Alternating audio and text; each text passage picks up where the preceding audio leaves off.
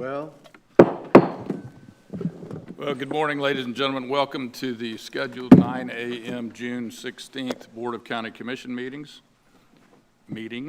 singular. I don't think it'll be plural today, Commissioner Adams. it's going to be long, but not plural. It feels like it. We will start the morning with an invocation, followed by the Pledge of Allegiance.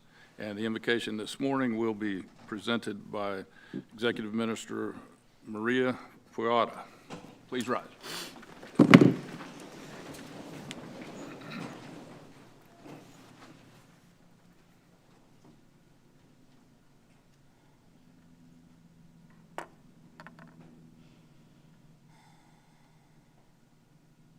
Good morning. I'm Reverend Dr. Marta Fioriti. I am the Executive Minister at the Community Church here in Vero Beach, where I bring greetings to each and every one of you. Let us pray. Holy One, source of wisdom and compassion, we give thanks for the opportunity to gather in service to this community. We ask your blessing upon these commissioners, staff members, and all who participate in the work before them this morning. Grant them clarity of mind and courage of conviction and humility of spirit.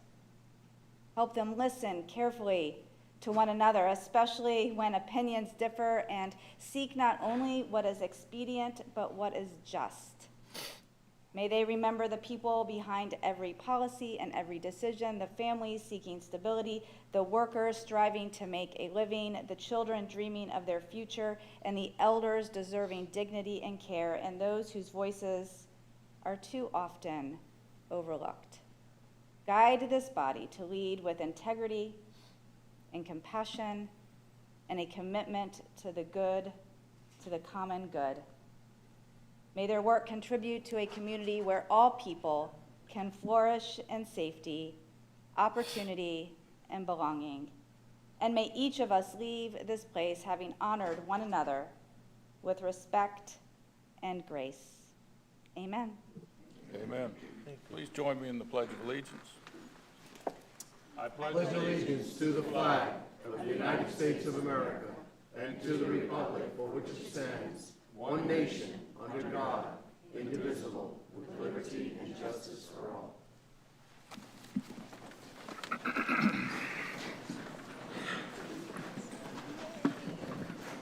Well, good morning again, ladies and gentlemen and fellow commissioners. At this time, we will include our additions and deletions from the agenda.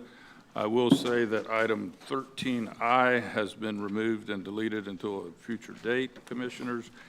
And in emergency item 12B, we'll be dealing with the Senior Resource Association under the county administrator's matters. What's your pleasure? Mr. Chair, move approval. Second. We have a motion and we have a second. Any further discussion? Hearing none, all in favor? Aye. Commissioners, next brings us to proclamations and presentations honoring Mr. Craig Sawyer on his retirement from the Indian River County Board of County Commissioners, Department of Utility Service and Wastewater Collections. And I will say, Commissioners, that we often have proclamations with very, very seasoned employees, and it's refreshing for us to read that, particularly to a gentleman that's been here almost 33 years. But what's equally impressive is when we have members from the community, particularly Rock Ridge, that want to express their thanks as well. We might be able to coin him the mayor of Rock Ridge after this, maybe. So Craig, if you could come forward.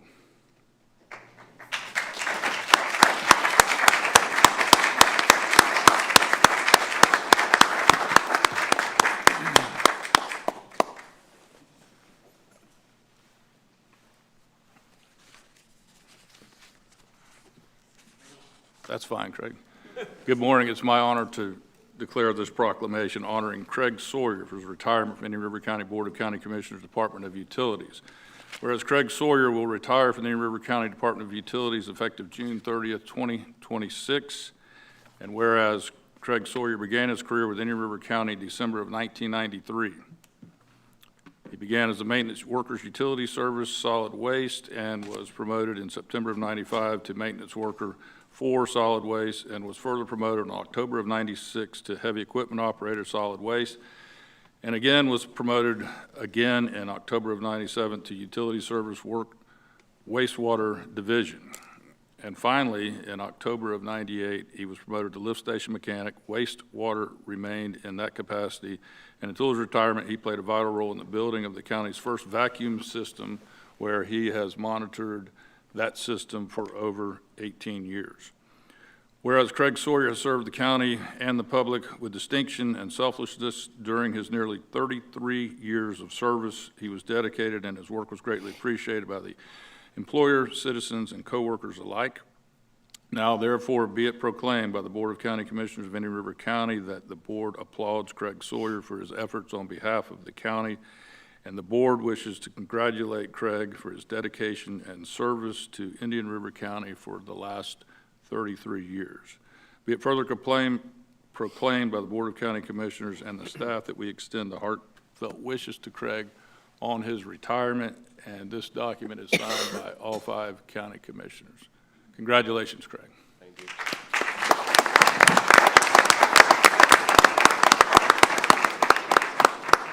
I think Craig? we, No, you're not getting away that easy. not after 33 years. He wants to get back to Rockridge. He does. We have some friends of Rockridge that would like to come forward.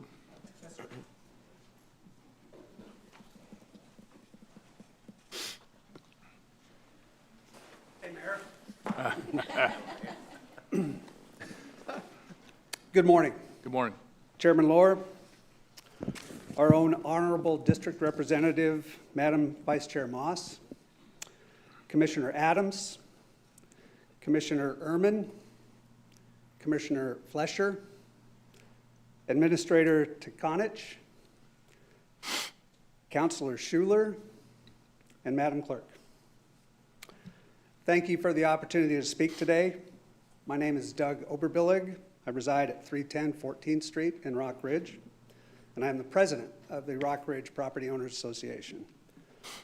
I am here to present a special proclamation honoring the retirement of a truly outstanding member of your county staff, Craig Sawyer.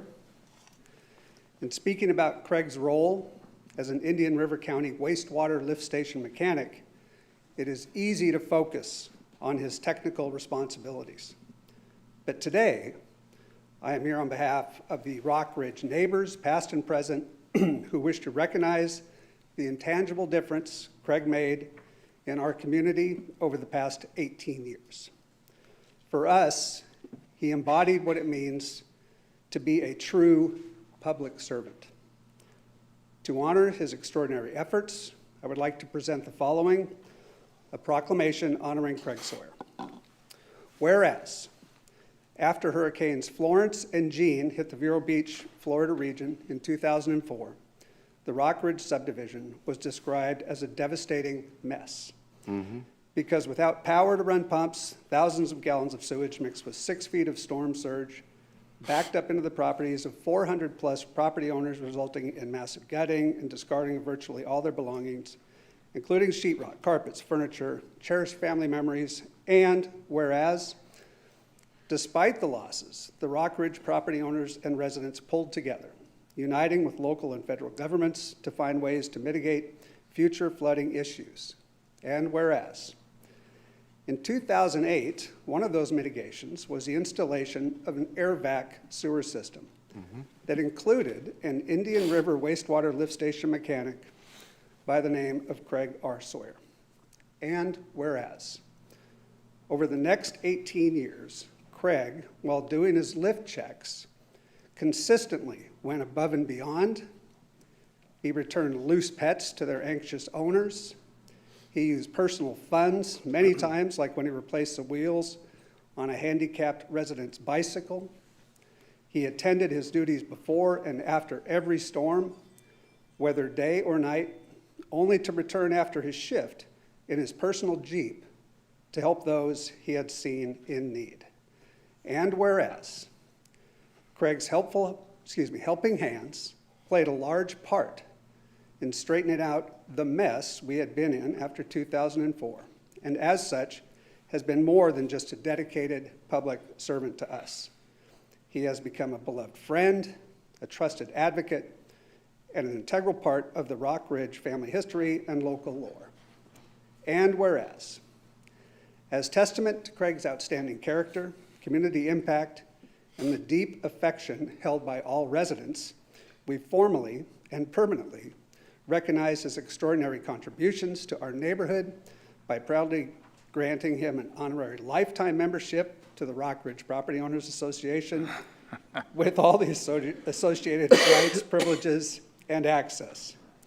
Now therefore, be it proclaimed that the Rock Ridge Property Owners Association does hereby formally recognize and commend Craig Sawyer for his outstanding service, exemplary work ethic, and dedication to our neighborhood, and we wish him all the best in his retirement. Adopted this 16th day of June, 2026, by the Rock Ridge Property Owners Association of Indian River County, Florida. Thank you very much. Wow. Thank you.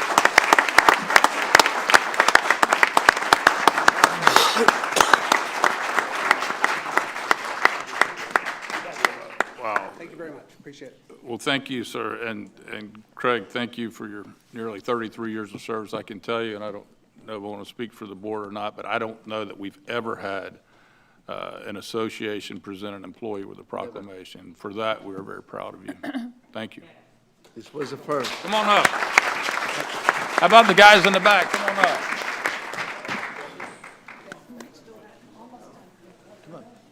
You want your family to come with us? Come on up. Yes. Everybody. Well done, Mayor. Mr. Mayor? Congratulations. Mayor. Thank you. Wow.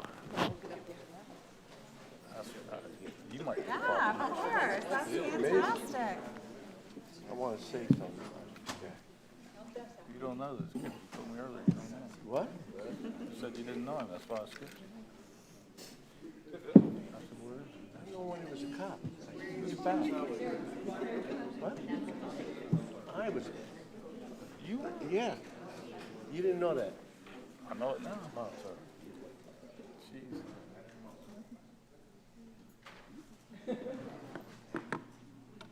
Perfect. Thank you, guys. Thank you, Craig. Congratulations. Wow. Thank you, Craig. 33 years. 33 years. You must have been No, really Mr. young. Chair, I thought that Craig was actually a resident of Rock Ridge. I can go back to when I was wearing a uniform, if you recall, I recall. and I was in a COPE unit. We used to have community meetings, and Craig was there on a regular basis. And they mentioned the hurricanes. Well, we had ridden down through Rock Ridge, and yes, the seas were high. And we were out there distributing some MREs and trying to comfort some folks. And there was Craig. I thought he was a resident, so I gave him an MRE. He was there so much that I think it's an honor that you just coined him as the mayor. He is the mayor. But a Well, lot of thank you, Craig. dedicated work. And see how unassuming he was after you gave that proclamation. He just wanted to walk, Get back to work. get back to work. There you go. Thank you, Craig. Thank you. Appreciate all of what you've done. Thank you, Commissioner Fletcher, for those kind words. Moving on to the approval of minutes for May 5th, 2026. Approval. Second. And we have a motion, we have a second. Any further discussion? Hearing none, all in favor? Aye. And the regular minutes for May 19th, 2026. Move approval? Second. We have a motion, we have a second. Any further discussion? Hearing none, all in favor? Aye. Commissioners, for informational purposes, just a few things. With the 4th of July right upon us, you will see the changes, slight changes in the waste pickup.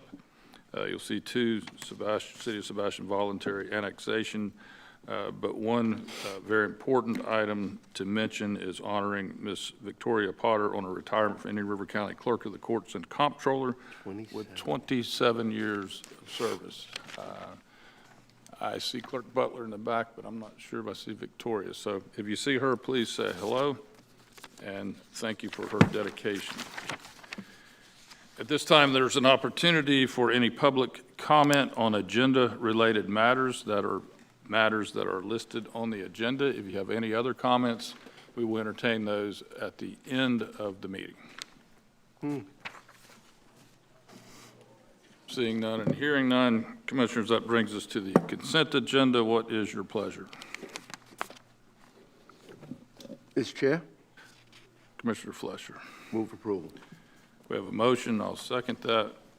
Any further discussion? Hearing none. All in favor? Aye, and the motion carries. There are no public notice items, Commissioner. It brings us to the county administrator matters. Mr. Administrator. Yes, Mr. Chair. First item is the renewal Mr. Chair? of, Excuse me. public items. Are we you gonna- have some public Mr. Administrator, hearings. you going to discuss this? 11A. I'd to make a motion to approve. No, we have, We have, Section 11, public items. What, I didn't hear you. The board has approved the consent agenda, is that Correct. correct? That's And correct. The next item is item 11, and we go to that for our it public was a hearing public items. And then we'll have the county administrator matters, which I believe the board has added an item, an agenda item to. Okay, I don't have anything under 11B for public notice items. It's Nor do I. 11A. It's 11A. I don't have that either. Oh, you have the capital operating, yeah. So on 11A, we have three public hearings. One is 11AI, which is the fiscal year 2026 grant application for capital and operating assistance and bus replacement from the Federal Transit Administration. We have 11A2, I guess AI, but Probably to make the print. the solid waste assessment, collection, and disposal ordinance amendment, and then we have a third public hearing item, which is the St. Lucie County Housing Authority, Finance Authority bond hearing, TEFRA hearing. It's on a separate page. Yeah, so we'll take those individually. Commissioners on 11AI, the FY 26 grant application for capital operating assistance and bus replacement from the FTA. We have Brian Freeman here. Welcome. Sure. Good morning, Commission. I'm Brian Freeman. I'm Staff Director for the Indian River County MPO, and the item you have before you today is the annual public hearing for our federal grant application for funding assistance for the public transportation system. And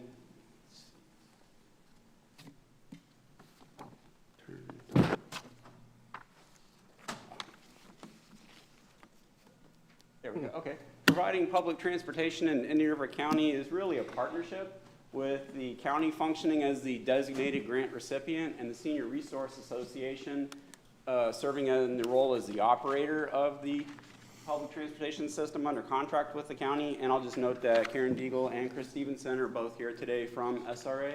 And then the MPO provides planning and technical support to the system, with most of the funding coming from the Federal Transit Administration, along with the additional funding assistance from Florida Department of Transportation and the Florida Commission for the Transportation Disadvantaged.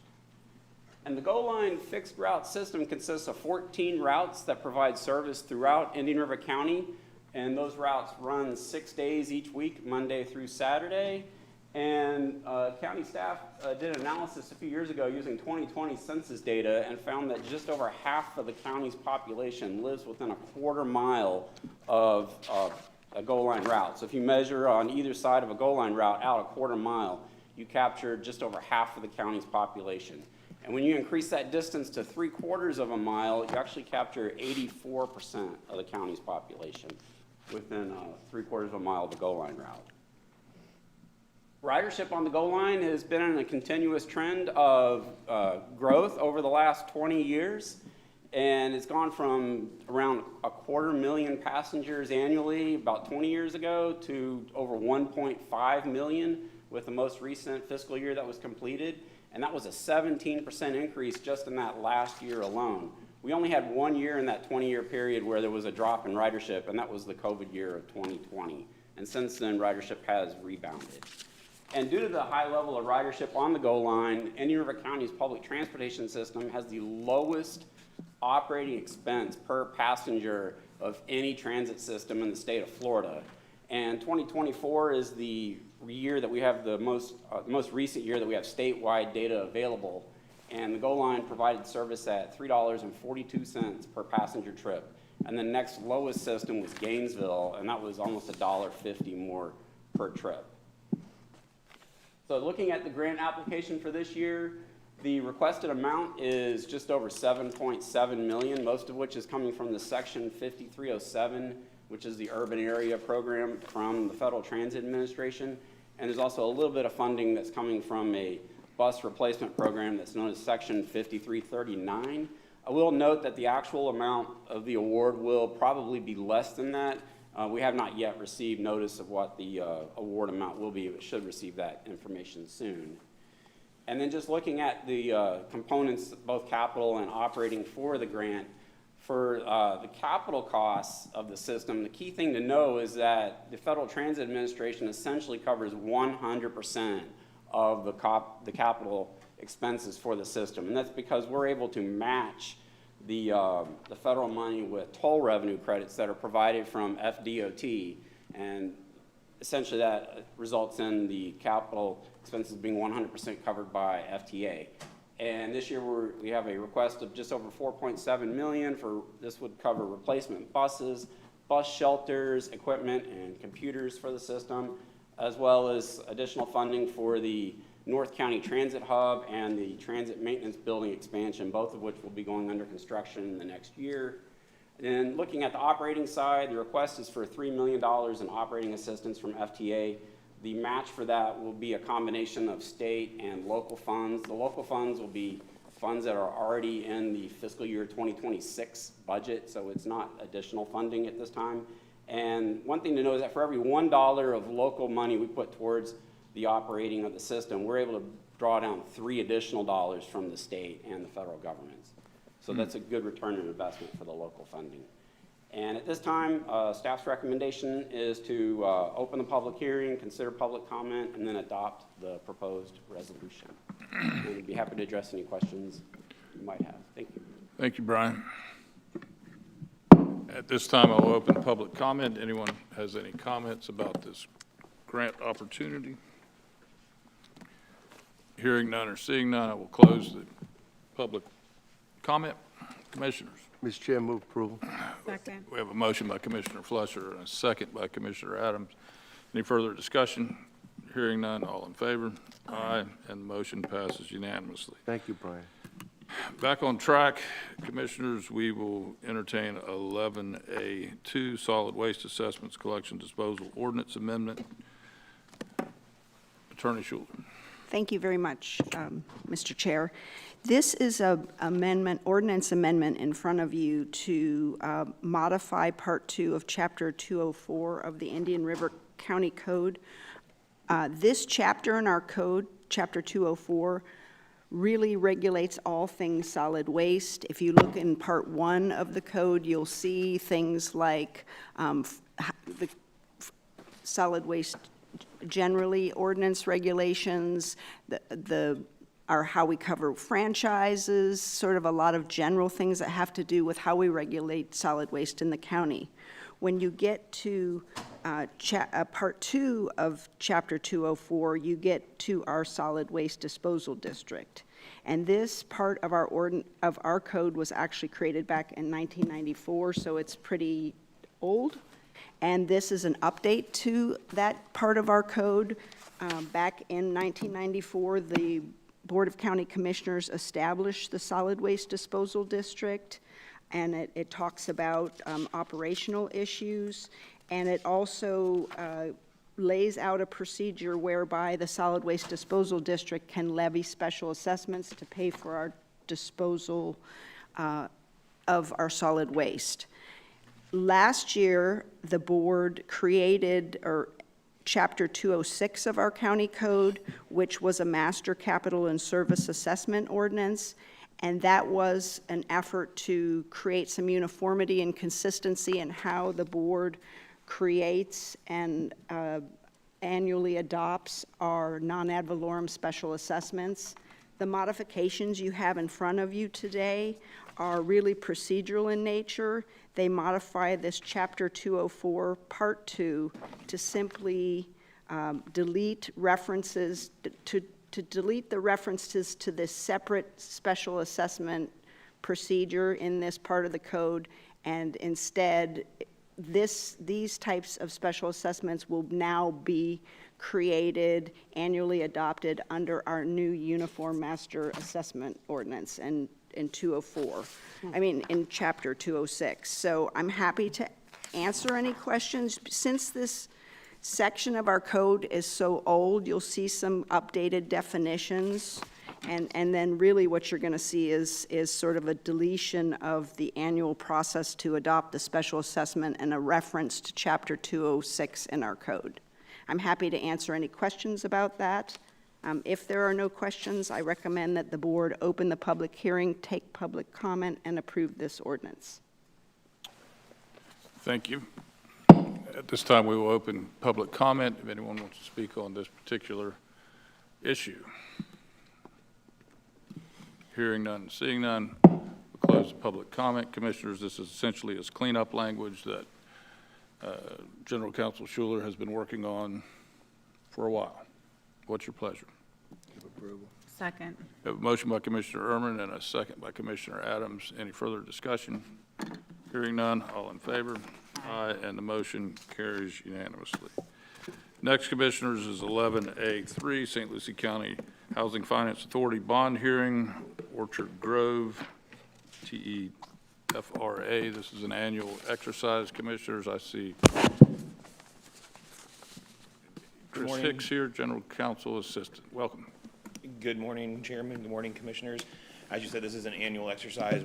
This will only have to be done this time if everything goes well. As you recall, we had this last summer, and this is a company that is getting bonds through the St. Lucie Housing Authority to improve already existing affordable housing, and so they're making improvements through that. The citizens are not on the hook for the money. Nobody is other than the company. They just have to have permission since it's being done in our county. We do have a representative from them here, Mr. Summerwall. He is here to answer any questions if anybody has them. I can answer any questions if there are any, but we would ask the chair to open it up for public hearing and then consider adoption of this so they can move forward. The funding, unfortunately, the dates didn't quite line up, so we had to do another one, and they will line up, and they're getting started this September. So it should be good. Thank you. Like I said, Commissioners, this is not an annual exercise. Well, it is this time. We'll open for public comment. Anybody have any questions or concerns about this particular topic? Hearing none or seeing none, we will close the public comment. Thank you, Mr. Hicks. Mr. Chair, move approval. Second. We have a motion by Commissioner Flesher and a second by Commissioner Adams. Any further discussion on this topic? Hearing none, all in favor? Aye, and the motion carries. Thank you, Mr. Hicks. Thank you. Now, that brings us to item 12, under the county administrator's matters, 12A, Deputy County Administrator Employment Contract. Mr. Chairman, I'll make a motion to approve. We have a motion by Commissioner Urban and a second by Commissioner Flesher. Any further comments? Hearing none, all in favor? Aye, motion carries. Next is our emergency item 12B regarding Senior Resource Association. Mr. Administrator, good morning. Yes, Good morning. Mr. Chairman, members of the board, thank you for adding this item. Karen Deagle, the president of SRA, is here. You've received a letter where they are projecting a shortfall and of about approximately $263,000 in the current fiscal year, largely due to rising in fuel costs, as well as some of the timing as it related to the FDOT block grant that will be fully expended by June 30th, so there's a gap there. And I'll turn it over to Karen and let her, present anything else. Thank you. Good morning, everyone. Good morning, commissioners. Thank you. First of all, thank you for approving the 2026 5307 and 5339 grant application this morning. So as County Administrator explained, I'm here to request an additional local operating support of $263,000 to sustain the public transportation GO line in this current fiscal year. This request is driven by factors of increased fuel costs, block grant timing gap, and reduced local operating support stemming from previous COVID funding.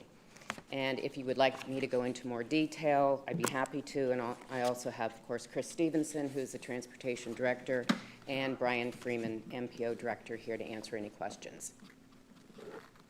Thank you, Commissioners. I met with the Administrator yesterday, and we researched the fuel costs throughout the nation, the state, and the county. In fact, I believe, John, it was about over 40% this time last year.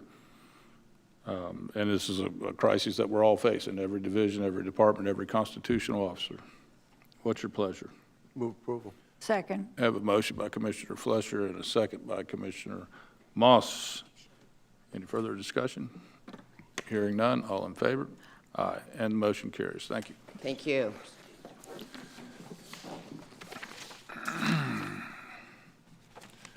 Moving right along, Commissioners, departmental matters, that would bring us down to Human Resources with group health insurance plan funding, plan design, and premiums for FY 26-27. I see Director Boyle here and her associates. Good morning. Good morning, Commissioners, and thank you. Our first item today is to discuss the group health insurance plan funding and plan design and premiums for the upcoming fiscal year, which begins October 1st of 2026. We have met on a few occasions since January, and most recently, following the May 19th board meeting, we went and did an intensive communication campaign towards our employees and our retirees to notify them of the proposed changes that were being considered by the board. We held 4 Teams meetings. We had 191 attendees. Through those meetings, we had a lot of questions that were generated, and we developed an FAQ that we posted on our HR staff portal that provided answers to employees' questions. We also had representatives from our benefits plans at our health fair. We had Lockton present to be able to answer any questions that employees had about any upcoming and proposed changes. So we had some really good discussions. I'm really proud of our employees and our retirees. They really asked some great questions, and we were able to provide the answers to those questions. Just in summary, the reason that we're here this year, considering the changes that we're looking at, is we are dealing with a plan shortfall. Our deficit is projected to be $11.4 million for the upcoming plan year if we do nothing. We have presented to you at the prior meetings some recommendations for some changes for the board to consider. One of those is a plan design change to our deductible and out-of-pocket maximum, ER copay, and expanded mental health benefits. That is estimated to produce $749,000 in savings. We're looking at implementing Blue Cross Blue Shield specialty medication benefit management. This takes certain medications that might be administered in a provider setting and moves it to a more cost-appropriate setting like an infusion center, or in some cases it might be having the medication delivered in the home. That's estimated to save an additional $39,000. We are recommending elimination of the GLP-1 weight loss coverage under the health plan and adding support through Right Way Pharmacy for members to have access to direct-to-consumer program pricing for GLP-1 weight loss medications.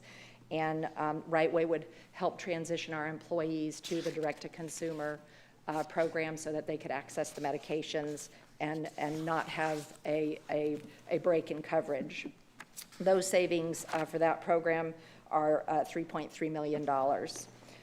We're looking to shift with Lantern Surgical Centers of Excellence from a voluntary to a mandatory plan design for 2 types of procedures, those involving spine and joint procedures. The reason for that is this is projected to give $627,000 in savings to the plan. It eliminates any out-of-pocket costs for the employees, but it does implement what we call a narrow network of surgeons of excellence for our members to access and have these services done. Travel benefits are provided if there's any travel that needs to occur under that proposal, and that is one that generated a lot of questions from our members. They are used to having access to just whatever provider they want to go to within the Blue Cross Blue Shield network. However, we do have good confidence in the Surgeons of Excellence model in the narrow network because we are finding that the outcomes are very positive and the out-of-pocket cost to the members is quite low, virtually non-existent. Excuse me. We are looking to expand virtual nutrition services to change nutrition counseling coverage to a no copay, adding a 3-visit limit and then a prior authorization. And this is coverage that's intended for diagnosis of diabetes, kidney disease, celiac disease, or obesity. However, we also want to allow coverage for people that don't have those diagnoses where they can do a primary care copay to access these nutrition services with just a modest copay under their plan. The savings associated with managing the digestive disorders and managing conditions and even, potentially addressing issues before they become an issue. We're looking at anywhere from $10,000 up to $100,000 per individual that's impacted through having healthy lifestyle changes. And we're excited about that change.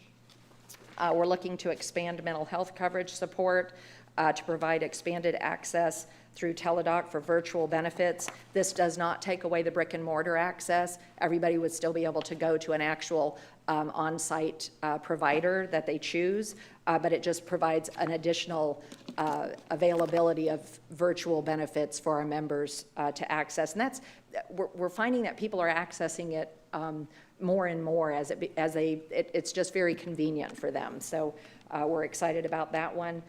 Managing situations associated with depression, that can be $12,000 per member per year, if you avoid a serious situation related to depression. So we're excited about that one.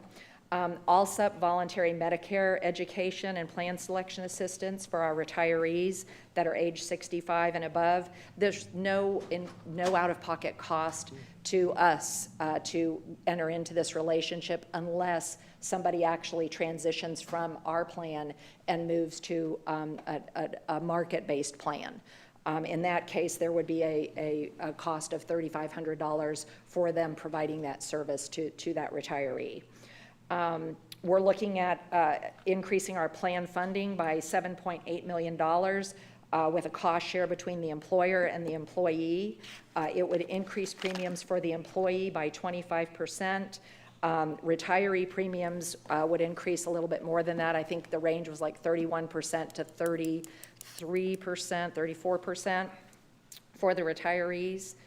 And that would allow us to recoup $7.8 million, recoup to actually gain $7.8 million in additional funding, which we project will be needed in the upcoming year based on the medical conditions that are currently being treated with our membership today.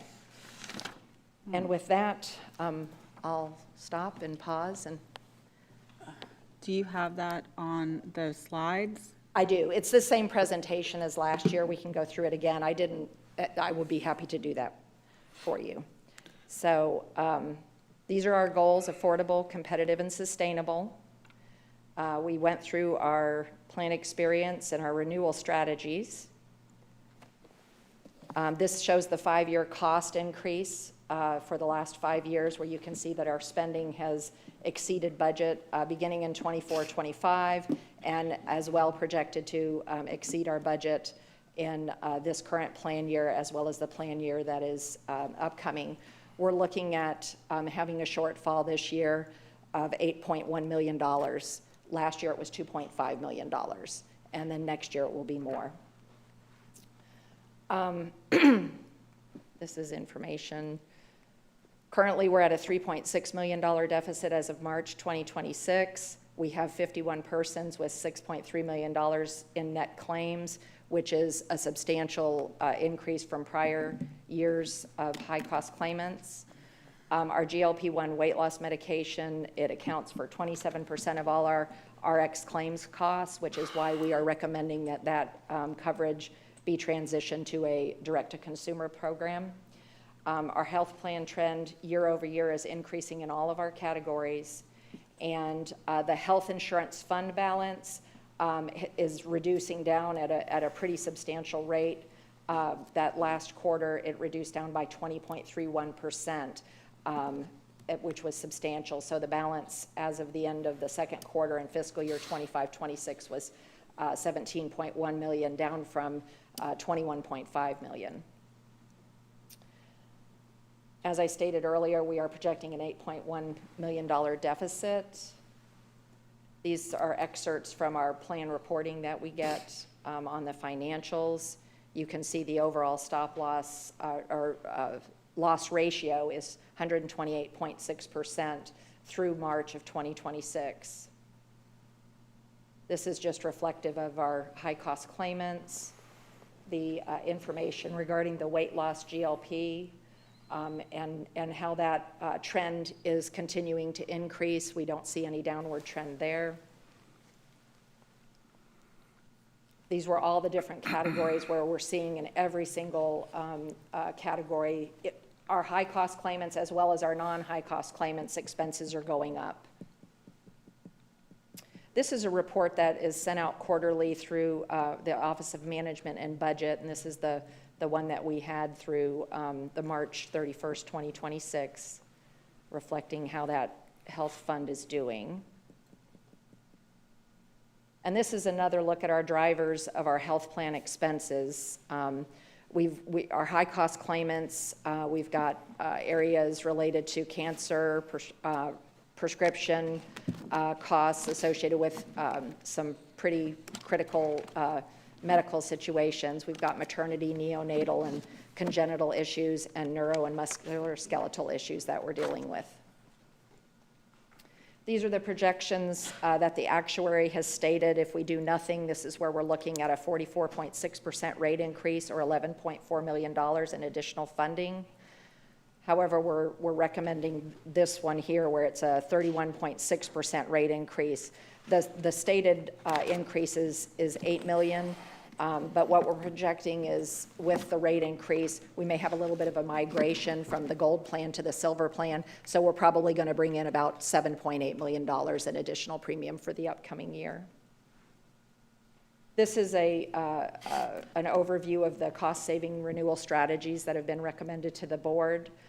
Option A is increasing the deductible under the gold plan from $750 or up to $750 from $600 on single coverage, and up to $1,500 on the family coverage, up from $1,200.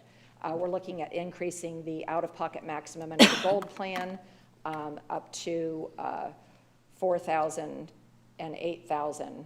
Currently, it's $3,006. And then we're looking at, under the gold plan, increasing the ER copay up to $500. So the majority of the changes are to the gold plan. We did have some of our membership that asked the question, why is so much happening with the gold plan? Well, the gold plan is actually the one that is over budget, and the silver plan is functioning well. So there's minimal changes on the silver plan.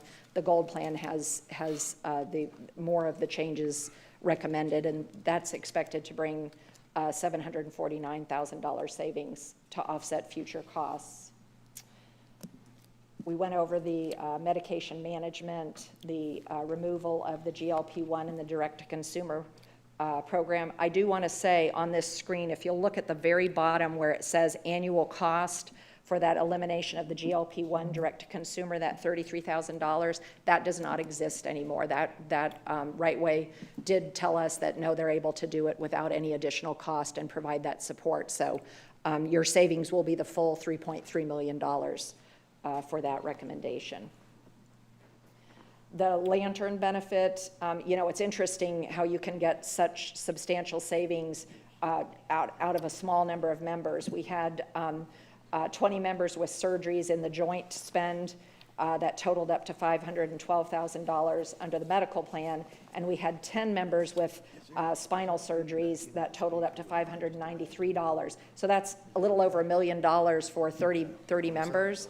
But by transitioning to the Lantern benefit, which has no out-of-pocket cost for your members, that's projected to be a $627,000 savings. The virtual nutrition services, under our questions that came up, we were able to clarify that this does not remove your ability to go to the brick and mortar doctor's office. It's just an expanded benefit to make it easier for people to get the nutrition support that they need. And then the Teladoc mental health support is again, just a way of providing increased access to mental health support that might be needed. And then the ALSUP voluntary Medicare education. This is only for our retirees that are 65 and above who are eligible to transition to Medicare.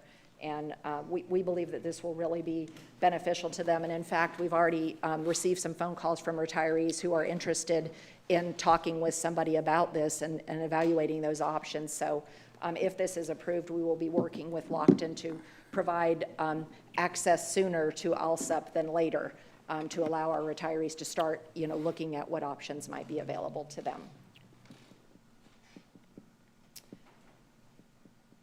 We went through the questions and answers related to Lantern, the types of procedures that would be required to go through Lantern would be revision surgeries, joint replacement, shoulder, knee, hip, ankle, elbow, and wrist.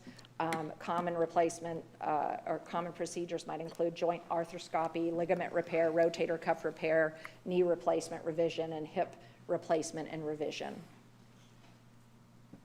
We do have a provision in there that if for some reason no Lantern physician would accept the patient, that there will be an exemption process that we can implement, and we would go through that process. And then they would be able to seek a specialist within the Blue Cross network. Urgent situations would be handled through the Blue Cross network. Lantern is only for planned non-emergency procedures. Surgery rehabilitation will still follow up through the physical therapy benefit under the health plan. Lantern does not provide physical therapy benefits, it's just a surgery benefit. So people would transition back to the health plan for their physical therapy. And this just is a breakdown of access to membership in our different populations. This is, as you know, we have our active employees and we have retirees living in all these different service areas. So Lantern is a national program, and they do have access to providers. Everything is either within under 50 miles or within the 50 to 150 mile range. The average distance through all surgical categories is 38 miles. We talked about our market position of our health plan. The current health plan, the silver plan and the gold plan, is above benchmarks. We provide a stronger benefit with lower out-of-pocket employee costs for those benefits. And even with the proposals that are being made to modify the plan slightly, we will still be in a strong place market-wise, still very competitive. This slide shows you the overview of the Option A changes that staff is recommending. You can see the increase in deductible for both the silver and the gold plan. And then you can see the increase in the out-of-pocket maximum for the gold plan, as well as a change in the ER deductible for the gold plan. We actually have an improved copay for mental health, behavioral health, or substance abuse services. It's now, there's no specialist copay. It's all at the same level as a primary care visit would be. And then the out-of-network, out-of-pocket maximum under the Gold Plan is proposed to increase up to $6,000 and $12,000 to mitigate our costs and our expenses. To gold. This was just a coverage decision guide that it just was looking at the various options related to the GLP-1s.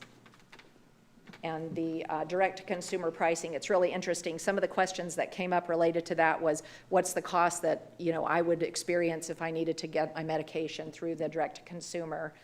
Right now, the co-pay for a pharmacy benefit is $25 to $50 for a medication is what we're finding. That would be increasing to these out-of-pocket costs here. But what we're finding is that these costs, there's new medications that are hitting the market, and costs are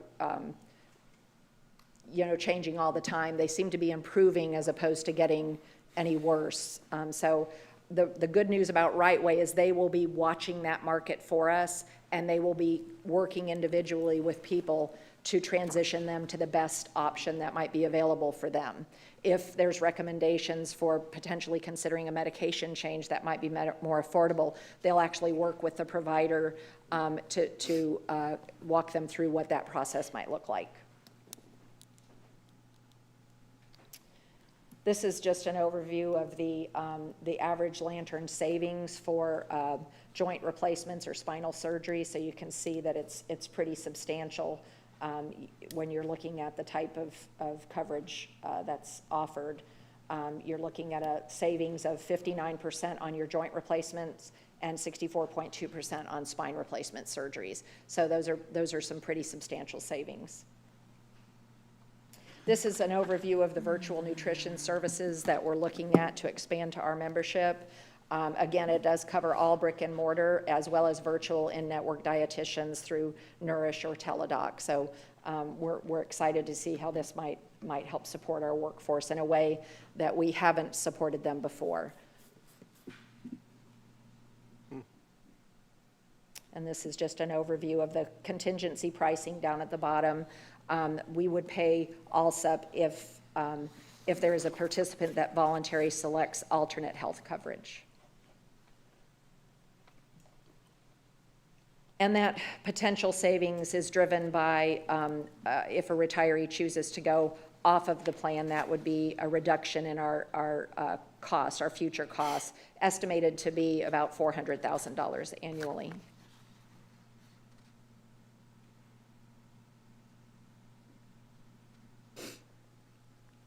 We looked at, there was a discussion about would it be possible to go to a silver plan only, and it would not make any changes for this year because our membership is still the same. We'd still be treating the same individuals with the same conditions. So going to a silver plan only option would be neutral. It wouldn't result in any additional savings, and we'd still have all the expense and risk that is on our plan. And we'd be collecting fewer premium dollars from employee cost shares. There was a discussion from the FAQs and the calls that we had with the staff, the Teams calls. People asked about, what about a health savings account? Can we get a health savings account? Well, health savings account only are associated with a true high deductible health plan, which is a plan design that we have not looked at. It requires, there's only a small percentage of employers who actually choose to go in that direction. It's a pretty aggressive plan design. It requires that employees spend a lot of money up front to pay for their medical costs before the plan starts paying. And because we don't have a high deductible health plan, we can't set up a HSA account. But we do have a flexible spending account. It's like $3,100 now that individuals can defer to their flexible spending account to pay for their out-of-pocket medical costs. They can pay for their prescription costs. So that is a mechanism that in addition to the direct-to-consumer pricing access, if someone diverted their $3,000 annually, basically what you're doing is taking your $3,000, and if I took it in take-home pay, it would be like maybe, $2,200 or $2,300 after taxes. I'm leaving at $3,000, so I have more spending money to spend using money directed through a health saving, through a flexible spending account. So we're going to encourage our membership to take advantage of that if they are expecting that they're going to have high out-of-pocket costs associated with medications. The contribution strategy that we looked at is consistent with $7.8 million in additional premium.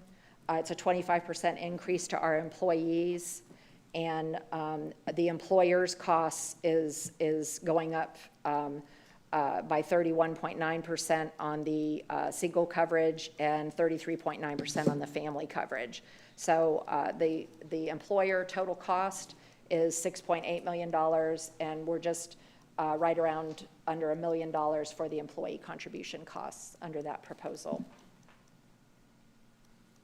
So just in summary, the plan design option A is what we're asking the board to consider. The specialty medical benefit management for certain medications that are delivered through infusion is recommended. The weight loss removal of the GLP-1 from the health plan and go to a direct-to-consumer model. The Lantern mandatory spine and joint procedure recommendation.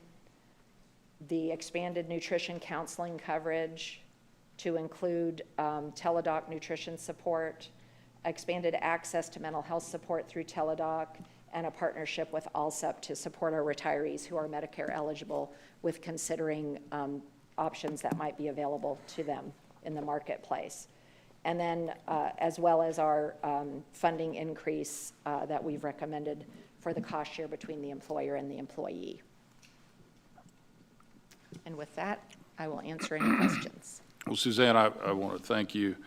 And commissioners, it shouldn't be lost on any of us that Suzanne's role as a department head is completely different than any other department head. She is monitoring not only our employees, but the constitutionals, and I do not envy her. Her office probably gets more complaints than human services, building, planning, zoning, and the like, and for that, Suzanne, I thank you for that. Welcome. Earlier in the month, or last month, I think Commissioner Ehrman was wanting to be crystal clear about some of the things, and in doing so, in the interim, we collectively have gathered over 190 positions of feedback, so to speak. Suzanne is good at delivering bad news. And not that this is bad news, but everything that she's outlined, if you talk to your friends in the private sector with respect to deductibles, for example, and coverage all the way around, she's been tasked with doing something difficult, and I believe she's done a fine job. We do have some specific questions about some of the specific things. We'll start with Commissioner Ehrman. Thank you, Mr. Chairman. Suzanne, on the Lantern issue, if I want to get my appendix taken out or have to get my appendix taken out, can I use Lantern? No, it's an emergency. If the appendix is an If it's not an emergency, okay, something Right. else. I've got whatever. Other than spine and joint, can Lantern be can. used for that? Yes. Okay. Is it, I guess, let me ask them from a technical standpoint. Do you know what I'm asking? I mean, is it for some other elective type surgery or something, the doctor says, well, you need to really get this taken out or something like that, it's just going to continue to get worse? Is that something that Lantern can do also? Yeah, so Lantern is designed as a center of excellence network for any sort of planned procedures. So as long as it's planned, it's not considered an emergency, you would still have that benefit available to you on a voluntary basis. And you could call Lantern and they would navigate you to your 3 options as far as those surgeries. And then it would be that no cost share for you, and you would have that travel benefit available as well. With the proposal on the table for the mandatory, that is for spine and joint specifically, where you would not have that selection of whether or not to use Lantern. Okay, so you can. And that's a savings. I mean, is that something we can encourage employees to do also, other than just joint and spine? I get it. Absolutely. You know, more people, when you get my age, you end up needing knee replacements and things like that. But is that something that we can encourage? You know? Yes, and we will definitely, in fact, there are mailers that go out on a regular basis to people's homes, encouraging them to use the Lantern benefit if they have a voluntary procedure that they're going to have done today. So I get them all the time, so I know they're going out to the other members as well. And I think, you know, we'll look at how we can maybe showcase that through our open enrollment process. And the feedback that I've gotten, I have not personally used it, but the feedback that I've gotten is that it's a pretty easy process. You pick up the number, you call, you get what they call concierge treatment. They find out who your doctor is that's recommending the surgery.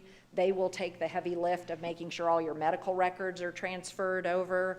They coordinate the appointment. They you know, send you the travel benefit card to pay for any gas expenses and food expenses. They really work to support the members through the surgery process. And the benefit to the plan is it's not running through claims. There's direct pricing with the surgeons that Lantern has made, and the savings is, you know, 59% to 60-some% off of what the cost would be if it ran through the health plan. Okay, thanks. Yeah, I mean, I think it'd be, you know, in our best interest to even encourage those type of surgeries that are happening, you know, that we have, to use Lantern if it's something Absolutely. serious, other than, you know, just a dermatologist taking something off. Yeah, and we get, the invoicing that we get, of course, I don't get any of the names of the individuals, but I do get detail about the types of procedures. We've had gallbladder surgery. We've had people that have had to have esophageal, there's stretching that takes place, those types of procedures. We've had colonoscopies that happen through the Lantern benefit. A lot of different outpatient surgeries that happen. The joints, the repairs of ligaments and things like that. So it is being utilized, and we are realizing a savings now, but we would realize further savings by routing people specifically for those high-cost procedures related to spine and joint. Okay.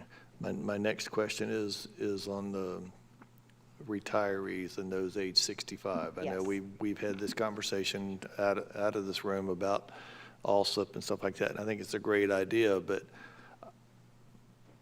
yes, the conversation when I had to switch over from retiree to employee, and so this is not for me. This is a lot of my fellow workers that retired here that are my age, but when you get 65, our plan becomes more expensive than what you could get in the open market, correct? So we need to encourage them, the ones that are on it, we still have their mailing address, whatever. We need to encourage them or tell people when they turn 65, look, you need to exit the county plan, because first of all, you're paying more, and second of all, I'll say it, you know, that when you get 65, you become probably, I guess, a little more of a liability. I don't know if that's a nice thing to say, but it's the truth, because I have more aches and pains now that I just turned 65 than I did when I was 35, for sure. But should we not advise these people, just like you do when you sign up for Medicare Part A or Part B, or you sign up for Social Security? When your birthday comes, they give you a leeway either way. They encourage you to sign up early, and then we'll give you 60 days after your birthday to sign up. I mean, it's almost in our benefit to do that until retirees or people that are getting off that need to go on Medicare and supplemental insurance to say, hey, you know, the county's not going to keep you on our insurance indefinitely.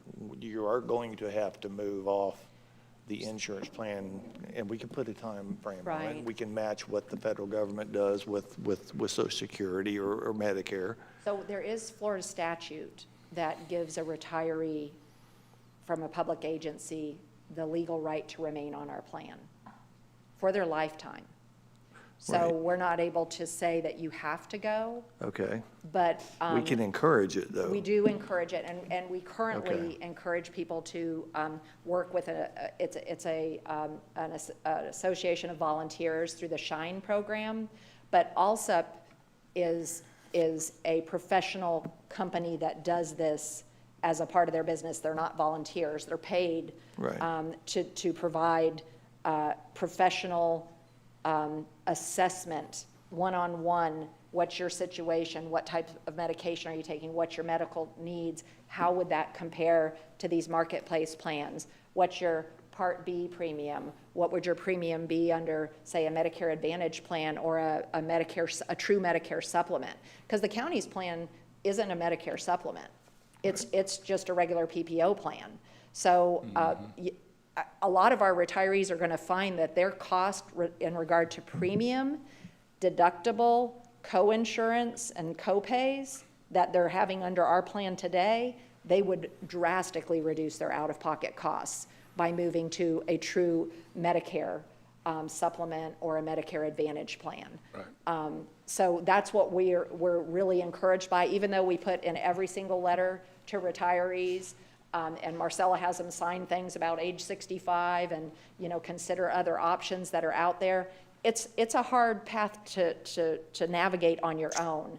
And so ALSUP is going to help our retirees be able to navigate that with confidence, with good information. Okay, since I didn't know, since we can't remove them from the Yes. plan, it's something we need to strongly encourage, because I Yes. know that's some of our high-end claims we have Yes. going on right now with that.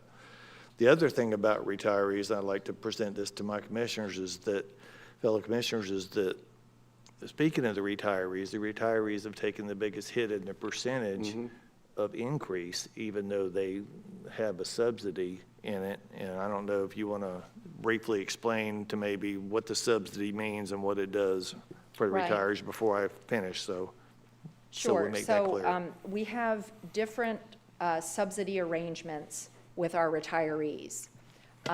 We have retirees receiving a subsidy of anywhere from 20% up to 60%. So what that means is the retiree rate that they pay is reduced by that percentage of subsidy that the county provides them. This was, we have a retiree subsidy policy that gives this benefit to certain retirees.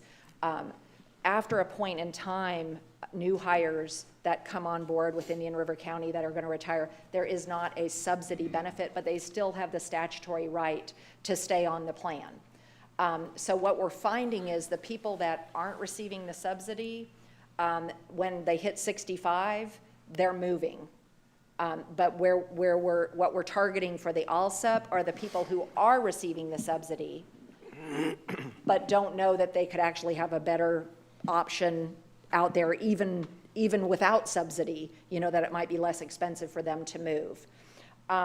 So our retiree premiums, just so that you know, if somebody had single coverage and was receiving a 20% subsidy, their coverage would be going up from $636 a month today to $833.39 a month for single coverage on the Gold.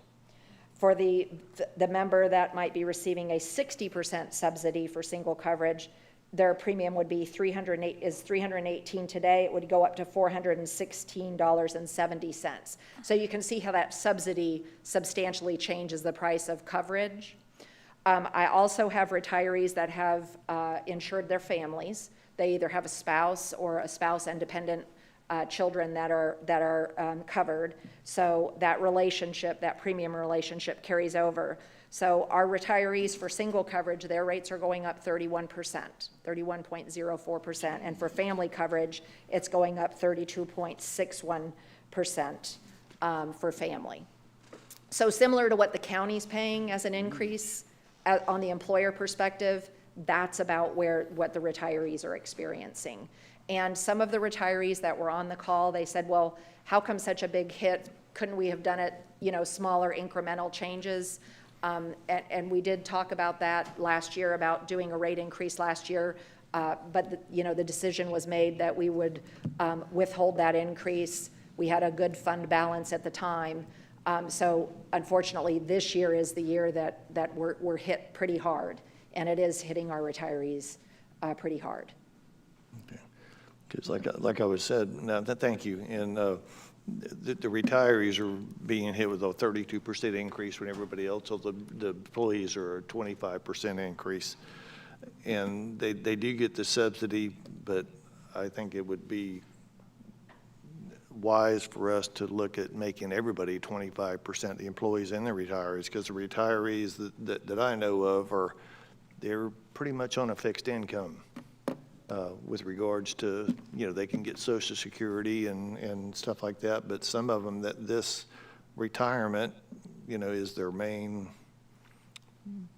source of money. Hopefully they invested in something and they have some money in the savings account, but that would be my only change to this, other than the encouragement portions that I mentioned early, and that would be $144,239 cost to cover the difference of that and in the OPEB. So, other than that, as a commissioner, this is the worst thing we have to do, I think, when we talk about insurance. One of the hardest things we have to do. I know Commissioner Fleischer's been doing this longer than me, but Longer than anyone. this is always a tough subject to talk about, because you're talking about what the employees have to pay and what we all have to pay with regards to our service for medical. I mean, it's part of the plan we use to hire people, because we do have good insurance, and it's still one of the lowest around, and as far as I know, of Still very anywhere, public or competitive. private, in this area and good parts of the state. And it's always done pretty well, but I don't see a whole lot of wiggle room to change these, other than I think that we should make the retirees the same as the employees and give them a little bit of a break on their how much they pay with regards to this. There will be, I know from a standpoint of my days on the fire department here, there's a lot of them that'll be turning 65 pretty soon, so we'll move some off of that, hopefully, and other places, I'm sure other employees. So I don't think it'll be a big hit in the long run to spend $144,000 for our retirees to help them in this, economy we're having right now. So that's really the only questions I have, Mr. Chairman. Thank you. Commissioner Fleischer. Good morning. Senior Commissioner Fleischer. It's been established by, Senior, yeah, well, he did. yeah. Yeah. Well, thank you. Thank you, Mr. Chair, for those kind words. I have to agree wholeheartedly with this input. Okay, Commissioner Ammon set the point. And I want to say that specifically on the direction on retirees, I know that everyone's aware that I'll be retiring, but it has nothing to do with that, because you're aware that I have lifetime coverage. So it would not apply to me, okay? Full disclosure. However, I fully agree with the concept of leveling the playing field for the retirees. They're paying a high premium.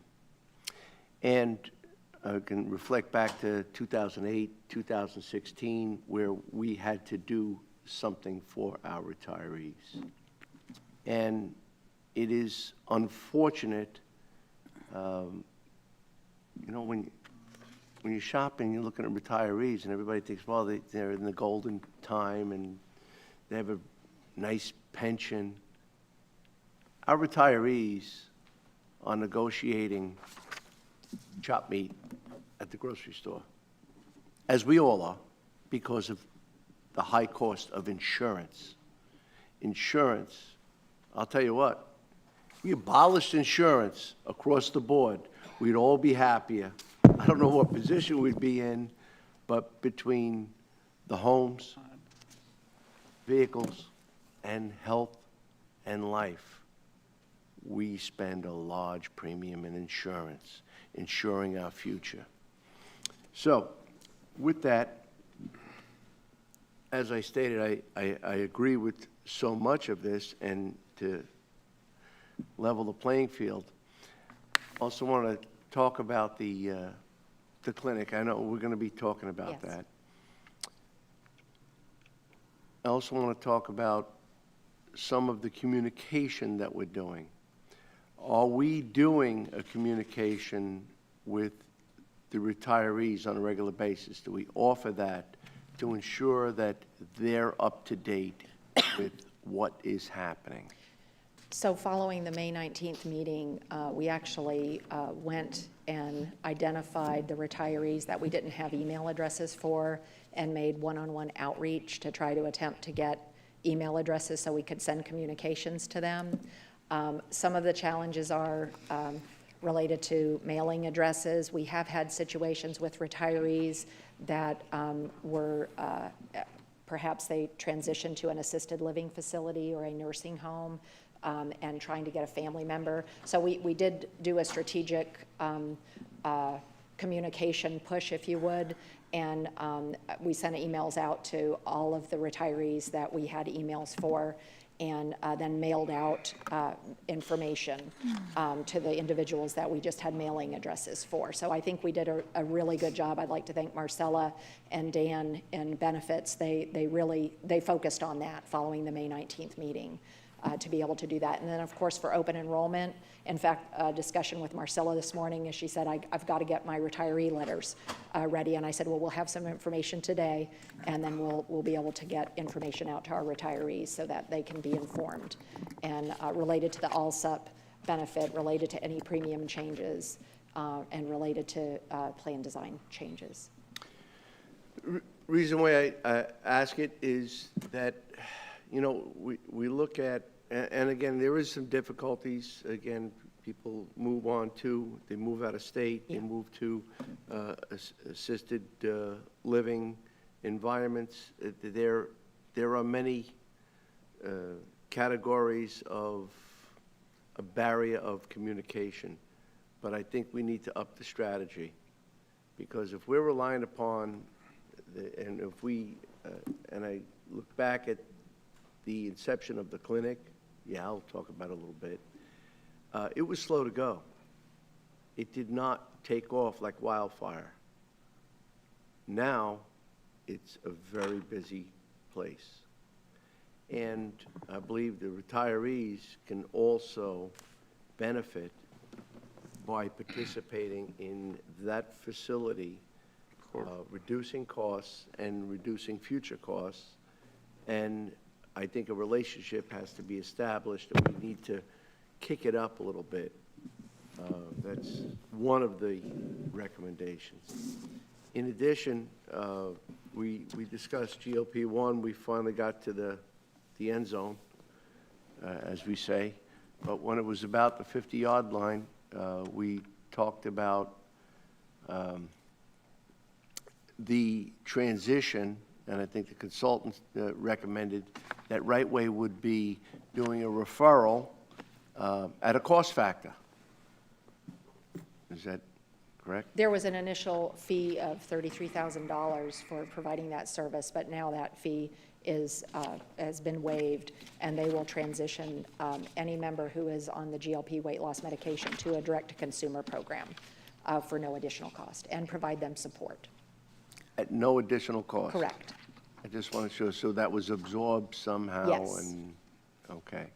I have to look at the fine lines, because I was a little concerned, because all you have to do is pick up this phone, and you can participate in several programs that, you know, self-initiated, but you can have the GLP-1 in many forms, and it's readily available, and the price is well adjusted since our initial discussion. Right, and the thing that's great about Right Way is they actually have pharmacists on staff, so they can talk through from a medical perspective, you know, medication, the different nuances of the various medications for the members, and may be able to make recommendations and suggestions for cost-effective weight loss medications. You have a very difficult job, and it's very complicated, and there's many nuances and avenues to travel. So I want to reiterate the kind words from the chair. You did do a great job. Thank you. But there are some things we need to look at, even for the future, for a reduction. What can we do what should we do for the retirees to make that equalization, and where would that come from? I don't know if I understand the question being asked. When we wanted to reduce the amount of burden on the retirees. If we wanted to, for the retiree increase to be a 25% increase from their current premiums? Yes. Is that, so Yes. I ran the numbers yesterday, and Thought you did. and what Commissioner Ehrman stated, the additional cost would be $144,239.33 for us to reduce the retiree premium, and basically the county would pick up the difference. You know, we still have to put the money into the fund, so that would be what that additional cost is. The premium calculation, the retiree premium for single coverage under the Gold Plan, if they had zero copay, or I'm sorry, zero subsidy, it would reduce it to $994 from the $1,060.50. If they were on the single gold plan or silver plan, the premium would have been $941.76. It's going to reduce it to $875. So basically what we're doing is reducing the retiree premium amount and then applying the subsidy to that so that their rate increase does not exceed 25%. I think it came out to like 25.03%. And then for family coverage, it was pretty substantial on the family coverage. The gold premium would be $1,980, but with the reduced premium, it would be $1,622. So it's, I think, $358 reduction off the family coverage. And then for the silver, it would have been $1,739.38, but it's reducing it down to $1,382. So by knocking down the retiree premium that the subsidy's based on, that caps their increase to a 25%, and the additional funding would come from the county in the amount of $144,239.33, based on our 286 retirees that are currently enrolled today. Well, again, we have, within the next 3 to 5 years, we're going to have substantial amount of retirees. Yes. And in that, in considering that, I think this is looking for the future and setting the pace. I think 144,000 is not a huge amount of funding to provide at least that benefit. Thank you, Commissioner Fletcher. I would just caution my two colleagues to the right 140 here, 140 there, 140 otherwise does add up, but I certainly echo your thoughts. And the 280 retirees obviously is probably going to be a solid average with our friend Craig Sawyer that retired today and others. Some get in, some get out. And as Commissioner Ehrman has mentioned, we all know retirees, and we all know personally the decisions that they have to make. In fact, most recently, I spoke to a gentleman that realized that getting off of the county plan would save him dollars. So that has to be taken into consideration as well. Also, remember that they are getting HIS payments through their, their pension, as well as the supplement that Suzanne talked about starting in 1998, I believe it was June 1, where, for example, some get 20%, some get 60%, depending on. So that has to be taken in consideration. But at the end of the day, we have to remember that the county employees that have reached retirement started at a heck of a lot less salary than most in the private sector. So for that, I agree with you, Commissioner Fletcher and Commissioner Ehrman. I will like to ask a couple questions about Lantern, in that if one of our employees or retirees schedules a colonoscopy, for example, I'm told that they are directed to Sanford or somewhere other than Vero Beach? I have not seen a provider listing for colonoscopies, and I haven't had a request come in for that, so it's possible. But the way that it works with Lantern is they provide you 3 providers. I'm sorry. There is a gastroenterologist in Orlando Health. Oh, in That's Orlando Health locally? Sebastian? That's on the Lantern, yes. Yeah, I was going to suggest that sometimes the preparation for a colonoscopy may not allow you to get to Sanford. But, That's where the travel benefit comes in. yeah, and then some. So that can happen locally. May not be where you've gone in the past, but it can happen locally. Also, if you decide to go to a particular place for a colonoscopy that is not Lantern approved, can you still go there? So colonoscopies are not under the mandatory provision. That's just joint and spine. So yes, under the health plan for a colonoscopy, if you wanted to use Lantern, you could. If you wanted to go under the health plan, you could. This, Okay. what we're considering doesn't impact that. Okay, let's say that, well, thank you for that. If Sure. you have a planned rotator cuff and you go through Lantern, and I think the administrator may have said Sebastian may be a participant now. But if not, my question to you, Suzanne, is if I have shoulder surgery or whatever, and I have to go out of town, and the physical therapy and the follow-up, does all of that take place out of town as well?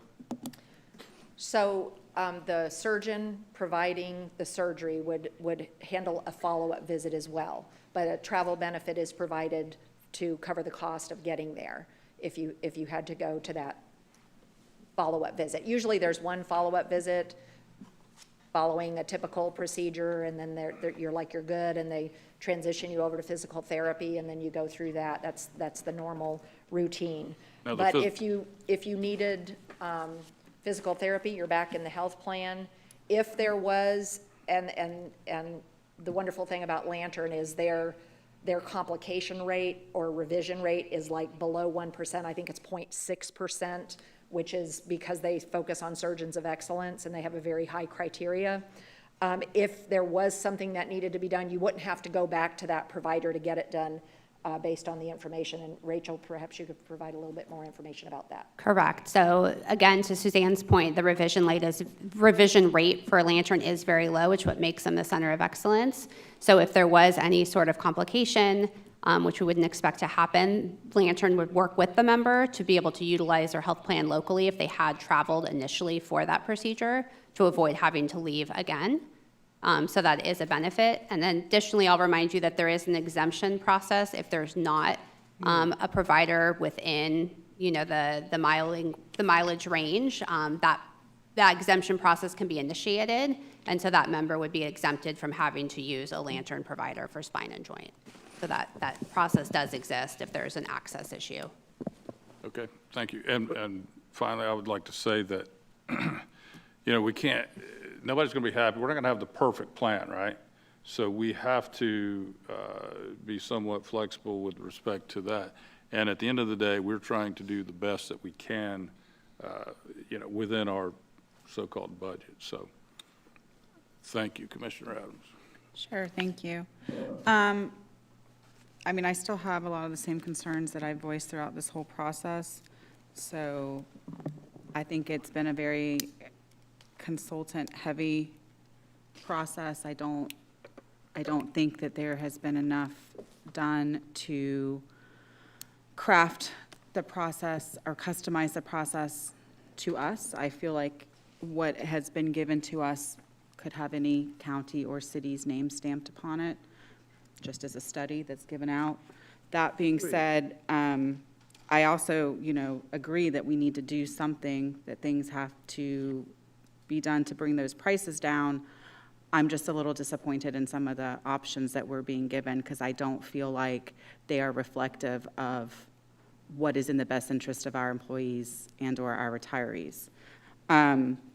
For instance, I find it just ridiculous that it would cost $3,500 per participant to try to have them switch from a retiree from our plan to Medicaid. I think that's just astronomical to provide information and walk somebody through the process when, just as Commissioner Flesher said, that's something that really could have been encouraged and done over time through the proper communication.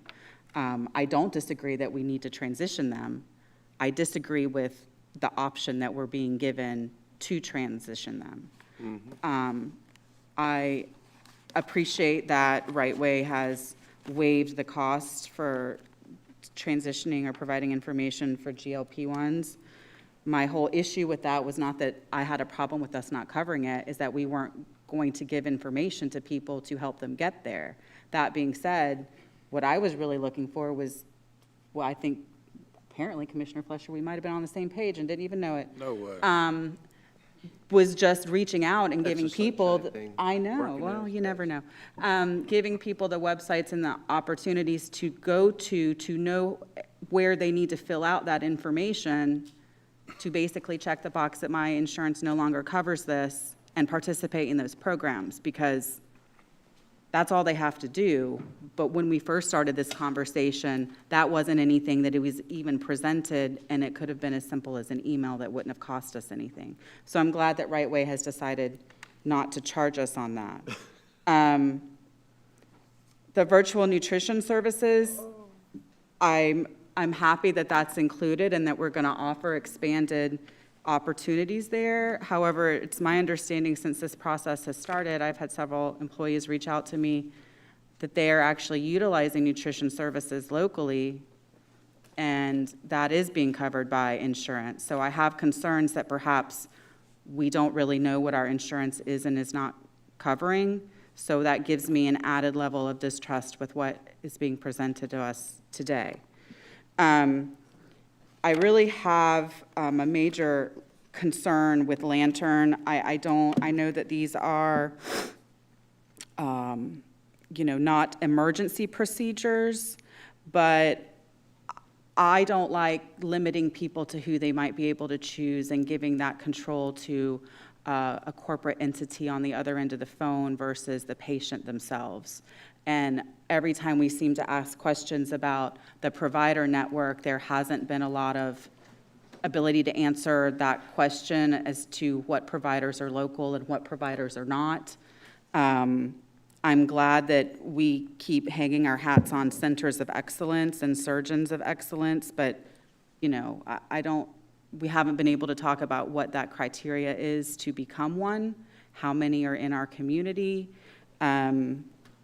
and revisions, so new surgeries and revisions will be forced to go through Lantern.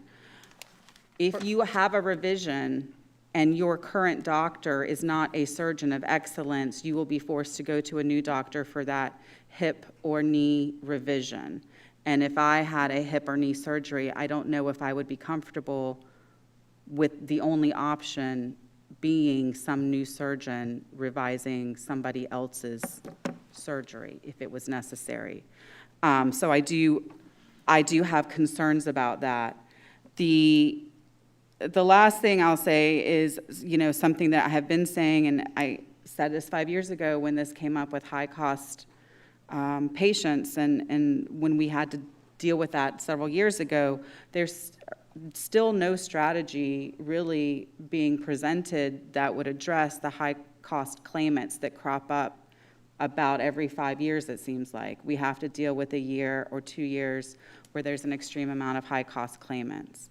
So I haven't really seen a strategy, and that strategy could be as simple as a different budgeting model, knowing that that's going to happen every 5 years to help absorb that. I don't know, but I have seen nothing regarding that. So my fear is we're going to do this, and then in 5 or 6 years, we're going to be wringing our hands again because we have another spate of high-cost claimants.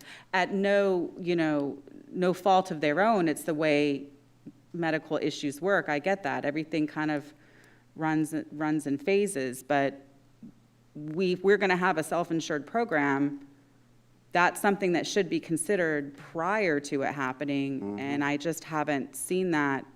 And we had the same conversation several years ago when we had to address it then. So I don't disagree that things need to be done. I'm not comfortable with what's being presented, that it's really what's going to be effective. So, that's just where I am on it.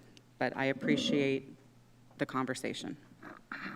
Thank you. Vice Chair Moss. Well, Yes, some very good points. Thank you, Commissioner Adams.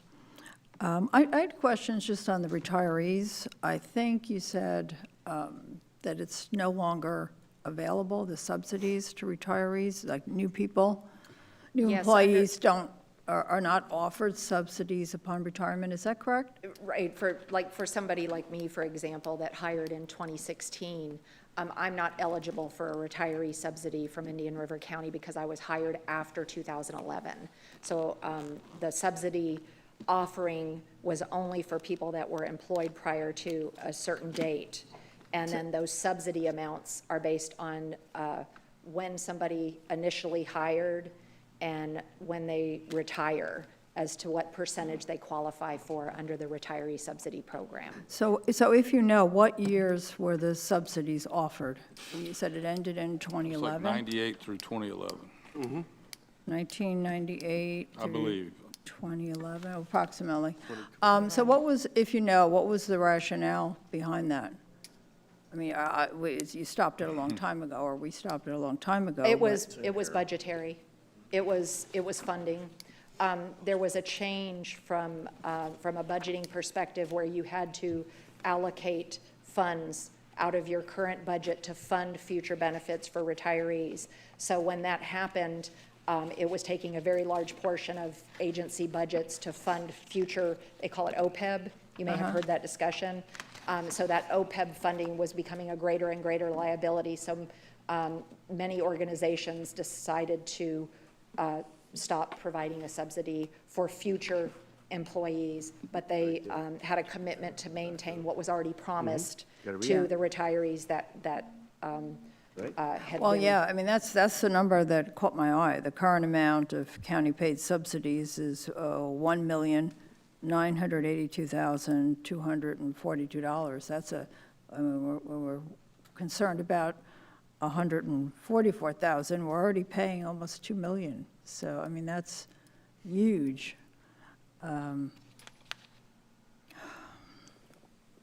So how many people currently are receiving subsidies? I mean, what percentage of people, if you know, were subsidized? I don't have the percentage breakdown. I have it on a spreadsheet, but I didn't bring it with me. 286. But we have 286 retirees the majority of them are receiving subsidy. Okay. Because they retired and were promised that benefit. And if you know, are most of them approaching 65 or over 65? That I they have, could be transitioned to another Rachel has plan? those numbers. Yeah, I know that there's 84, 65 and over retirees. And of those, 55 are receiving the 50 to 60% subsidy, 14 are receiving the 30 to 40% subsidy, and 8 are receiving 0 to 20% subsidy, and those are the retiree onlys. And then of those covering a spouse age 65, there are 7 retirees, and of course, they're not receiving any subsidy. So can we expect to see that, the 2 million drop, and over what time period? So as retirees leave the plan, that subsidy amount will reduce. For the retirees that are currently receiving a subsidy, if they choose to leave the plan. I mean, like, do you have those numbers? Do we know what we're going to save out of this 2 million, almost? Do we know, Through do we know what we're ALSA, going to if we save over direct- what period of time? Well, we're looking at about $196,000 savings. Yeah, so ALSUP uses the rate of about $17,500 as the annual cost of each member on the plan. And so for each member you migrate off the plan, it would be a savings of $17,500, and then you would net out that $3,500 fee that also charges only if they successfully transition someone to the Medicare plan alternative coverage. Yeah. And so that ALSUP service includes not only those one-to-one consultations, but also educational workshops, all communications to your retirees. Yeah. Speaking of ALSUP, well, why is it so expensive? I mean, I agree with Commissioner Adams on that. That also caught my eye. What is it, $3,500 per individual? Like, what do they do?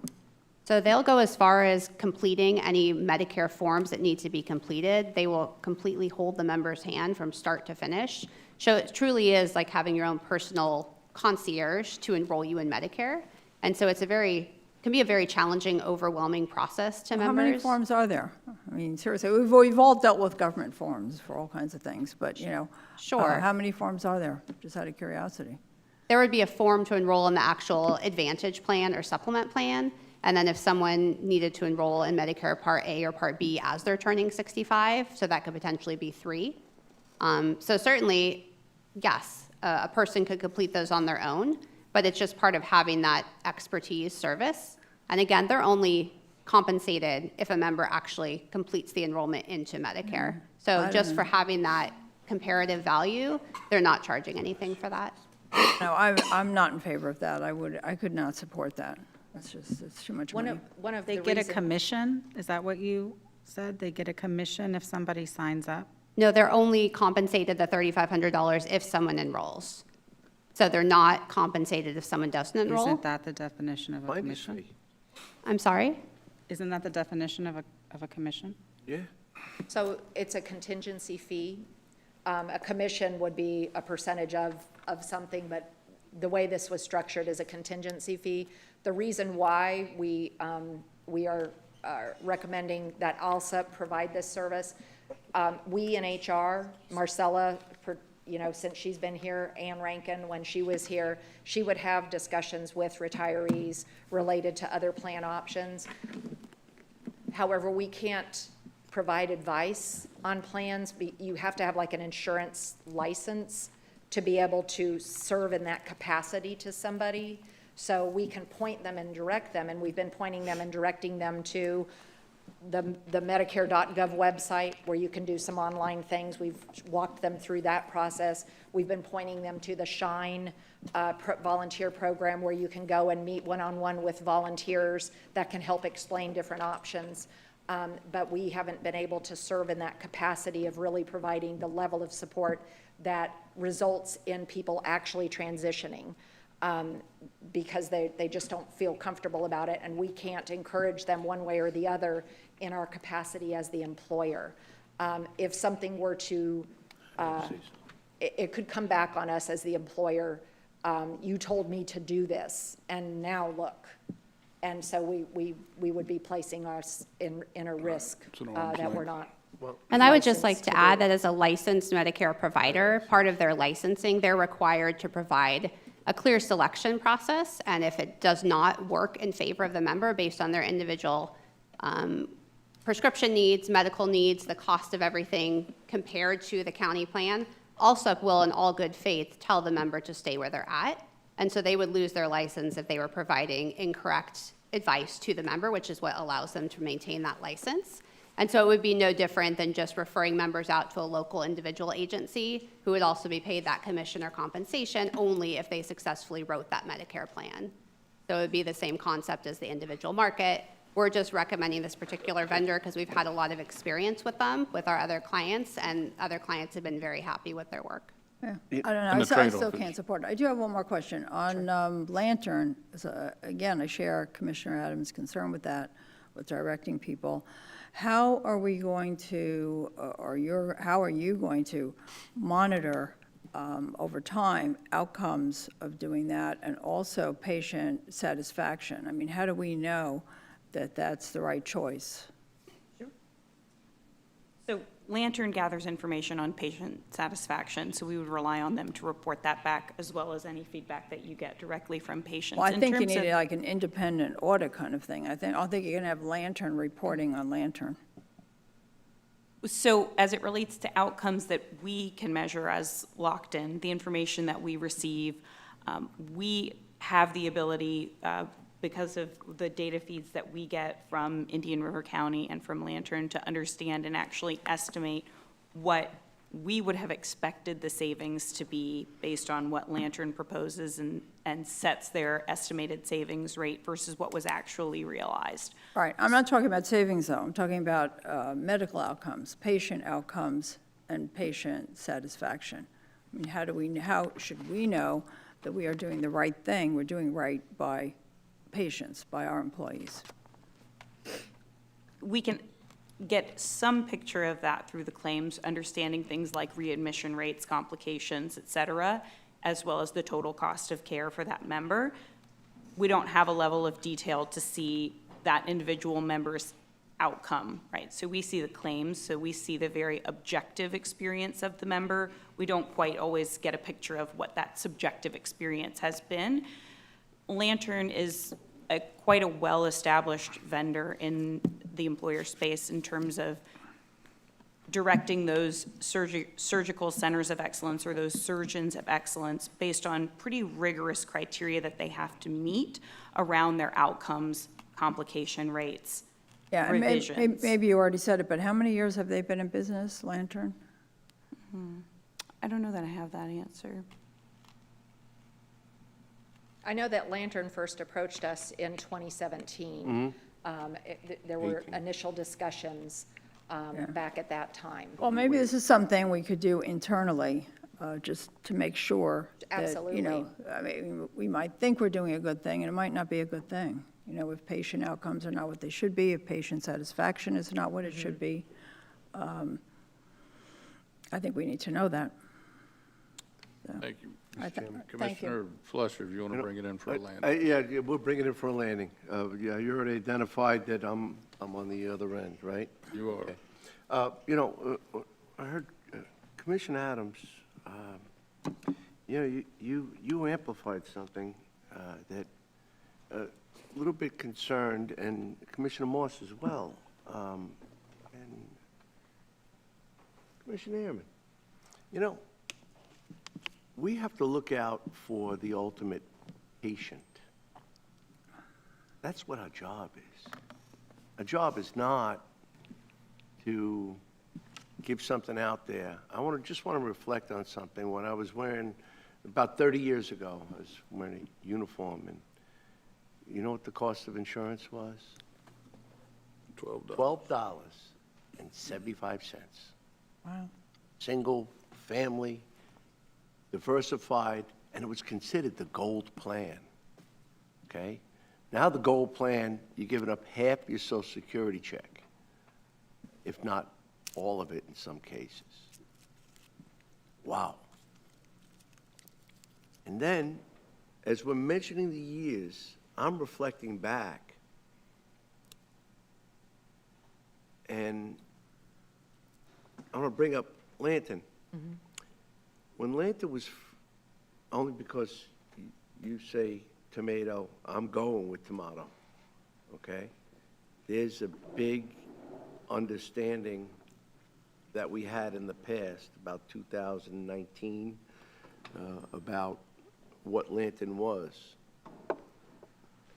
And it's different from what Lantern is, from what I see. You see, if someone's getting a shoulder replacement, a hip replacement, they're not getting a haircut or shining their shoes. It's a very serious action. It's a commitment.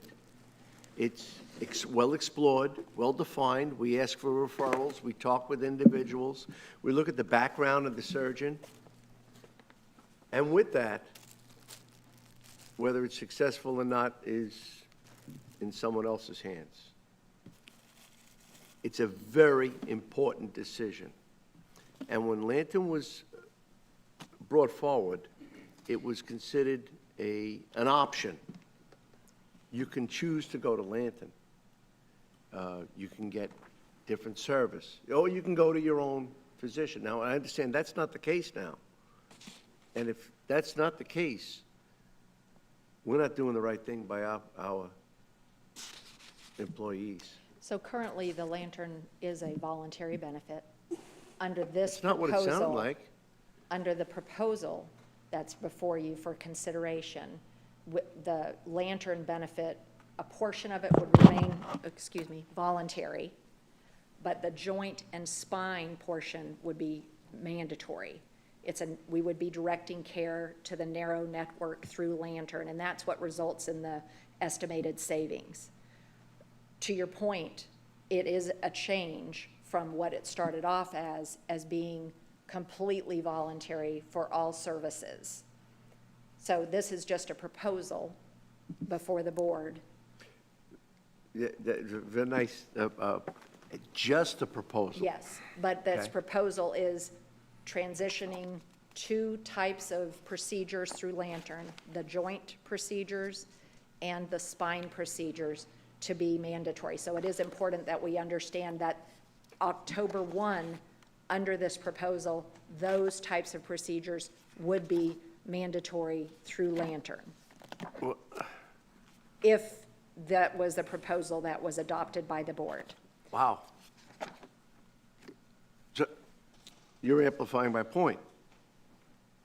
I think people need to go to the surgeon that's going to do what they need done at their choosing, and not being directed to be mandatorily driven to Lantern.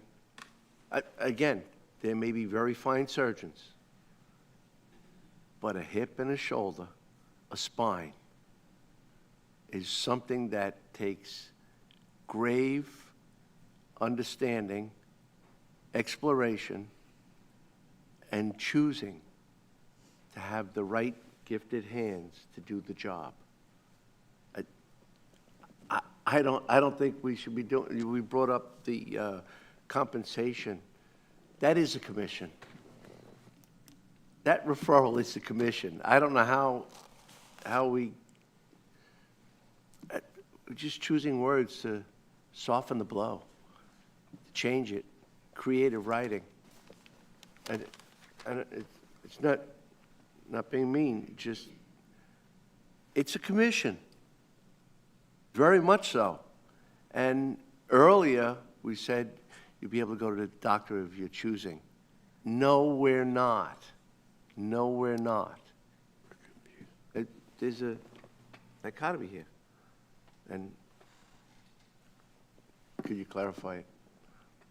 So just to clarify on the Lantern proposal, there is a proposal before you to require procedures that would be spine or joint to be mandatory through Lantern, and they wouldn't travel under the health plan unless there was no Lantern surgeon available for that procedure, or the Lantern didn't accept a patient for a procedure for whatever, specific reasons would be unique to that individual. In that case, there would be an exception process to go through to then transition that member back to to the plan. But the intention of realizing the proposed savings of the $627,000 would be a mandatory thing. We can still offer Lantern as a voluntary benefit. We can work to encourage people to utilize it, and hope that they do. We have had some people who, through word of mouth, found out about it through somebody else having a really good experience, and then they went and had their good experience. So, and we are having people utilize Lantern today, and we are realizing savings. It's just in the plan, when we look back at the plan experience, we had 30 members who had spine and joint procedures under the medical plan, little over $1 million in cost. That type of redirection under a mandatory program, we could have cut that in half in plan expense. But it is a disruption to members. To your point, it does take away choice, to where the choices would now be within the network of Surgeons of Excellence, not the full Blue Cross Blue Shield network that people have today. So it is a change, absolutely. Let me ask a question on this. We could certainly not vote to utilize that option. That's correct. That is correct. These are all, we presented you, we were trying to balance the cost of the plan, the increase, try to minimize the impact financially with it, keeping in mind, obviously, the benefits afforded to the employees. So these are all options. That's what like- we've emphasized, I think, 2 other meetings. These are all options for discussion. Like an à la carte menu. We can Yes. choose exactly which Yes. side we Yes. want. Exactly. Mr. Chairman, if I may, Commissioner Ernst. maybe between the two of y'all, you can answer this. If I have to get a knee replacement, because I can't, it's hurting so bad, I can't walk anymore. I use Lantern, there's no deductible, there's no copay, there's, basically, it is, you don't have to pay a dime. That's out of it. correct. So that's encouragement. What is the normal cost on, say, a knee replacement? I don't have And then those what would numbers land? available, but I would have to say, Yeah, I off the mean, top there's of going to your be I think the bigger point there is that there's such a variability in the providers who conduct those types of surgeries, spine and joint. And so that's what Lantern is trying to solve for, because there is such variability in what providers are charging in that space from facility to facility. And so Lantern is seeking very specific providers based on the rigorous vetting criteria to be able to contract with them under bundled rates, and that's where a lot of that discount comes into play from what you would pay through the Blue Cross plan. So the advantage to the employee would be, and let's say we make it optional, we keep it optional. So the advantage to the employee is there's no out-of-pocket expenses for you to get this surgery done. That's correct. It's covered by the Lantern program. And that would be the incentive, that you don't have to pay anything. That's right, versus And under you're the, getting a good surgeon. right, under the Blue Cross plan, they would most likely end up meeting their deductible. So there would be at least $500 or $1,000 out of their pocket, plus any additional co-insurance towards their out-of-pocket maximum. Right. And then just to follow up, Commissioner Moss, on your previous question, Lantern was established in 2011. Thank you. That's all I got. Commissioners, any further discussions? Commissioner Erman. I would, I'm just going to throw this out. I would accept the plan as presented by staff, keeping the retiree rate at the same as the employee rate of a 25%. And I would still say we need to keep Lantern optional for this year and further look at what encourage our employees to do that, because their benefit is there's no out-of-pocket. Correct. That should be huge to them. That's kind of what I would present to the board. That's good, you bring that out, but we have that North Carolina coverage, and that procedure is going to be covered. So I don't think there's a huge copay involved in diverting. I think the Surgery. benefit is to the employee or the member is they're not paying anything out of pocket. And then also our plan is not incurring the costs as well. So it's twofold benefit, both to the employer and to the employee. But it's the savings to the person undergoing the surgery is extremely minimal. Okay, I'll just, in 2000, I can tell you, I had a cervical disectomy. It was like $38,000. That was 2000. So, I mean, I had insurance, but I still had out-of-pocket and stuff like that. I mean, that's just, how much it's spiraled up since then. So I think maybe if we had costs of some of the procedures, you'd understand the impact to the plan. I think the 20 was about $1 million. Was it combined? So, yeah, we had 30 people. 30. It was a little over $1 million, and the savings is 50-something percent to 60-something percent based on the procedure that's being performed. The average savings is through Lantern, because of their bundled pricing, it cuts it in half. So that's where the $627,000 in projected savings comes from. But I'm sensitive to the issue Yes. because if I have to have this worked on, I would want to go back and probably talk to the 26 years ago, that I've had no minor issues with. When Okay, was that work done? Here's what we're going to do. 2000. In 2000, so it wasn't with our plan? No, no.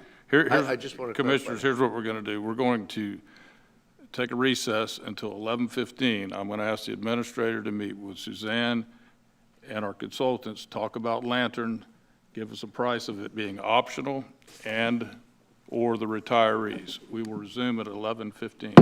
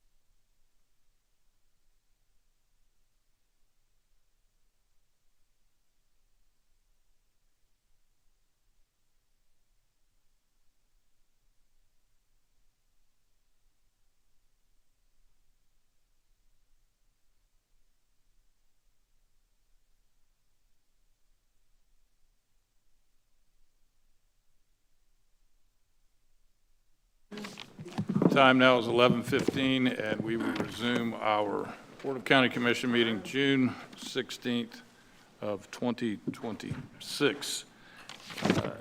Prior to the break, we asked the Mr. Administrator and Ms. Boyle and others to communicate. Mr. Administrator, welcome. So, Mr. Chairman, members of the board, the request on the concerning the retiree capping it at 25% increase to the employees, if you know that amount, it's $144,239.33 based on the 286 enrolled retirees. So the county would just have to absorb that cost. With regard to Lantern being optional, again, it's an option of the board. It's in terms of we would not realize the $627,000 projected savings. If there's less surgeries or there's greater usage of Lantern, then we could see that. So we could leave it as optional and monitor it and try to get some of the information, the metrics about which you're talking. I don't know how with HIPAA we could do customer service satisfaction, because I don't know, maybe there's some way we can do that and monitor the usage, but that was last year. It was 30 people that had surgeries that were in excess of, were close to $1 million. So we could do that. And then for the ALSUP, there was two pricing models that was presented. One was where it was straight $1,200 per year per retiree. And then that we have them on, they're engaged and they're working to get our retirees into Medicare or a supplemental plan.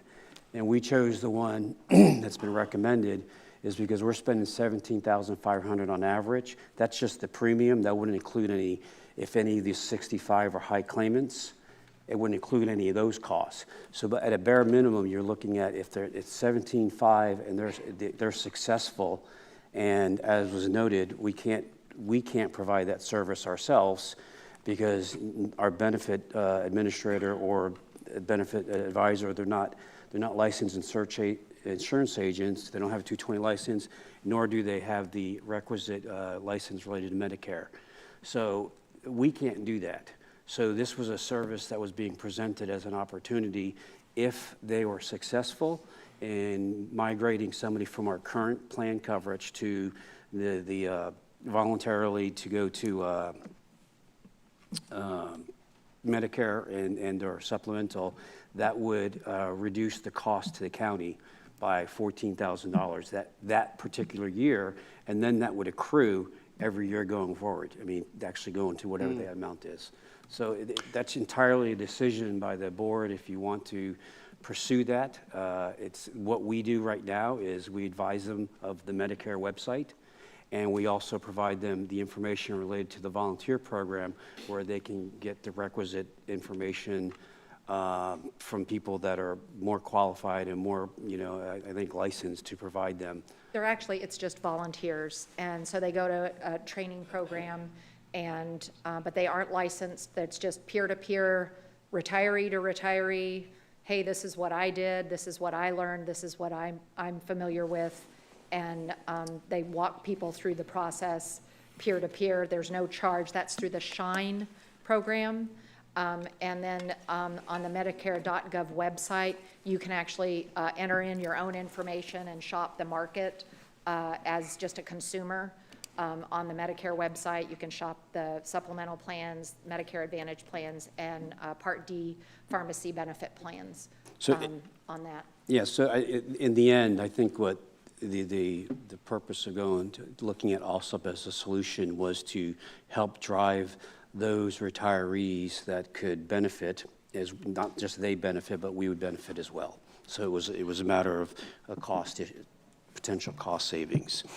And so it really, we're talking about the disruption versus savings, I think and we're saying that we can do the Lantern optional so that would minimize the disruption and continue to monitor it. Last year, if you recall, we were at a decision point on GLP-1, and there was a lot of information coming out of Washington, and we chose to extend it one more year, and we covered that cost. And so, we can do the same with Lantern. I will say, It's also, keep in mind, while there's other governments that use it, local governments, it's also the state of Florida uses Lantern as well. I think we've had some people come to us and tell us, about their experience as well. So, but you work to voluntarily encourage, or at least step up the educational campaign internally through our newsletter or whatever, besides the mailers that we all get from Lantern.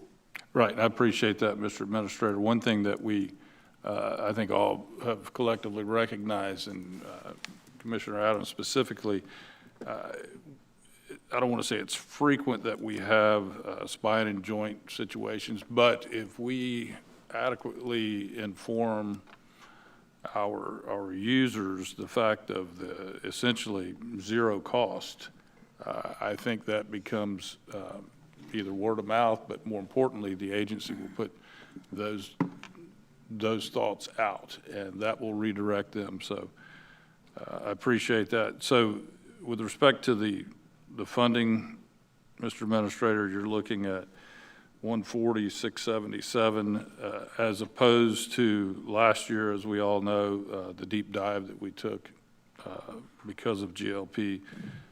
Essentially, this is less than a third of that dive this year. I know that's a budget question, but I think we know the concrete, there's $145,000, we'll just round it up, $145,000 of costs, because the Lantern it's a projected savings. It's all dependent upon what surgeries or what may happen. Correct. So it's projected. I think it was 27 claimants or 23 you were projecting. So that was based on 23 potential similar types of surgeries that were related to the spine and or joints. Gotcha. De minimis. Commissioner Flesch. Mr. Chairman, thank you. You brought up the peer-to-peer. That peer-to-peer is normally reserved for professional to professional for evaluation and consideration for a procedure or other related matters to an insurance company and a patient. But I like the idea because it's personal information. And I want to remind us all that 211 is also volunteers.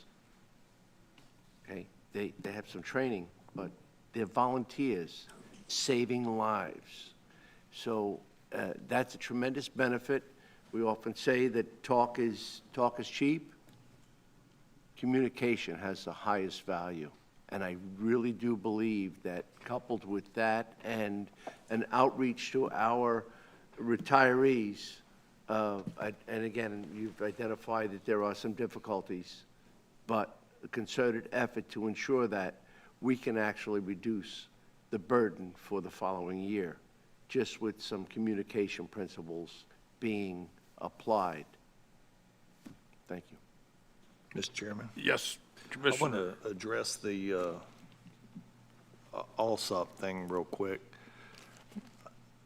We were talking about the different ways it does those and how much they get paid and all that sort of stuff. The bottom line is that we need to get, our savings is getting the 65 and over off our insurance. That's where the big savings is. The other stuff is just, in my opinion, clerical, and I don't think we need to worry about the weeds growing in this. The big thing is that we're getting these 65 and over off our insurance and able to move on, because you can also do it on your own. You can sign up for Medicare, Right. Part A and Part B, and you can go to one of those local, I know there's one over by Vincent's Pizza that Blue Cross. that I know the person that runs it. I haven't needed them yet, but they do that. They sell the additional insurance. That's where we actually went for my mom like 10 years ago before she passed away, and her insurance was fabulous. I mean, Encompass took her in, and the hospital gave her the best room and the whole thing. So the thing is here, let's don't get hung up on that, is the benefit is getting the people off our thing, so. Right. And as Mr. Administrator said, we have to be at some arm's length in making these suggestions, so I do appreciate that. We do have members of the public here that are either retirees and/or current employees. We'd love to have an opportunity for them to chat. I see my friend, retired Captain Rick Lane. Welcome, Rick. Good morning, Commissioners. Rick Lane, Indian River County, and also a retiree utilizing the health insurance program for the county that the county offers. A couple things I'd like to reserve a statement for later before a motion and a vote. There are a few questions that I have. A couple things I would like to address in relationship to Commissioner Moss's queries on the health insurance subsidy. That health insurance subsidy, once the retiree becomes Medicare eligible, goes away. The county no longer has to pay that. So if the retiree is on the county health insurance, is receiving the subsidy, when they become Medicare eligible, that's something that that particular funding disappears from. Yeah. I don't know that that was brought up. Yeah, thank you. That also may help facilitate one of the concerns that Commissioner Ehrman has with regards to getting retirees to move along to a program that is more beneficial for them at a better financial rate. One of the concerns that I have with regards to options A and options B is very similar to, I believe, a concern that Commissioner Adams echoed earlier was an issue with the consultants. One of the questions I have, it's my understanding that when we did the financial modeling for option A and option B, it was based on instructing Lockton to do a 25% premium increase and a corresponding 25% premium increase in participant contributions. When Lockton developed their actuarial projections, were all of the participants that were utilized to come up with these numbers based on the 25% increase? No, so maybe I can help. Kim, would you pull up the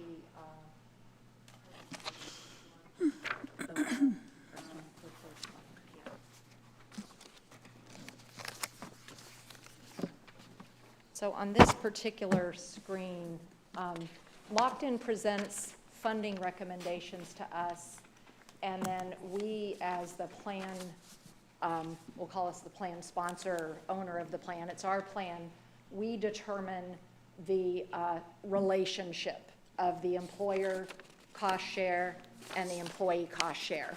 So the information that came from Lockton, this was the projections for the upcoming plan year, and this is probably a good time to explain. Lockton looks back at all the claims data.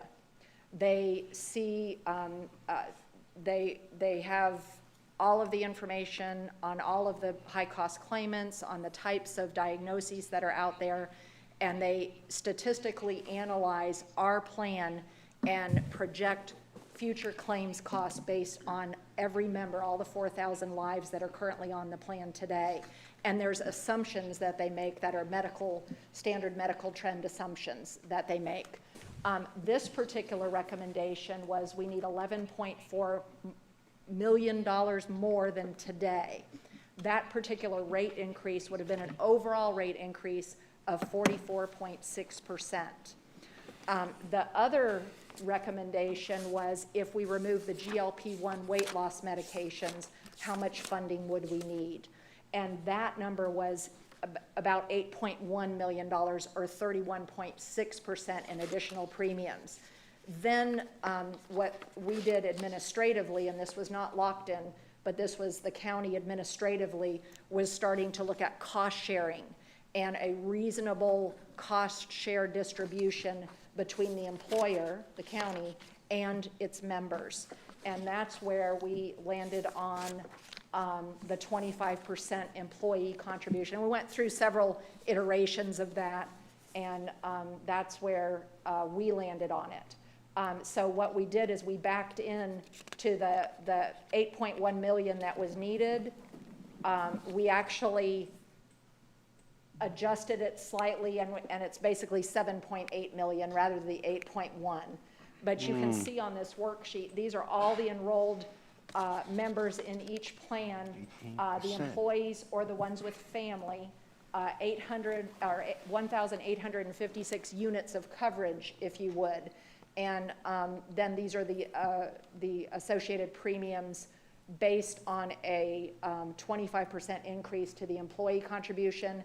And then the county's premium went up 31.9% for single coverage and 33.9% on family coverage. So does this help explain that? I believe to some extent it does, without sitting down and really digesting it in a Right. spreadsheet. So we kind of backed into how can we get 7.8, 8, you know, what do the numbers look like? And we wanted to keep the employee contribution to the 25%. So, okay, so I believe the answer is then you focused primarily on the employee contributions being the 25%, the retiree contributions ranging anywhere from 31 to 34%. And the real focus was on the per employee per month rate. You see that column that says the 2027 monthly rate? Yes. So that's the amount of money that needs to come in for single coverage and the amount of money that needs to come in for family coverage. Then it just became cost share. Employer pays this much, employee pays this much. Does that help explain it? Yes, absolutely. Okay. When they start to look at the numbers, I know that we look at the health insurance plan as one plan, but essentially, it's one plan with two sub-plans. We have gold and silver. When we, and when I say we, I mean the county, when the county looks at the numbers and trying to establish what they need for that 60-day allotment in funding and future funding, do you commingle the claims from gold and silver? So I'll show you a report that we get. It's our March financials, and it actually breaks it down. Let's see, that's perfect. Kim, if you can share it on the screen. Perfect. Okay, so is there a way to make that a little bigger?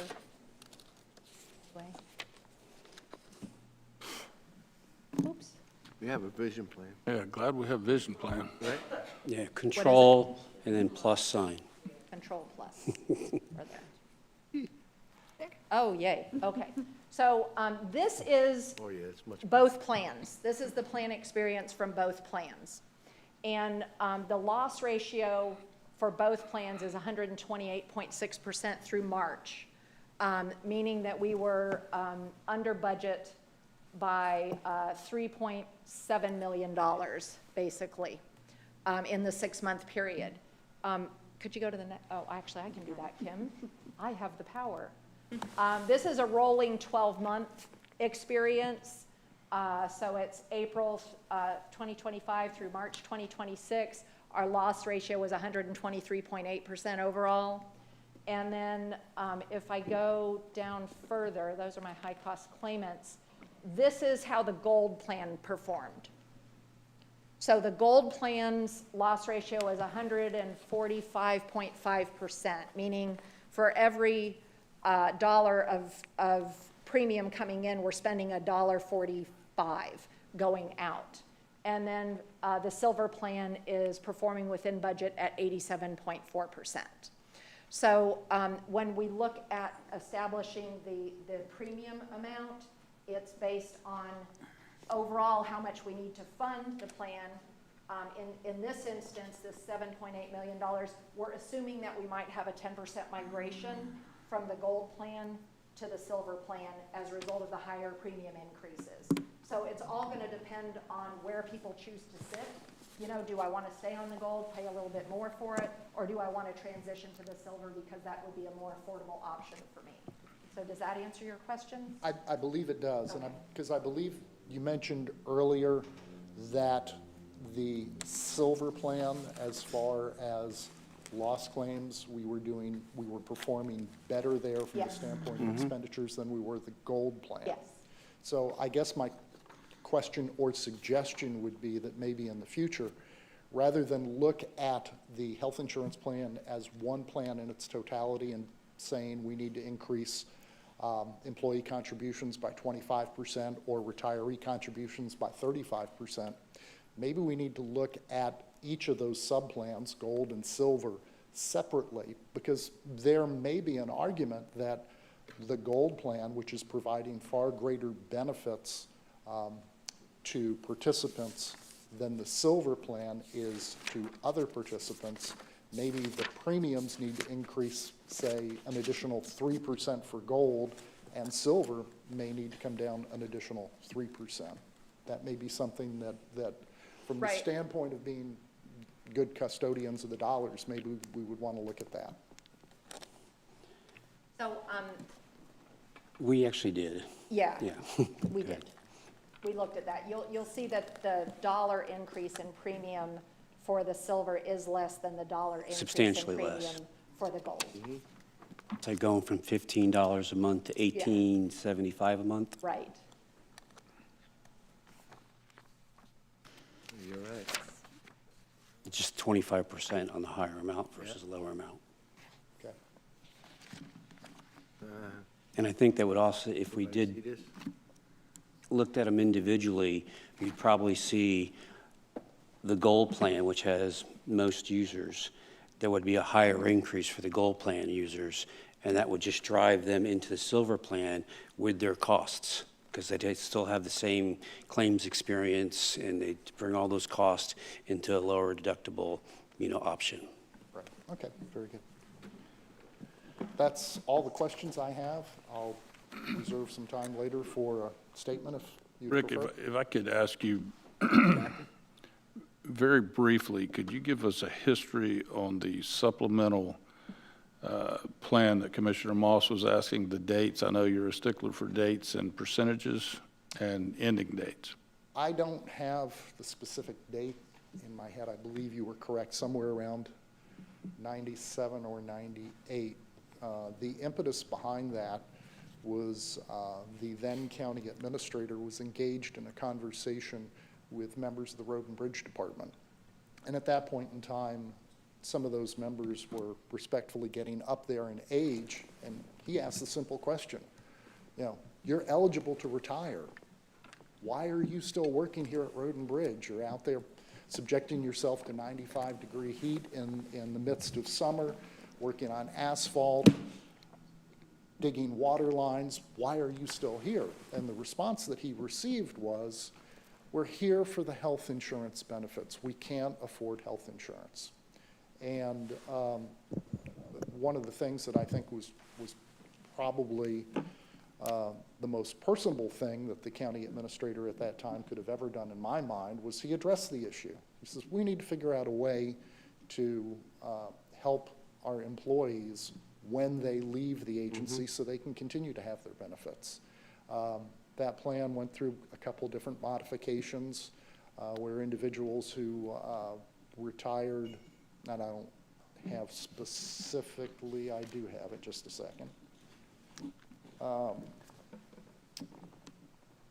it was somehow prorated by your length of service. Yes, it was for every year of service you would receive 2%?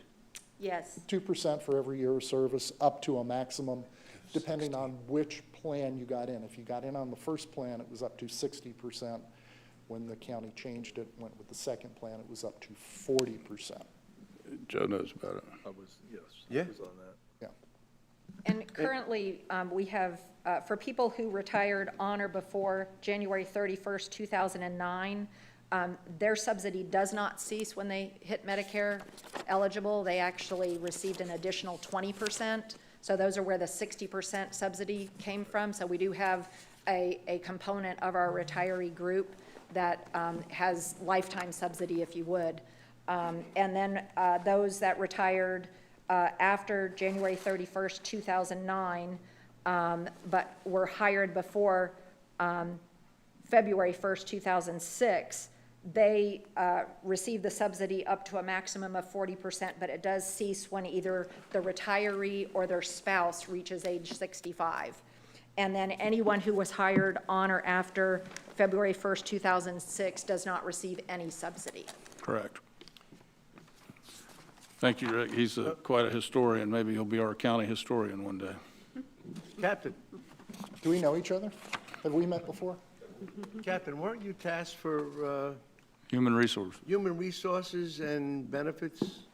I was. In a and past life? In response to that, I was going to save this for later comment, but in response to that, I'd like to echo the comments of the chair from earlier in applauding Susanna and Yes. Suzanne Marcella for their hard work, because I recognize that when they get into, it's not just crunching these numbers to see what works. It's not just counting beans. It's about recognizing that every bean you count has an effect, because every bean is a person. And, their job is complex, and there are Yes. times that I may call them to task on a couple issues or something along those lines, but it's only meant to strengthen what the program is that we're offering to our retirees or our employees, for that matter.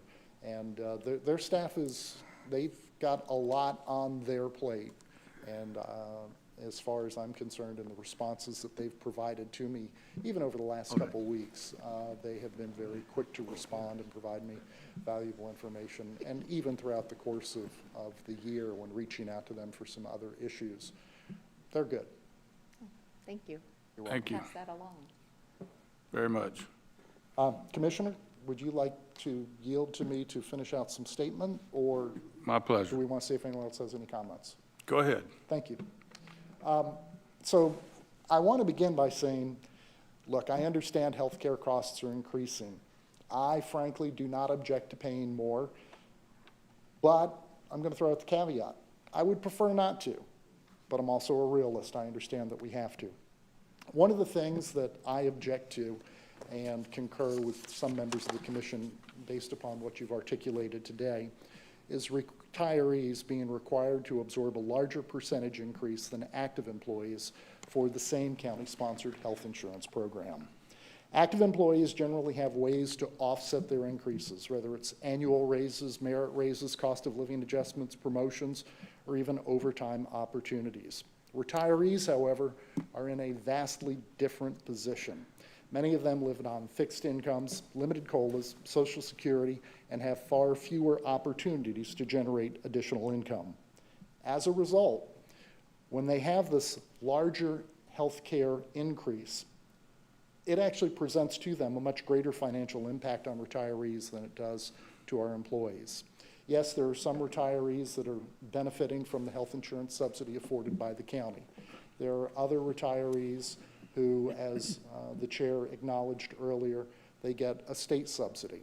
That state subsidy is $7.50 for every year that you've worked. And I don't think that number has changed since 1984. So that state subsidy is by far not keeping up with the cost of health care. Many retirees, when they were working, they made career decisions.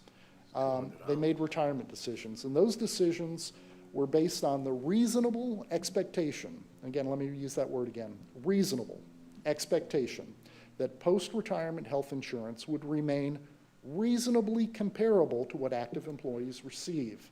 Now, that expectation is not merely personal, it's also supported by Florida State Statute 112.0801. And essentially what that says is the state has the intent that you're going to provide insurance benefits to retirees at the same cost as what's being provided to employees. I don't believe that we are adhering to the spirit or the legislative intent that was designed or that was utilized in creating that subsidy. And I think that's important that we need to recognize. We're not comparing apples and oranges here. Yes, we are comparing different classifications of employees or retirees, but the fact is that debt, that liability is being passed on to retirees at a greater amount of money percentage-wise than what's being passed on to employees. We've got the numbers. I'm not going to dive into the numbers. You all have a better appreciation and ability to comprehend those numbers than I do based on the percentages. But let's face it, we acknowledge that there's a difference. That difference can be anywhere from 31% to 34% more for a retiree than what's currently being paid by employees. I've asked the question earlier if there were any plan changes that could be made. One of the questions that I do have, the difference between option A and option B, has staff calculated out, and I believe you answered the question earlier. If you did, I apologize for asking it again. Has staff calculated out what the savings would be to the county, to the retirees, and to the employees if the county chose to use option B as opposed to option A? We have an overall cost in the presentation, the one from last month.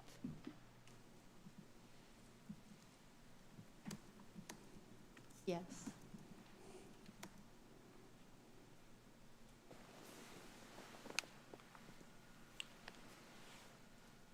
There we go.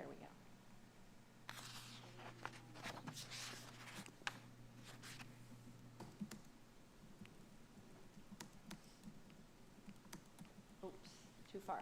Okay, so it's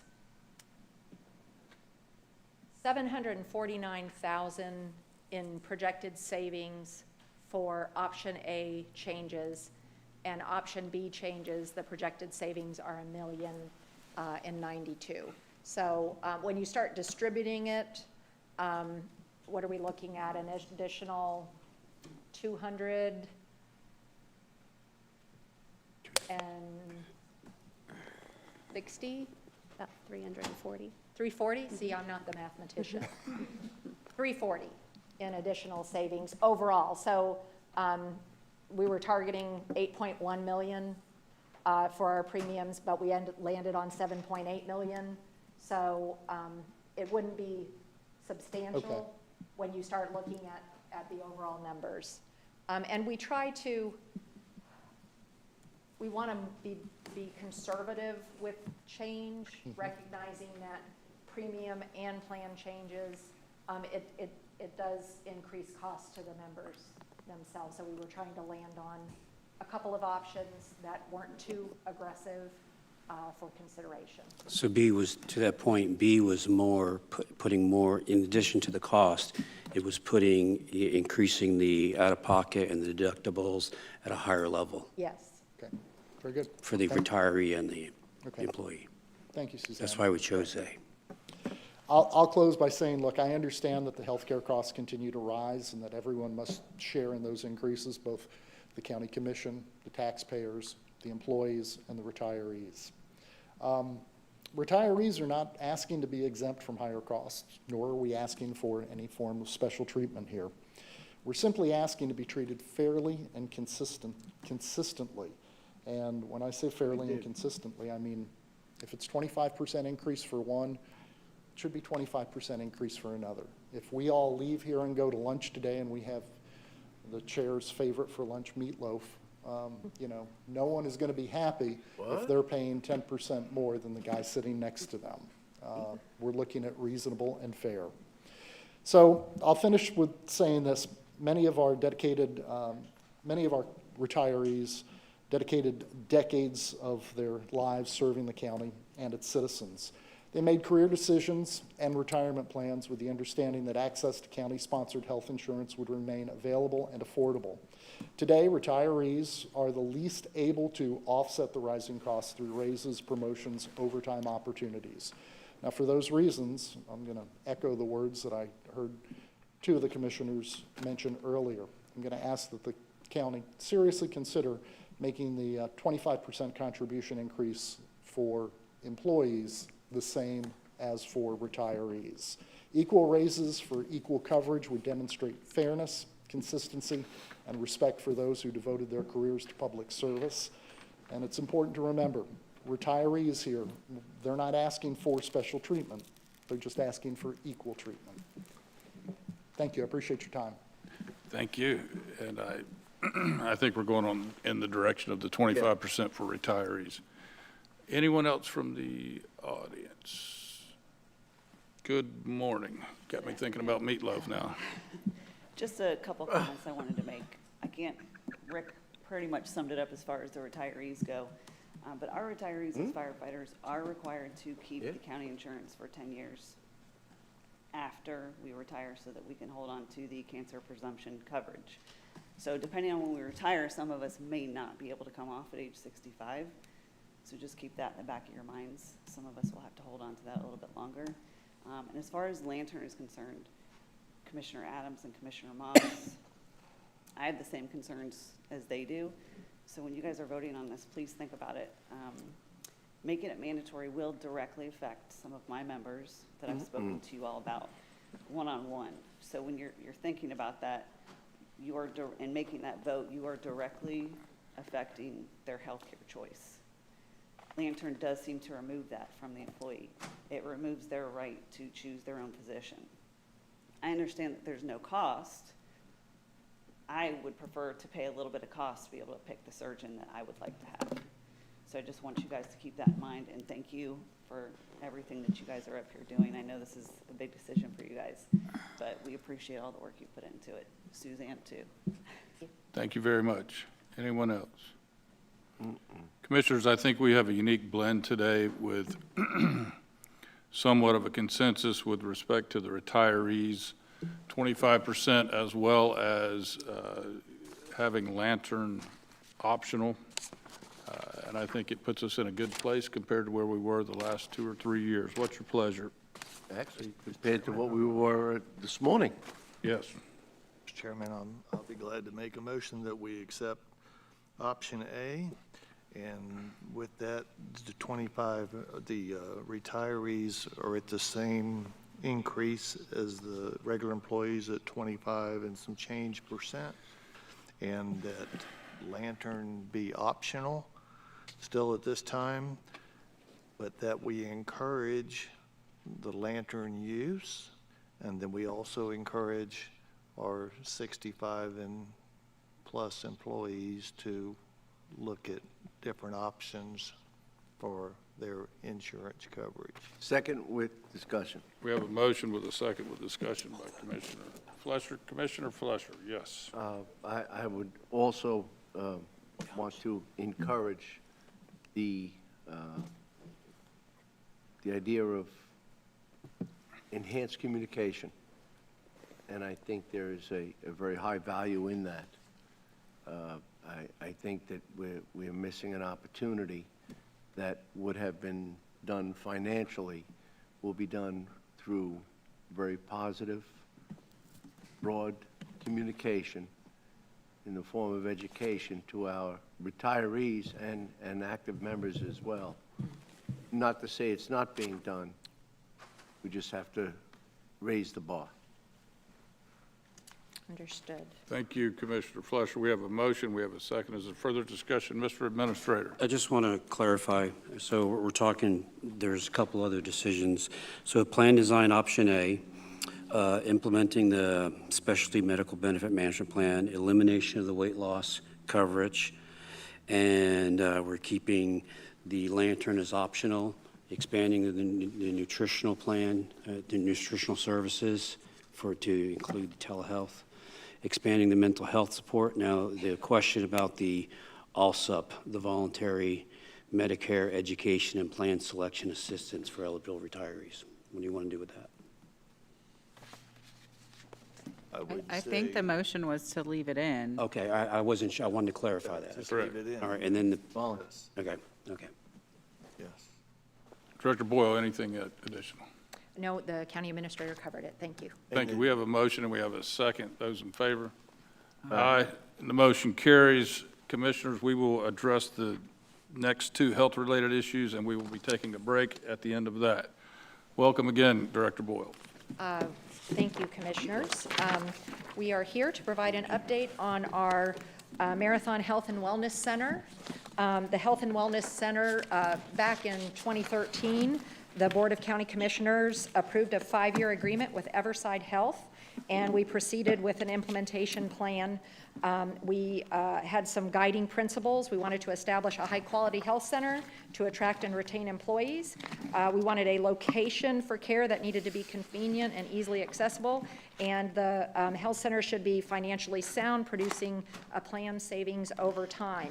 We actually opened the Health and Wellness Center on October 30th of 2023, and we began serving our eligible employees, retirees, dependents, and over the age of 2 for all of our insured members under the Board of County Commissioners, the Sheriff's Office, Clerk of Court, Tax Collector, Property Appraiser, and Supervisor of Elections.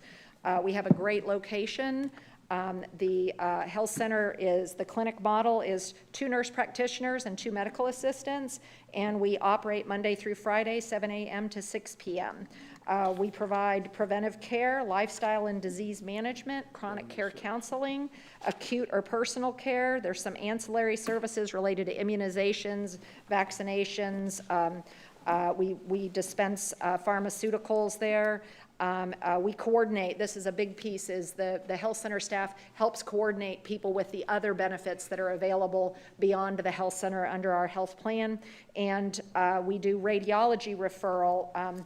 The board approved an agreement to have an agreement with an imaging center. That center has since closed their business, and we are in the process of finalizing a new agreement with Hope Imaging. That's been underway for several months now.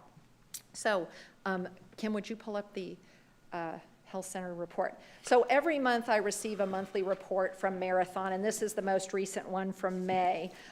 If we go through this report, and okay. So you can see in the upper left corner, we have 4,080 eligible members that participate in our health plan. 4,000. And out of that, you can see a breakdown of employees, spouses, dependents, retirees, and the others are probably people that continue under COBRA for a period of time.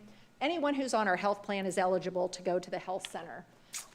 We have, you can see a comparison of our appointments from May of 2025 to May of 2026. So the monthly appointments, 443. You can see our engagement has increased from 21% to 24.9%. So ever since the health plan opened, we were right out of the gate, our engagement was really strong and doing well. I came to the board back in 2024, asked for the additional provider. We added that additional provider, and we are serving patients that have chronic conditions. You can see 42.8% of our patients at the health center have chronic conditions, so we are reaching a population with chronic conditions. That was part of our strategy, was to get, connect with the people with chronic conditions to help them manage those conditions. Out of that, 71.6% of our patients have at least 1 or high moderate risk biometric risk, so their labs. They might not have a chronic condition diagnosis, but they're kind of a higher risk for their biometrics. And out of that group, 81.7% of these at-risk people have made progress in the last 24 months. So that means they're improving their numbers, which is a really good goal of the health center. You can see that we our same day, next day visits for appointments, 33.2% in the month of May, were same day, next day. This is an area of opportunity for us to be able to make that health center available for time. So I've been working with with Marathon to make sure that the app is working well, that people have the ability to get into the office and be seen when needed. This particular one, this is just a breakdown of the eligibles, employees, spouses, and dependents, male and female. This is not necessarily important to you, but it's just interesting information. So, we're seeing really high preventive visits. 49.6% of the visits to this health center are preventive. That's greater than the book of business, which is at 42.5% for Marathon. So our preventive visits are really, really strong. You can see a breakdown of visits by category to be what preventive visits, acute visits, and people that just show up to get their labs drawn. We also have a breakdown of the frequency of visits within the period. So we have some people that are really well connected with the health center and helping to manage those chronic conditions. The way that these visits are performed is we have 91.1% are in person, 8.6 are telephonic, and you have a less than 0.5% are virtual. But we do provide those options to the members. You can see the breakdown of visits by patient risk. 24.7% are moderate risk. 56.4% are high or chronic risk, and then 18.9% the risk is low or unknown. So, really, you want to keep people in the low bucket, you want to keep the moderate from getting into the high, and you want to help the high risk manage their conditions. So that's really the strategy of the health center. This is just a breakdown of the prescriptions that we're offering. The in-house prescriptions are basically generic, but this is really helpful because it helps our members get in, get out, get a prescription without having to take a whole lot of time off. So we have 4,080 individuals that are eligible for the health center, and 626 or 38.3% of our employees have actually engaged with the Health and Wellness Center. 1,015 eligible persons total are engaged with the health center, and that's a 3.9% increase over the prior year, so we're pretty pleased about that. The average new engagement each month is 33 persons, so we do have new people coming in. Let's see. We're assisting. The medications, we actually, there's been 4,798 brand and generic prescriptions, with 1,892 prescriptions actually dispensed directly from the health center. So that's a really, really good number. Are our members satisfied with the Health and Wellness Center? Well, in the month of May, we hit 100% for our overall score, but we have had some bumps in the road. We have had some issues with people getting in, with communication. We have frequent discussions with Marathon. We meet with them on a regular basis. We go over any of the concerns that have been expressed, so I appreciate any information that comes your way. Please pass it along to me, and we do share it with Marathon. And they are very receptive to addressing those concerns. As I stated earlier, our radiology services through the Health and Wellness Center, we're working on getting an agreement in place, and we're expecting that to be within the next 60 days. And then I don't have it in a presentation, but I can tell you the ROI. So our return on investment.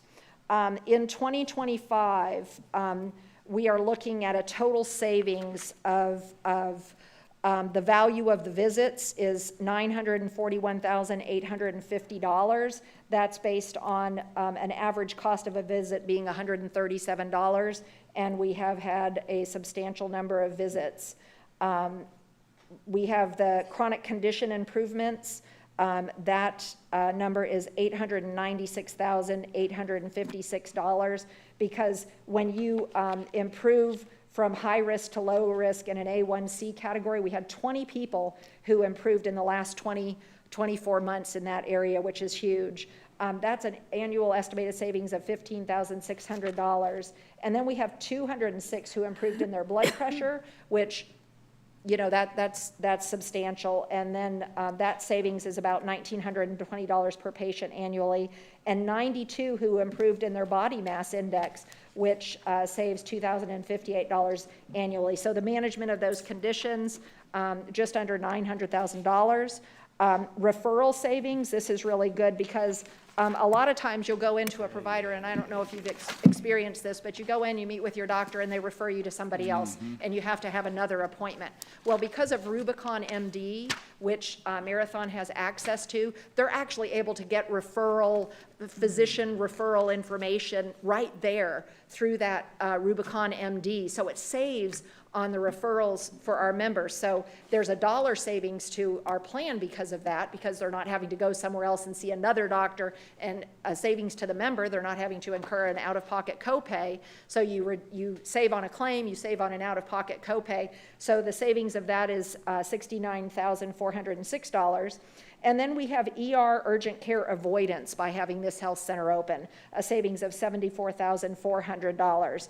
And copay savings, we're saving almost $114,000 for members who would have to have a copay to go see a primary care for that office visit, or go to an urgent care, or in the event of going to an ER visit. And then lastly, the reduction in lost work time.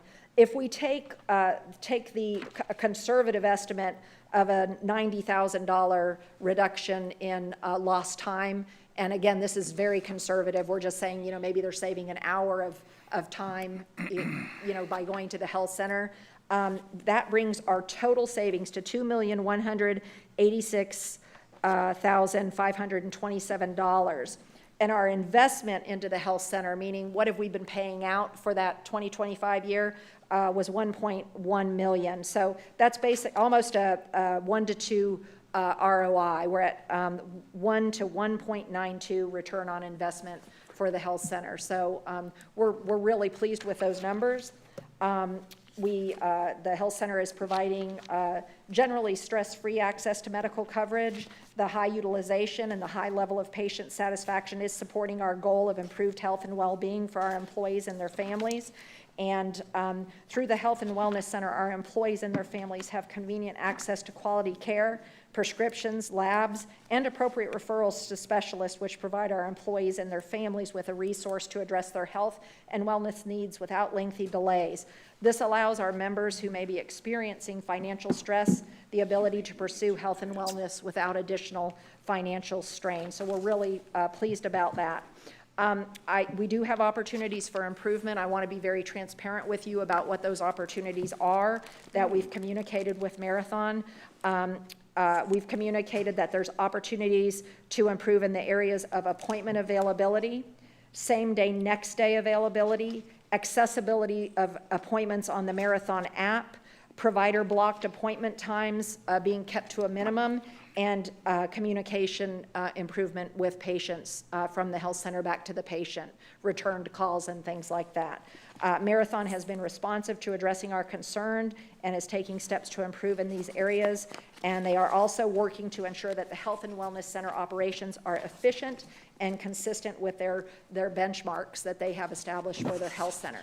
So with that, I would love to introduce to you Micah Mohan. Micah is what is your actual title with Marathon? Client Success Manager. So he is our Client Success Manager. Micah and I have a lot of time communicating. He's just going to go quickly through some information that he wants to share with you about Marathon's commitment to Indian River County and supporting this Health and Wellness Center.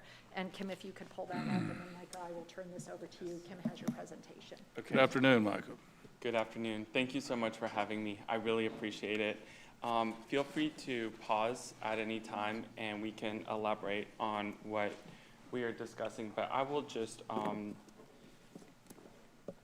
That's the one. You've got it. This one? yes, that is it, yes. Thank you. Right, it's already up there, Kim.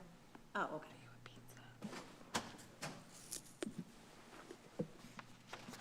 All right, well, thank you for having me, Mr. Chairman and Commissioners. It's a privilege to speak to you all about Marathon Health and what we have been up to both last year and this year.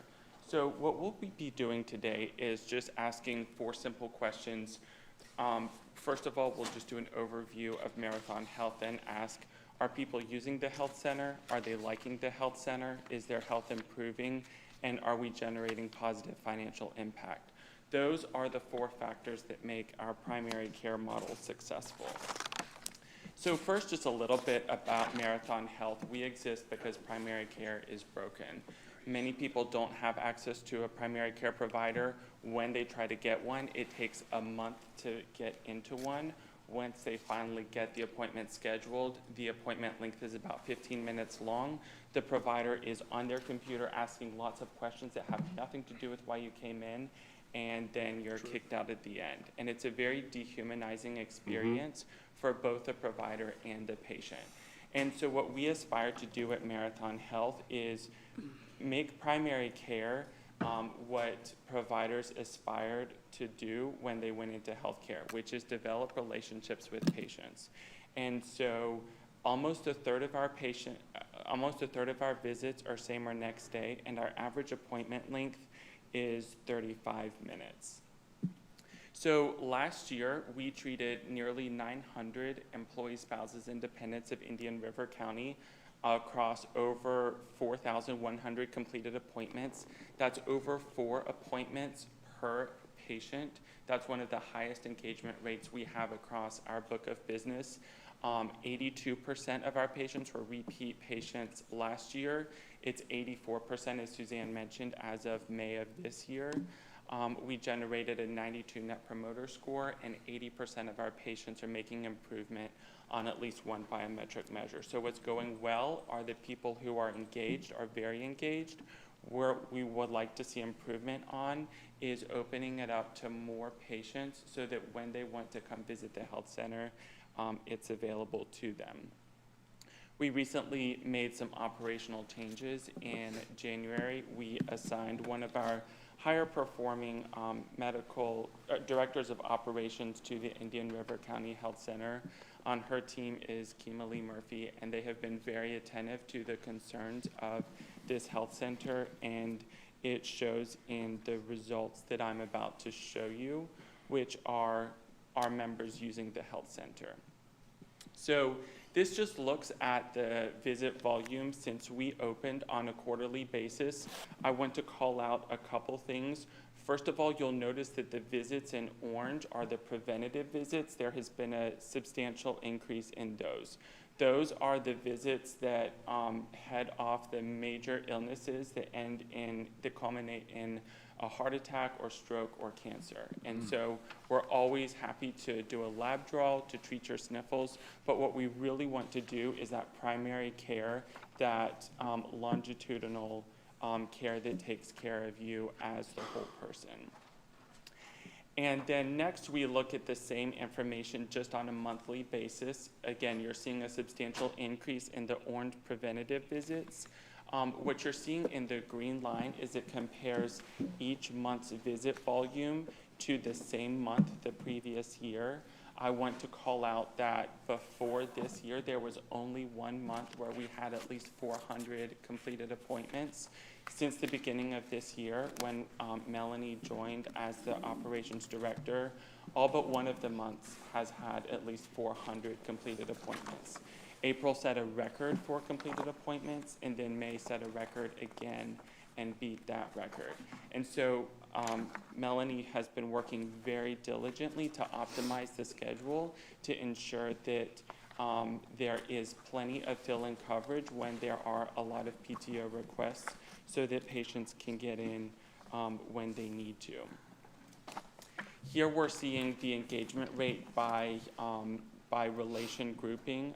Engagement has increased steadily among employees, spouses, dependents, and retirees. And then here we can see that we can just see the level of engagement that patients have. Mike, if you can go back real quick. Yes. I see the retirees started in 25. Is that when we began accepting retirees? No, so we've been accepting retirees from the beginning. So what we commonly see across all of our health centers is that when we open a health center, retirees usually don't come. It's usually the employees who get engaged, and then a year or two after the health center opens and they're engaged, then they retire. And so they're no longer in the employee category, they shift to the retiree category. Gotcha, thank you. Definitely. Here we're seeing the level of engagement, and so what you'll see on the first graph is that the average patient is much more likely to have 6 or more visits in a single year than just one single visit. And so when they come in for the first time, they have a good experience, and our primary challenge is just opening up enough appointment availability for them to come in. And then on the right, you'll see what the average appointment length is. We certainly do have some visits that are 15 minutes, such as a simple medication refill, a flu shot, but the majority of our visits are longer than the primary care average. And then finally, we also talked about the same or next day visits. So in the purple line, you'll see what our book of business benchmark is and what Indian River County has been below that in the orange. And so our constant challenge is to balance the schedule so that we fill up the provider availability. Indian River County pays for the staff, and so we want to be a good steward of those dollars and ensure that when they're working, they're visiting patients. We want to balance that with enough free time for people who need to get in same or next day with an urgent issue. Because if they don't come visit us, then they'll go to the urgent care or the emergency room, which is a lot more expensive.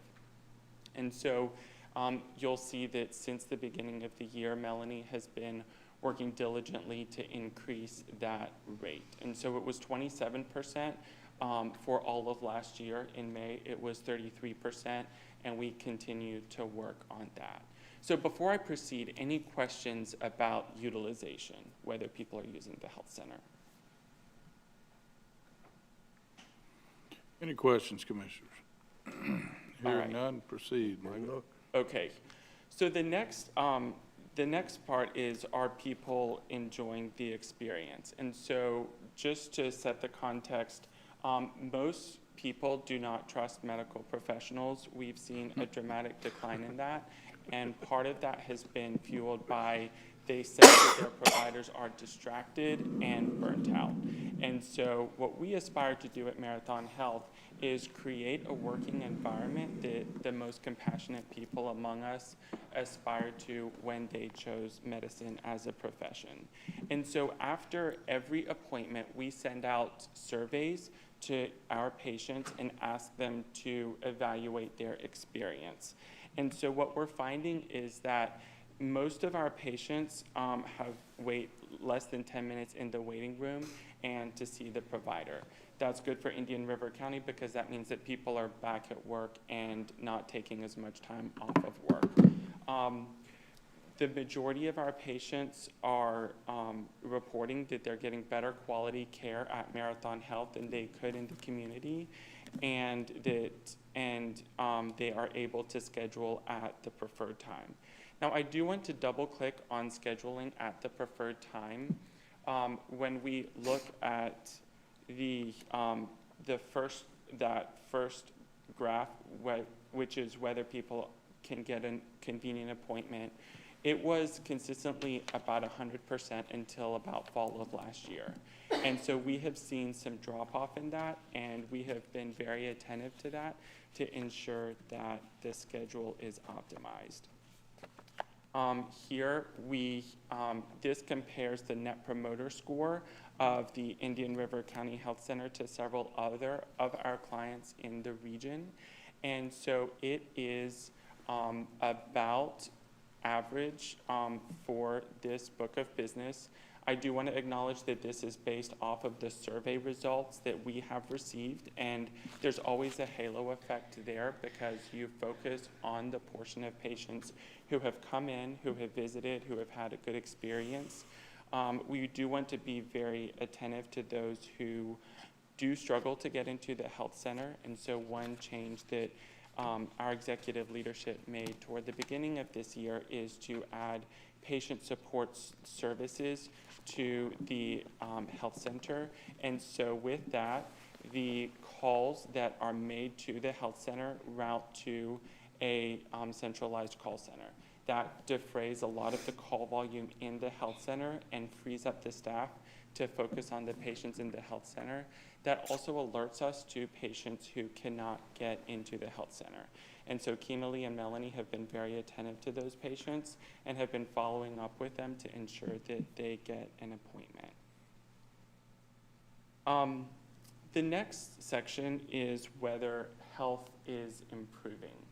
So again, the majority of Americans live with chronic disease. If that is not treated, it culminates in a high-cost claimant, and that is the majority of what health plan spend is. And so we want to head that off. So what we're seeing here is that all the relation groupings, those who have higher chronic conditions are more likely to engage with Marathon Health than the overall population.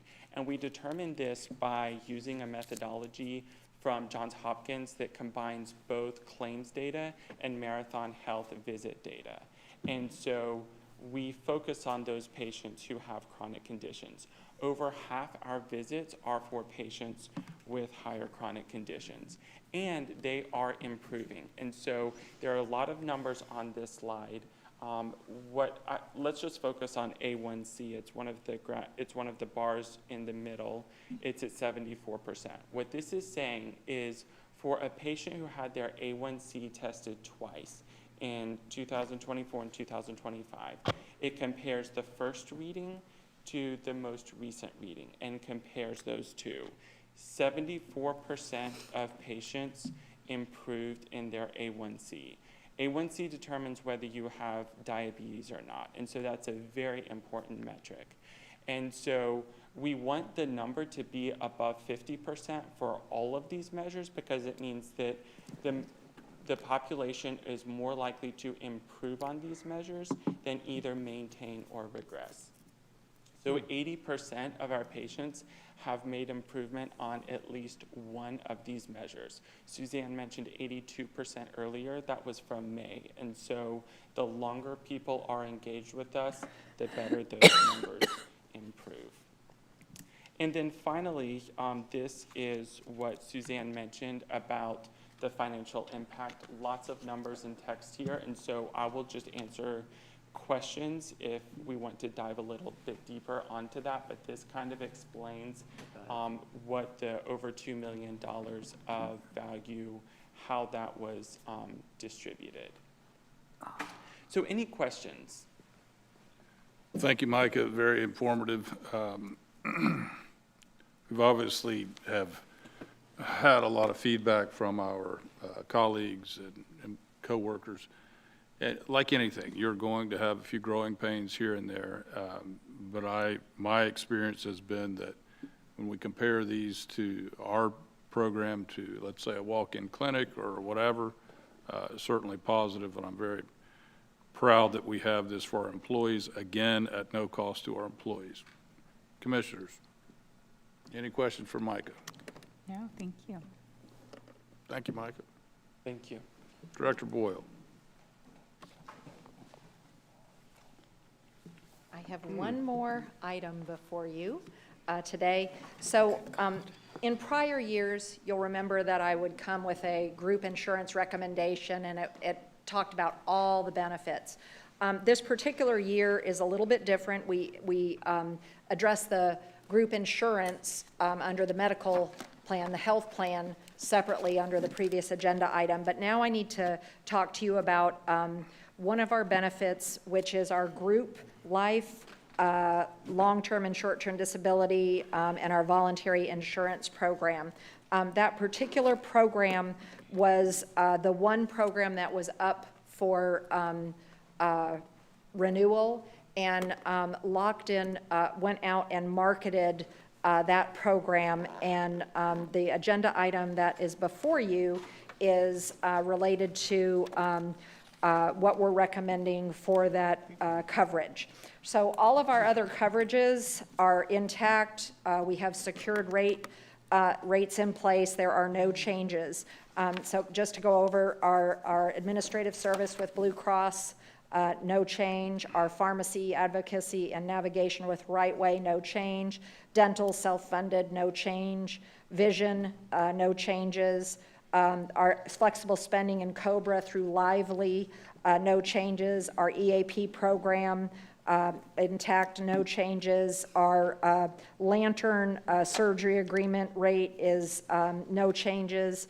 And then we come on to the coverages that we have through Mutual of Omaha for life and disability, and critical illness, accident, and hospital indemnity, which is called our worksite benefits. Those are the ones that are before you. We've got identity theft, no changes, and legal plan coverage, no changes. So Lockton went out for RFP, and if you could pull up, Kim, the results, that's perfect. So under this, do I have my, yes. Okay.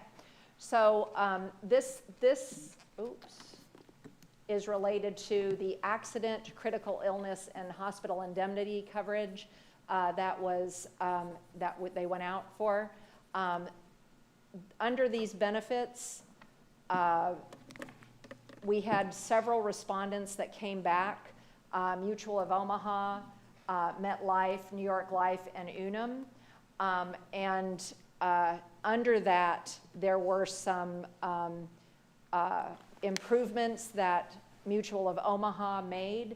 I want to tell you that we became aware earlier in, I guess it was last week, at the end of last week, that Mutual of Omaha had identified some enhancements to the accident program, but those enhancements were actually already in place. So this is updated information than what was included in the agenda item that was uploaded into Civic Plus.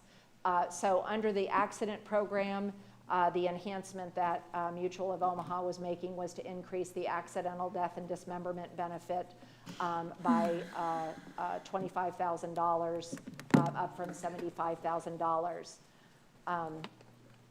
Critical illness, they are making these enhancements to the program from what it was today. So you'll see the current is in the left side of the columns, and they're making improvements in these other areas to enhance the benefit levels. They're doing that with no increase in premium. And then this is the pricing that came in. So Mutual of Omaha retained all of their rates, and they came in with pricing that exceeded that of MetLife and Unum. It looks like New York Life kind of met their rates there. And then under the hospital indemnity program, Mutual of Omaha is still a really strong benefit. A couple of the other providers had some stronger benefits, but overall, we weren't recommending those. Kim, did you have one more in the folder? That one right there.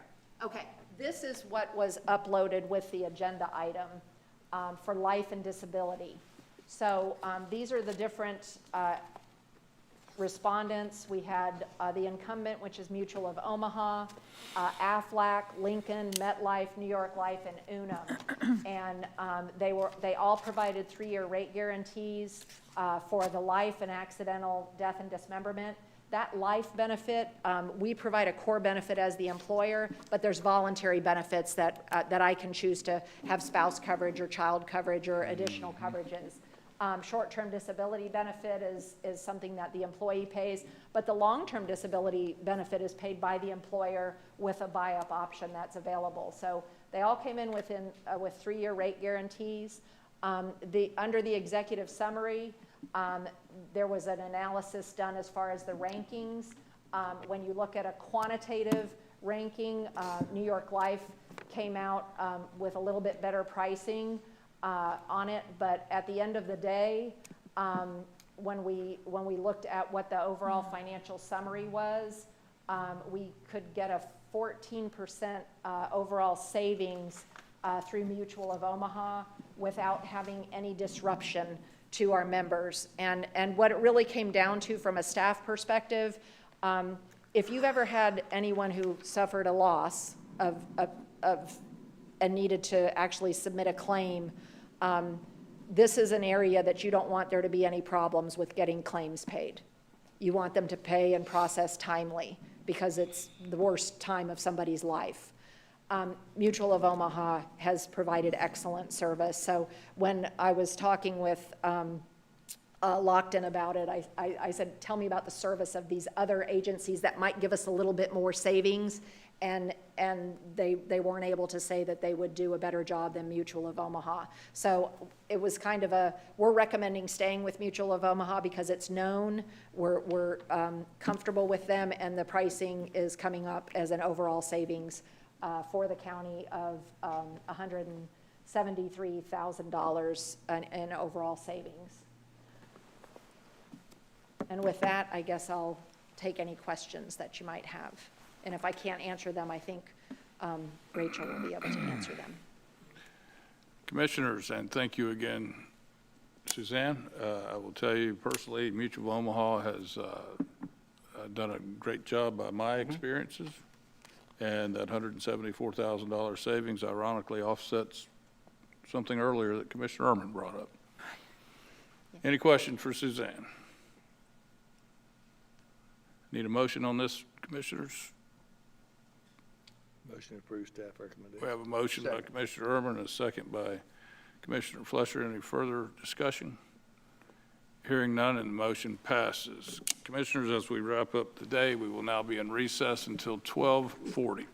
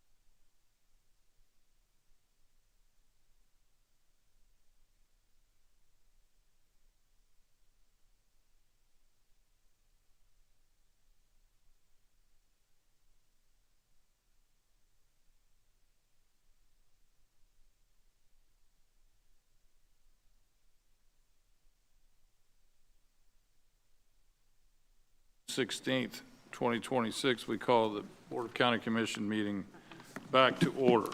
That brings us to item 14, County Attorney Matters. I see Mr. Chris Hicks. Good afternoon, sir. Good afternoon, Chairman. We are here for a consideration of a purchase of property under the ELAP program. This property that we're here for today is an Archie Carr property on A1A. It's in the Archie Carr Refuge. And we have had appraisals done, as all the information is included in the staff report. We've had the appraisals done. The purchase price that the parties have agreed to is $5.5 million. That is within the two appraisals. However, it is higher than the average, so it would require a vote of 4 of the 5 commissioners in order to approve it. There is an opportunity, no guarantees, but opportunity for some significant cost share based on its location and what the purchase does as far as taking land off the beach. This land goes from the beach side all the way to the river, and it is a small piece of land, but it is, according to people who are way smarter than I am in biology and diversity and all of the ecosystems, that they can tell you that it's a very important piece of land for that, and Ms. Swindell is here in case you have any questions about that. But that is the purchase price, again, is $5.5 million. It is estimated to be 5.58 to close, and that would be, once we go through all the due diligence and all those things. We are asking the board to consider this property, ask any questions you have, and approve us to go ahead and sign the contract and go through closing once all of the prerequisites to that are met during that period. Commissioners, I think each of us have had the opportunity to meet separately with our ELAP team. Any questions for Mr. Hicks? Mr. Chairman? Commissioner Ehrman. The ELAP, of course, vetted this, and they were, too concerned about, we're also concerned about the cost, but it's in such a unique location, right there next to the Archie Carr. It's part of the Archie Carr National Wildlife Refuge, and it does go into the lagoon. But the biggest thing, and I just talked to Wendy about it again, is this is probably available. This is probably one property that's truly available for money that is probably available, if that makes any sense. Makes sense to me.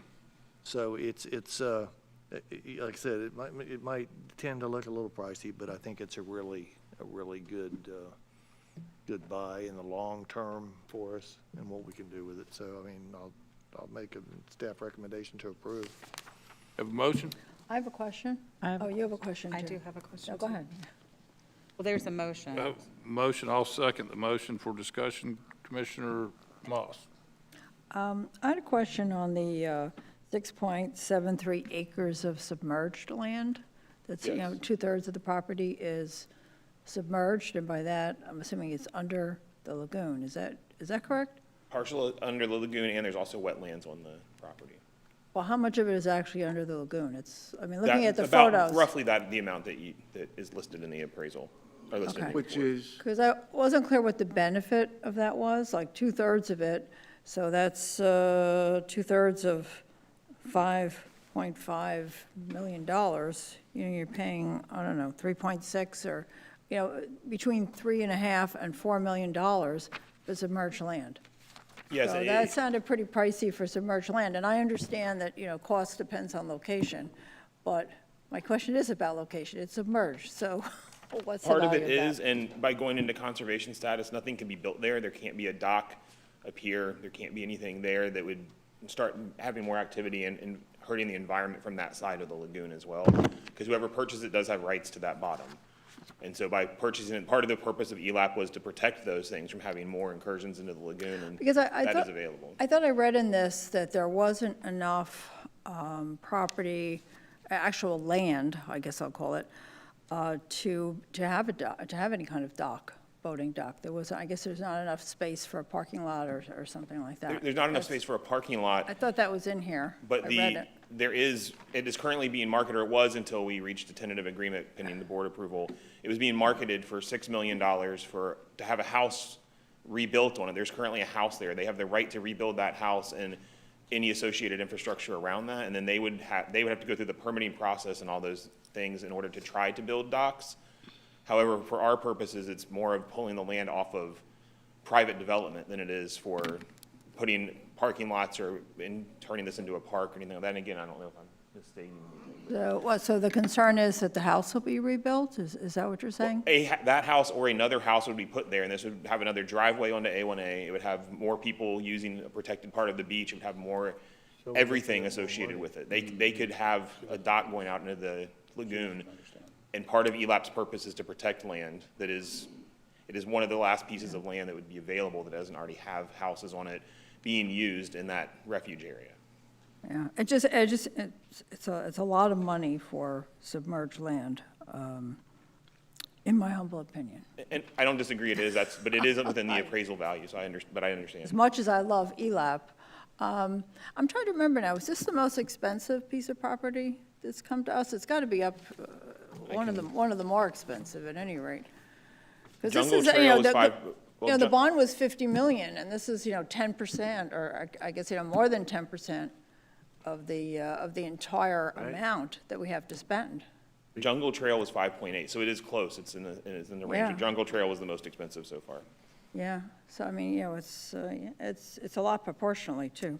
Anyway, I yield to Commissioner Adams. So there's a house on it? There is a house that is in So poor would we shape. be demoing the house? Right. I believe that would be the plan based upon the shape of the house. If there are pictures of the house in the appraisals and the ceilings falling down, there's ductwork. It hasn't been surveyed yet, so we're not sure whether there's any asbestos in the walls or in the ceilings. We don't know any of that. That would be part of the due diligence. So what's the cost of the demo for the house? We don't have a cost for the demo right now. That would be part of the due diligence, is having those investigations done. Okay, I have questions about the Deepwater Horizon dollars. Okay. Can you give me more information about that? And at what point will we know if we're going to get those dollars or not? Wendy Swindell, Assistant Director, Parks, Recreation, Conservation. The Conservation Fund approached us about a 50-50 match. At the time, I believe the price that they were looking at was $4.6 to $4.7 million. So it would be a 50-50 match for that. We don't have a commitment on a time frame just yet, but we've been coordinating with them closely. So I would imagine within the first 6 to 12 months, we would be looking at moving towards reimbursement for that. And then we also would like to apply for HMGP funding for taking that house off of the beach. Basically, you get hazard mitigation funding for removing that threat, and that can be also up to a 75% reimbursement. How confident are we on the Deepwater Horizon dollars, since They that was like approached us- the other side of the state? They approached us from the very beginning, and they seem very confident. And they've negotiated this successfully, some parcels in Brevard County already for the Archie Carr portion that's in Brevard County. Okay, because I mean, I don't disagree with Commissioner Moss. It's a large monetary amount for property that's largely submerged with a house that we would have to demo and take out, which is an additional cost. So, but you are As more confident than as we can. 50% confident that we are going to get, I mean, I won't hold you to it. I know you can't say that, but, I feel very strongly that that is going to come to fruition. okay, and that's 50% cost For split? the Conservation Fund and then the HMGP funding, we have to get it on the LMS, but that's a 75% reimbursement. So even if we got a portion of that, which we feel pretty confident, we would be ranked well for that as well. Okay, so it sounds, even though we're looking at, what, 5 million, 5.5, with the reimbursement from the Deepwater Horizon potential, we're looking more at 2.7. I would say that would be a more realistic final price on the property. I mean, the only caveat being, I don't know the duration for how long until the actual money comes back in, but the grant agreement certainly would be moving along fairly quickly, is my reassurance from the Conservation Fund. And then those reimbursement dollars would go back into the ELAP pot to be Yes. used? Okay. Exactly how when the original bond came out and it was leveraged from 75 million to 138 million, the same precedent. Basically, that money goes back in towards additional acquisition or restoration enhancement. Okay. I mean, originally I was very leery, but If that's what the conversations have been and have been at ELAP, then I'm more comfortable being supportive. Thank you. Thank you. And this is a Tier 1 property. Yes. We have a motion, we have a second. Commissioner Fletcher for discussion. I appreciate the excitement for additional funding. I don't know if it reduces my fear of the albatross. And that's what I have. The same reservation that they had at the ELAP about the value to the citizen. It's been pointed out a couple of times already. We're talking about submerged property and a debilitated building. When we've done conservation projects in the past and made commitment, it's been brought up many times, what will we have to put into it? It's not the value of the take, the acceptance. It's how do we deliver benefit to the citizens? It's their dollars. And while the citizens approved the bond, they expect us to be good stewards and proper judgment being applied to ensure that their intentions are met with the intentions of others and with the county. Quite frankly, I don't see it with the amount of submerged property that is there. It is rather large, unless we're looking at to protect the seagrass. It's underwater. One last comparison, though, would be Lost Tree Island. Actually, a large percentage of that acquisition was submerged property that the county does own, and we have the ability to control the activities in that area, like Chris was mentioning. And how much was put into Lost Tree Island? I don't remember the purchase price off the top of my head. I'd have to look that up. No, how much labor? How much?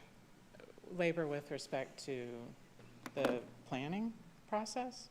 Because we have the ability to do shoreline restoration projects and all of that without the burden of having to do sovereign submerged leases, because the county actually owns that property. And like Chris said, that person that buys that lot has the ability, it's a regulation that based on the linear footage of their shoreline, they're allowed to build a dock. So that does remove that potential additional impact to the lagoon.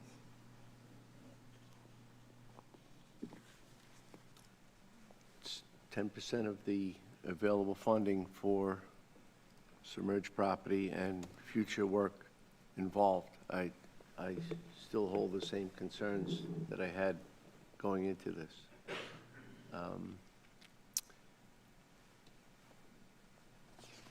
Thank you.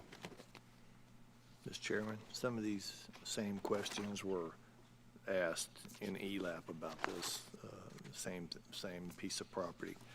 And yes, while it is submerged, it does allow us to do some things. And remember, it's right on the point of Pelican Island. So I mean, observatory, whatever you want to make out of it, you could put over that in that submerged area, because it's in a vital area by Archie Carr on one side, Pelican Island surrounded on the other side, and you got the beach, and this Archie Carr beach area, including this property, is one of the top sea turtle nesting areas in the state, if not the world, when it comes to sea turtle nesting. I too had concerns, but I've spoken with Wendy about it, and we talked about it in ELAP. Seems to be, there seems to be money available for this, such as Commissioner Adams asked earlier. There seems to be money available. I think it is a different touch. Yeah, part of it's underwater, but you could also look at that being a benefit in some cases. You can't physically walk on it. You could swim on it. You could wade in it, but it is underwater. So. I appreciate that, Commissioner Erman, and I appreciate Commissioner Erman's longstanding representative of ELAP for this body. And I also appreciate our expert staff members, to include Wendy, Chris, and Beth, and others. We have a motion, we have a second on the floor. And just a reminder, Chairman, that this would have to be a vote by 4 of the 5 members. I'm aware.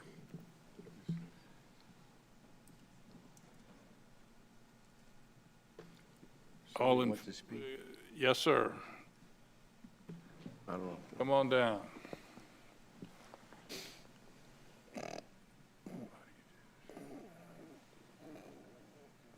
Good afternoon, name and address for the record. Sure.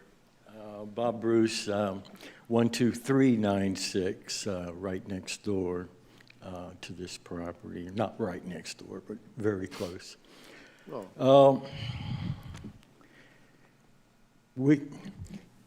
Janine is the realtor sitting back there. She's representing the owner. I worked on this a long time. My understanding was that we had a firm commitment from the Conservation Fund. I really think this is kind of premature until you get that commitment. It's just business sense. There's no incentive for the Conservation Fund. Once the county buys it, there's no incentive for them to put money into this.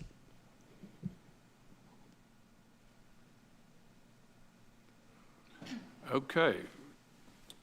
Good afternoon, The money Beth. that was set aside for the Deepwater Horizon Fund is $4 million solely Correct. for the That's what I've been refuge, so they told all can't spend along. it anywhere else. So it's There not was like the $4 million Conservation Fund would be coming taking in. this money and If you spending could just it let elsewhere. Wendy talk, because I can't hear both of you at the same time. No, I was saying that the money that's been set aside that the Conservation Fund is talking about was set aside $4 million specifically for Archie Carr because it's part of Deepwater Horizon, so it's BP oil spill money to fix the refuge.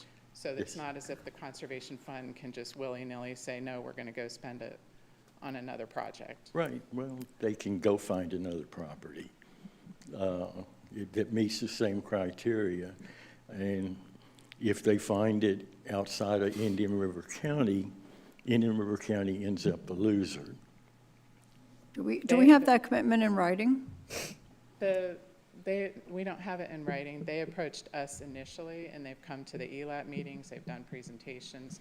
They're waiting on the bureaucracy of the federal government, really. They're not waiting on any other technical thing. It's simply, they need to get the documentation from the federal government in order to move forward with the project. So I have not heard anything but positive feedback from them. They've come to multiple meetings. They've expressed that they're committed to this project. They actually made offers to the landowner, and Ms. Kenworthy can probably comment on this, but their appraisals just weren't exactly fitting with what they needed to do, so they had to regroup. But now with the county's additional interest in the property, they're able to move forward. Yeah, but we don't have anything, we don't have any kind of written commitment Well, from they them. can't really make a commitment until they have a commitment from the federal government, is what basically this, it's a stair-step process that goes on. And who the owner is. They can't cost share without having us own the property. No, I understand that, but there can be a written commitment that if you buy it, we're partners. I don't know that they are able, in a position to really do that, like I said, until they have the commitment from the federal government, their agreement, because it's, like I said, it's one depends on the other, but I've gotten no feedback from them at all that there's any issue with any of this. It's simply a matter of things have been moving more slowly because funding has been shifting around in all federal departments right now, so this is just, they're kind of the victim of a lot of bureaucracy at the moment. So, well, when would they know? What's the timeline? I was told by Rebecca a few months back that they expected within the next 6 months to have all of this hammered out. Okay, because Rebecca Perry is the. at $5.5 million, I don't want it. At half that price, that sounds a lot more reasonable. So maybe we should be delaying this. I'm here to 6 help with months. any answers on the technical part of it. Chris would have to speak to the, If the board can decide whether to purchase it, not purchase it, ask to extend we have a letter of intent signed. And I can't speak for the owner, whether they would be willing to extend that or not. If they are, we can negotiate with them and see if they are. It's purely up to the board how you wish to go from here. We can do any of those things. I just can't speak for the So owner, whether they would extend their contract. So extending the letter of intent would be, you could do that for 6 months? Is that how that would work? If Or the longer period owner of is time? willing to extend it, or they could say no, and then they could put it back on the market and attempt to sell Mm-hmm. it that way. We don't have I don't know that they would even be able to answer that today, because I don't think the owners are here, the representative is. That would be a possibility, yes. and the only other, relative to the Conservation Fund, I could reach out to them and find out if they've had a similar circumstance where they could provide some assurance. I don't know what form that would be, but we could also include that in any kind of, Yeah, 'cause, I mean, at $5.5 million, I don't feel that we're being good stewards of the taxpayer money. I just don't. I'm uncomfortable with that. understood.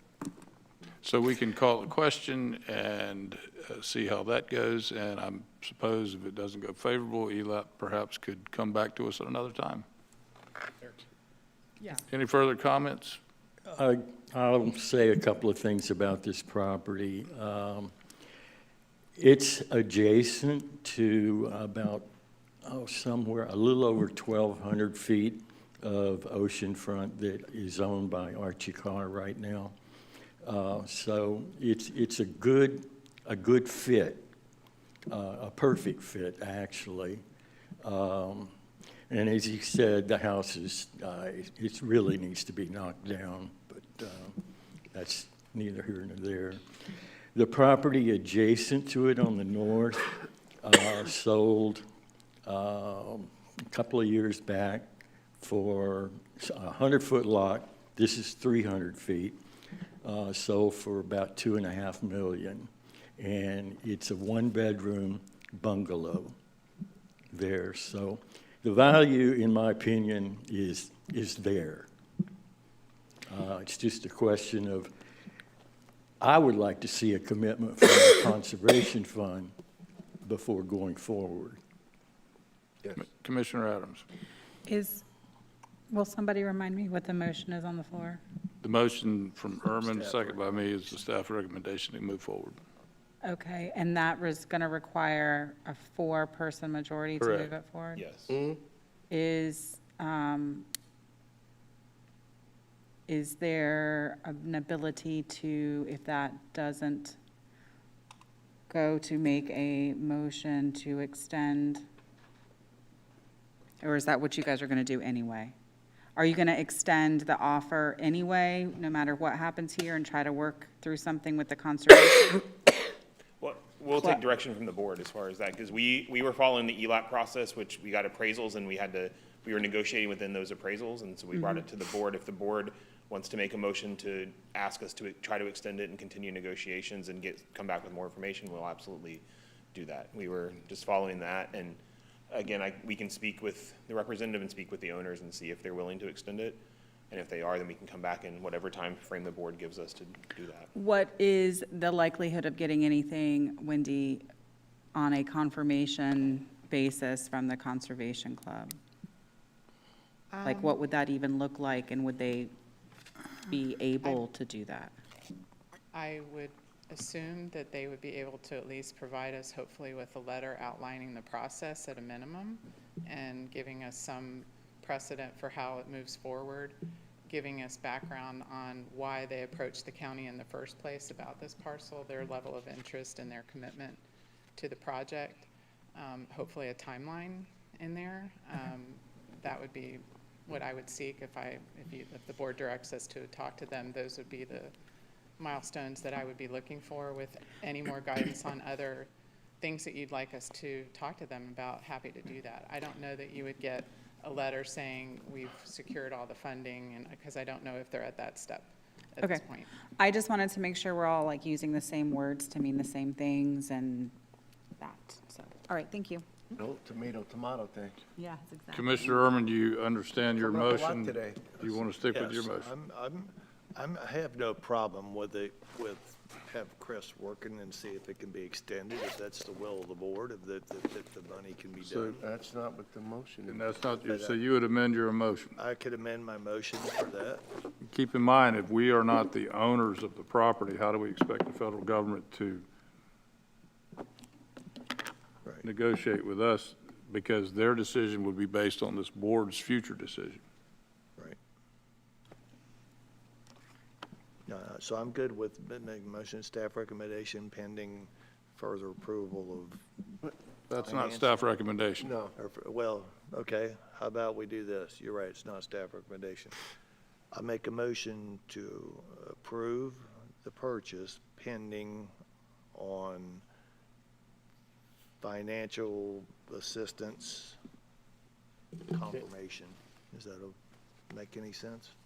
No, According to the attorney, that's not doable. correct. And to work with the owner of Realtor to see if possible. I'm hearing from this end discussion about some type of correspondence, quasi-agreement with the federal government, is what I'm hearing over here. Look, if Commissioner Adams can make a better motion than I did. I I'm was all just for it. trying to clarify if it needs 4 votes, Right, and I'm hearing there might not be 4 votes. I understand. What's the alternative other than just, I mean, we would need to provide some direction.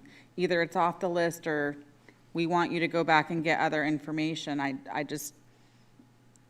I'm fine voting it up and down and seeing what happens and then going from there, but I was just trying to seek clarification on what a next step was. Okay, well. If what I'm hearing is there's commissioners that want more concrete Right. evidence that the money, there was some meeting of the minds that we would actually be getting it. Right, understand that this was all discussed, it was discussed, ELAP, Wendy and Beth, I know have been working on it with regards to, to secure financing, because that's the mode that the whole ELAP is in right now. We've done some purchases, we've got another purchase we're looking at today. The direction they were given was to kind of reel back a little bit on purchasing new stuff in order to get financing for some of the lands we purchased, because as you all know, you don't get money unless you own it. In most, if all, not all the cases, you don't get any grant money back until you own the property. If y'all are uncomfortable with this, I'm okay with making a motion to say, let's delay this purchase at this time until we can get clarification on confirmation from funding. And Or one tell option, me the no. the board could approve the contract, because this isn't approving the purchase, we still have due diligence and other periods. Approve the contract, the current contract that was proposed has a 90-day due diligence period, and if the board wishes to review this and to ask, see if the owners would agree to extending that period, and you could come back and, before the due diligence period is over, review all of the things you have and make a final decision at that point where it couldn't be closed, we'd have a contract, again, if they would agree to, we have a tentative contract that they agreed to, but we could extend the due diligence period for, say, 7 months, so you have your entire 6-month period. Have it back before the board at that time to review any new information, including all of the reports that would go along with due diligence. And you would still have an opportunity at that time to either decide to move forward or not move forward. Even if they don't want to extend the due Well, diligence if they don't wish to, period? then we can't force them to extend We the can't force contract. their hand. Correct. So then we run the risk of somebody else wanting this submerged piece of property that has no benefit to the turtles. Right. Correct. If we chose to make a counteroffer essentially and say we would like more time, they don't have to move forward with it. They could back out. Mr. Chair, Yes. another option would be to have Commissioner Ehrman withdraw his motion, and Just thinking that. I'm if gonna if withdraw that's my- agreeable to the person who made the second, and make a new motion to direct staff to request that the property owner extend the letter of intent, the letter of agreement, letter of intent, right? For an additional 6 months, and direct staff to work with the Conservation Fund to get a commitment in writing as to the level of their funding and to bring that back to the board with a proposed contract if those conditions can be met. What she said is what my motion was. Does the clerk have? That was pretty crafty. I like that. I like, you know, this guy's got a gift. Madam Clerk has the motion. You. You have the What she motion. said. We have the Not a real motion estate person. to move this along. Commissioner Erman as a motion, like he just said. I will second that. Any further discussion? Yes. Did not counselors say that that was not possible? No. I said it was completely up to them. They could say, no, they don't want us to extend it. Right, if they don't want to extend it. But Right, we can't force them to extend it.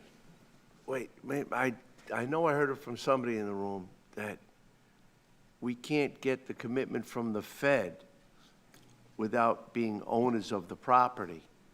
And since we're not owners of the property until the deed is done, I don't think that that was what was said. I think what was said was, we are not going to get a firm commitment, without, period, because it's the federal government, and they don't give you a commitment on anything until whatever House of Congress is in for that day, and if they decide to do any work.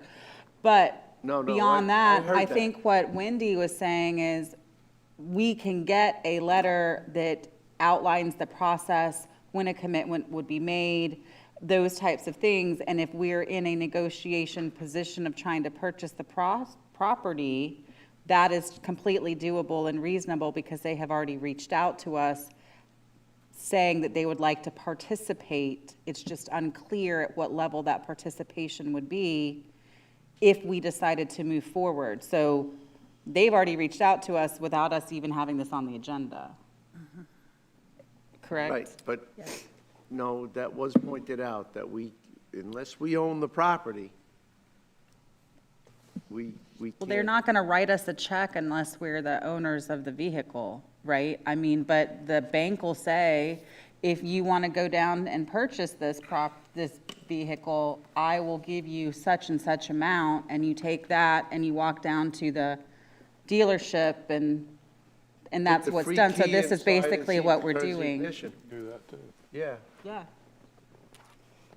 Okay. So okay. we have a motion by Commissioner Erman. I second it. All in favor? Aye. Motion carries 5-0. And You didn't ask opposed. any opposed? Yes. Okay, we have a 4-1, and we will see you at a later date. Next item. Good afternoon again, Christian. Good afternoon, sir. And this property is another ELAT property, as we discussed. This one, if you recall, came before the board to cancel the contract a few months ago because of some title issues. And due to some serious work on an attorney on behalf of the owners and a surveyor, they've been able to secure title insurance and secure a commitment to that. And so we are bringing back the exact same contract that was previously approved. It was known as the Luther parcel. And there are two parcels, actually, and we are bringing the same contract back asking for approval again based upon, it is a Tier 1 property. It was approved previously and only didn't finalize because of the title issue, which has now been solved. That purchase price is $1.5 million, and this would close within the next 45 days. So for clarification, this is something that we've already discussed. We were all fine with it, except they couldn't get title insurance because there was some weird thing happening, and now that's been cleared up. And here it is again back before us. Correct. Yes, ma'am. Move approval. Second. We have a motion, and we have a very quick second by Vice Chair Moss, and a third by Commissioner Erman. You can tell it's getting late. Any further discussion? Hearing none, those in favor? Aye. Aye. Any opposed? Motion carries. Thanks for asking. Thank you. My pleasure. Thank you, Mr. Hicks. Have a wonderful afternoon. Oh, boy. That brings us now to 16B, Solid Waste Disposal District. annual SWID preliminary rate resolution. Mr. Chair, Yes, I'm going to kick this one off, if that's okay with you. okay, kick it off. All right. This is, every year, the board adopts its solid waste special assessments, and last year, they added the collection special assessment, and we've annually had a disposal special assessment.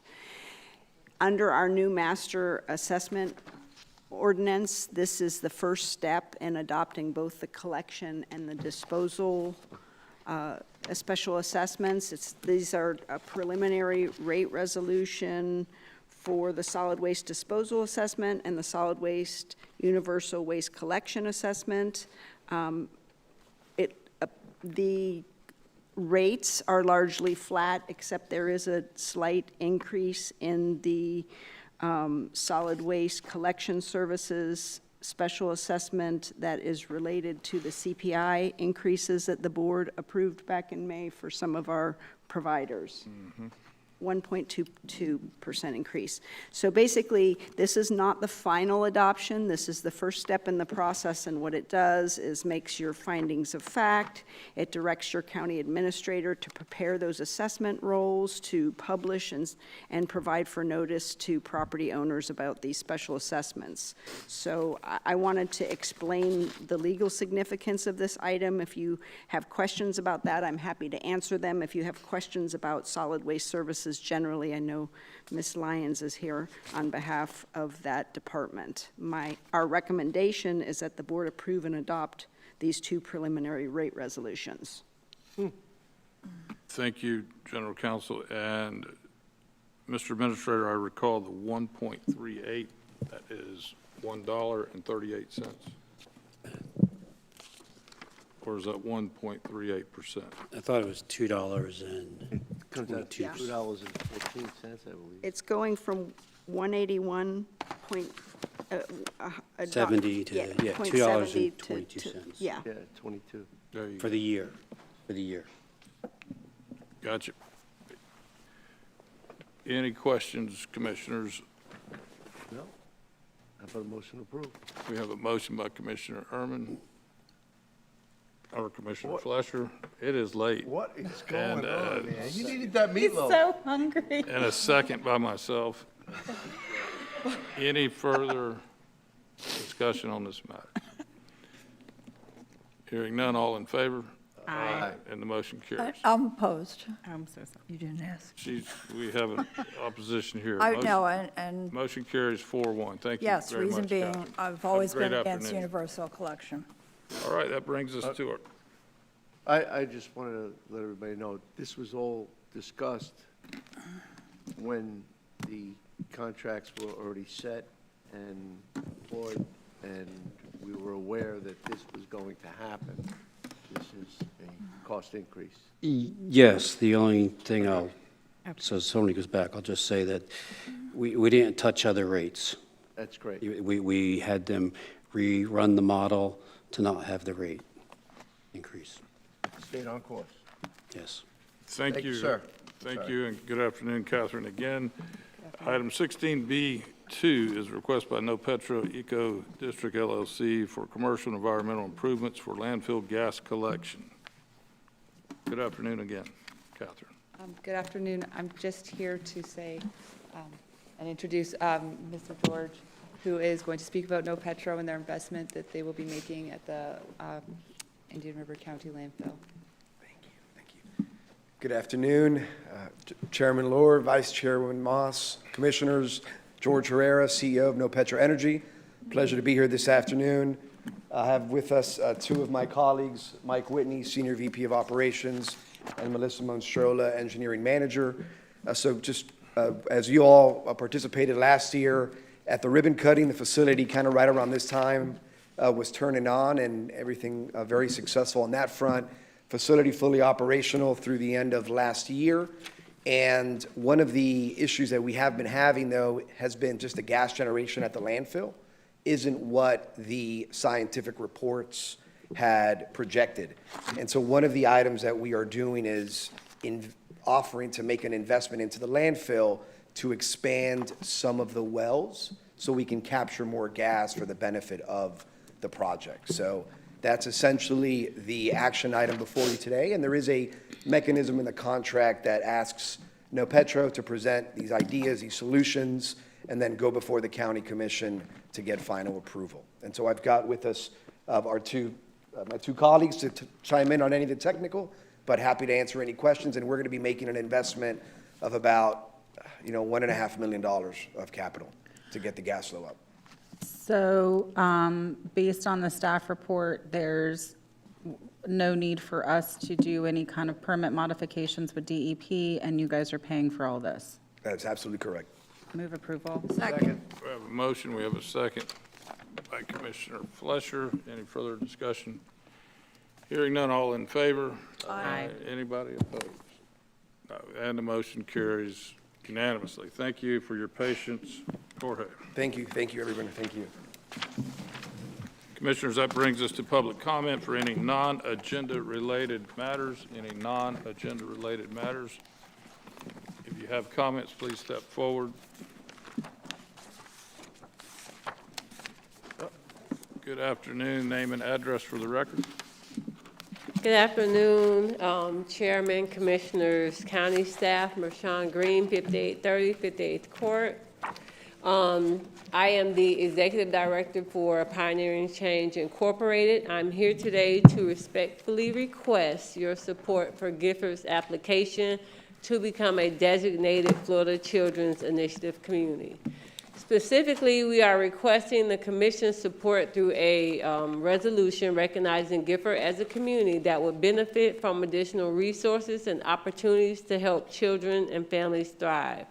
Your support will demonstrate Indian River County's commitment to investing in the future of Gifford's children and families and ensuring that every child has the opportunity to reach their full potential. I would also like to note that there is no financial commitment required from the county. We are simply requesting a resolution of support. Our application must be submitted to the state of Florida by June 30th, so in 2 weeks. The Florida Children's Initiative was established by Florida legislature in 2008 under section 409.147.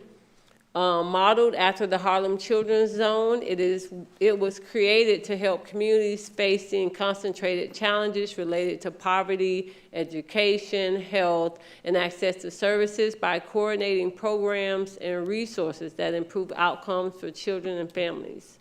Over the past several months, residents, educators, service providers, faith leaders, nonprofit organizations, and community stakeholders have participated in comprehensive planning processes focused on the future of Gifford. Through 6 community workshops, participants identified community strengths, challenges, priorities, and opportunities, resulting in a community strategic plan that reflects the voices, experiences, and vision of those who live and work in Gifford. This effort has been truly community-driven. More than 45 organizations participated in the planning process, and over 30 organizations have submitted letters of support for both the initiative and the strategic plan. Some of these organizations include the School District of Indian River County, Gifford Youth Achievement Center, Indian River County Sheriff's Office, the Learning Alliance, Treasure Coast Community Health, Healthy Families of Indian River, the Indian River County Pastors Association, Indian River County NAACP, the American Association of University Women, Crossover Mission, United Against Poverty, Thrive, Indian River County Department of Health, Safe Families, Treasure Coast Girls Coalition, and many more. These organizations represent education, healthcare, youth development, public safety, workforce development, faith communities, and family support services. Their participation demonstrates that this is not the vision of a single organization. It is a collective commitment to improving outcomes for children and families in Gifford. The strategic plan focuses on 8 areas which were established by the Florida State statute, and they are early development and care of children, education of children and youth support, parent and guardian support, adult education, training and jobs, health and wellness, community safety, and housing and community development. These priorities provide a framework for addressing the root cause of challenges facing our community while building upon its many strengths. The Florida Children's Initiative designation will help Gifford strengthen partnerships, attract additional resources, improve coordination among service providers, and develop innovative solutions that support children and families. Most importantly, it will help ensure the children receive the services and support they need regardless of the circumstances their parents or guardians may be facing. So it's not something like, it's not a program that reinvents the wheel, but what it does, it serves as a convener. It brings all the service providers together to ensure that it's streamlining the Gifford area and we're maximizing potential with those organizations that we work with. And on behalf of the residents, organizations, and stakeholders who contributed to this effort, we thank you for your time, your leadership, and your continued commitment to our community. And we ask respectfully for you to support this initiative by submitting a resolution for our Gifford application. And also, I'm here if you have any questions today or in the future. Thank you. Thank you very much. So, Commissioners, before us, we are being asked for a resolution, I understand, to support this initiative without any dollars or organization. Is that what I'm hearing?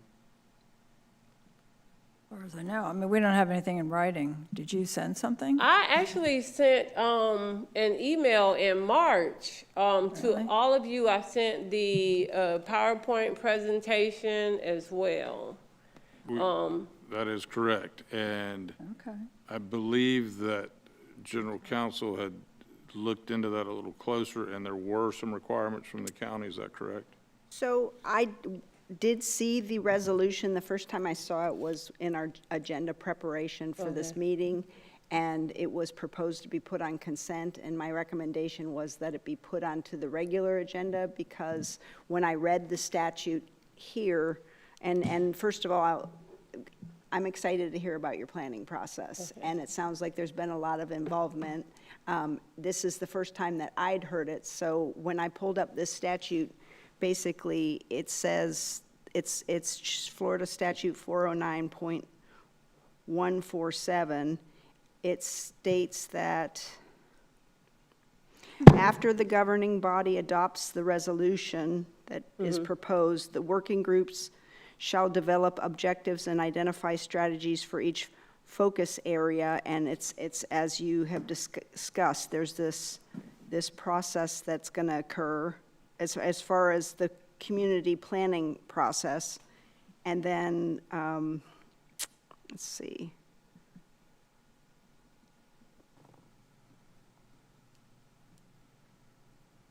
After that planning, so basically, the way that I read this, the board appoints this planning group, or the county appoints this planning group. And it sounds like the planning group exists.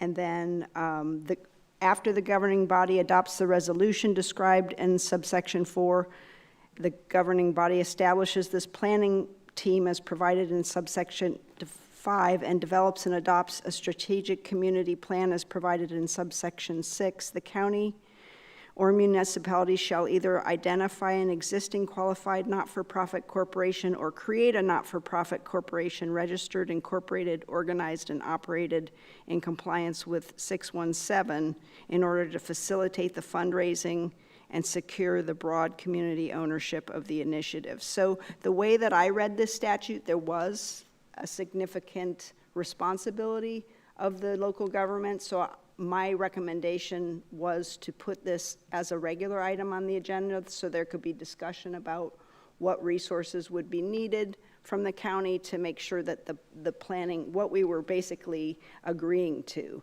And I was not aware that you had a deadline. Yeah, so there's two tracks to getting designated in Florida. So for the Florida Children's Initiative, either it is, if it is a county sponsor or municipality sponsor, which is what you read, or if a nonprofit sponsors and gets the planning grant, which is what we did. We went the nonprofit route. which is why I did provide the City of Pompano Beaches resolution, I think, because it was a nonprofit who actually applied for the planning grant, did the community engagement, and will actually be the convener for it. So there's two routes, like City of Sulphur Springs has a nonprofit that actually is the one who got the planning grant and then got the designation, as does the Anderson community, I think it is. And then Goldsboro also did nonprofit route sponsoring. So if it were you all that were actually doing the convening and everything, then it would be your responsibility. But since we did it as the nonprofit route, then it would be our responsibility. And it could very well be that the process that is actually in place in the state is what you described, but the resolution that I read identified this statute, and in this statute, it looks like it's the county's responsibility to take these actions. So because I didn't understand there was a deadline, we had set up a working group internally early next week to discuss what is this, how would it work with our community development, children's services department, how, what is our role in it, so we can learn more about. And I'm sorry, because it sounds like you've had a very comprehensive community planning process, and this was just the first that I'd seen it, and I wanted the board to make. And your children's services department did attend. Okay. Yeah, I want to say 2 of the workshops. Would it be better if I had the person who actually, from the state, who came down to visit, we showed her Gifford and everything, she met with our planning committee, have set up a meeting for a conversation with her to understand the process? I do. It doesn't help right now because you have a deadline of June 30th, and this is our last meeting in June. Yeah. So I'm not quite sure how the board wants to proceed at this point. I mean, Next week. you know, I understand that.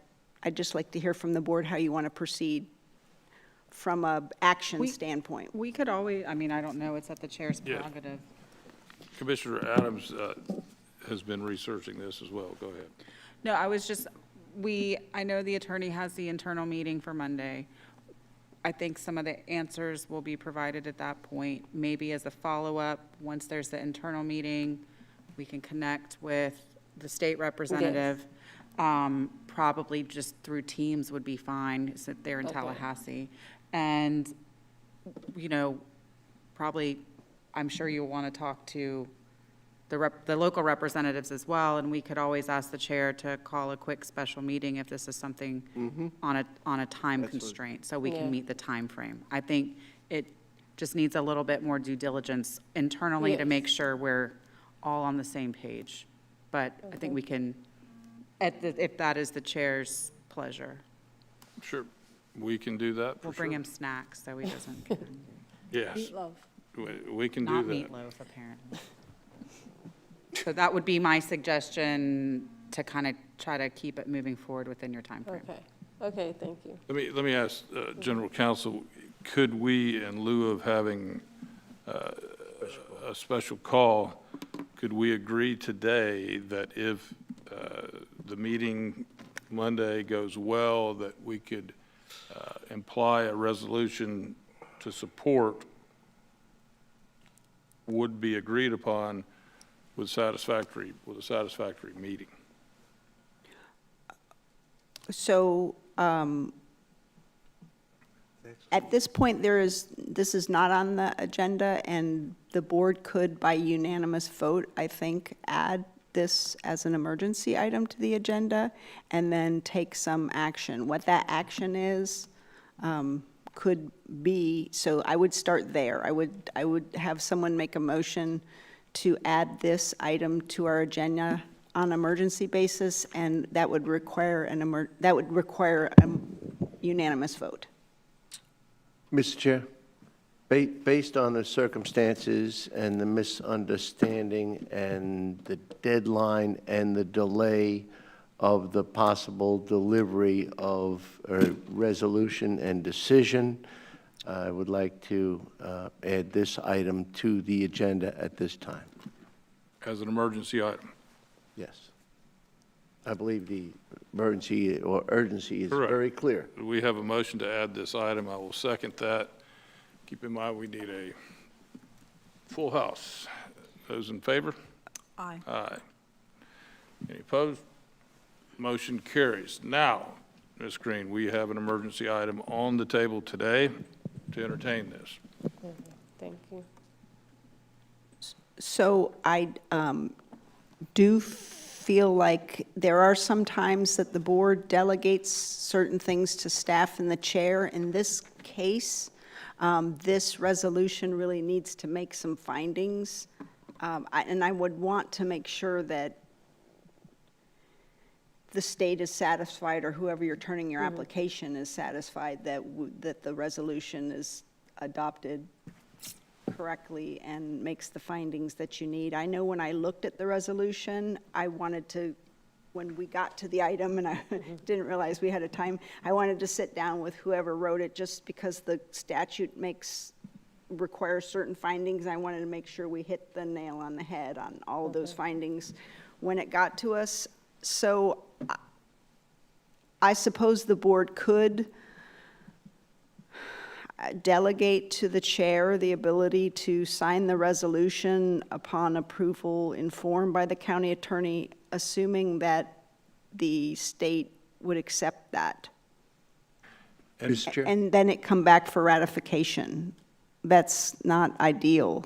I mean, yes, go ahead. Yeah, I'd rather just have a special call meeting. I don't know why we're Okay, getting and crazy. yes, and that's, and Just because then we're all sitting down with the same information in front of I us, agree that that's, decide, and it's not on you. I agree, I think that's That's taking ideal. our responsibility, just have a People are out special of call. town. But, Mr. Chair, I believe that a special call meeting is a rather great idea. Unfortunately, there are many people here that knew that June there would be no meeting, and you might find it difficult to get this board all in one chamber. So with that, I would like to make a motion to direct General Counsel to review this process to ensure that there are no unknown constraints and obligations for the resolution in support of the program, and then in return make a recommendation to the chairman to sign off on the decision as appropriate. As a resolution. We have a motion. We have a second by Commissioner Ehrman for discussion. Yeah. One thing I would add is that, again, we focus on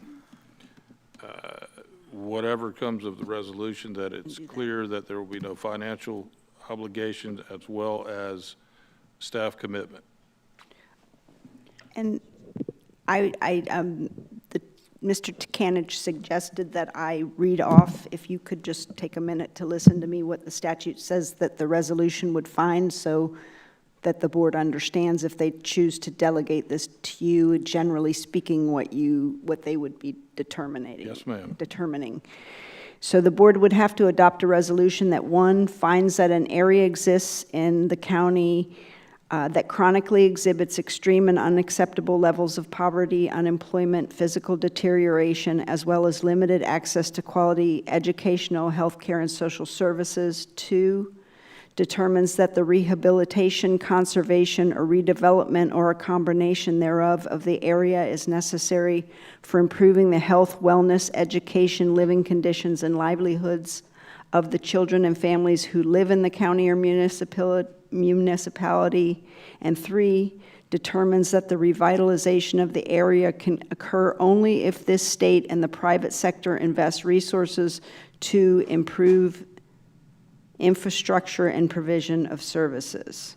So I just wanted to state that on the record so that the board has that understanding if they choose to vote for this motion. Okay, we have a motion, we have a second. Is there any conflict with Children's Service Advisory Council? Administrators indicating no.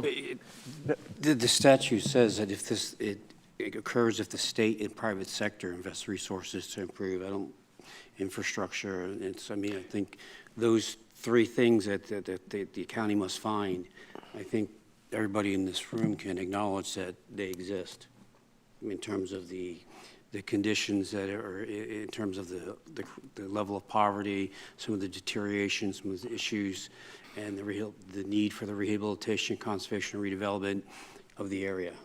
I mean, it's, Alice State is going to show this. I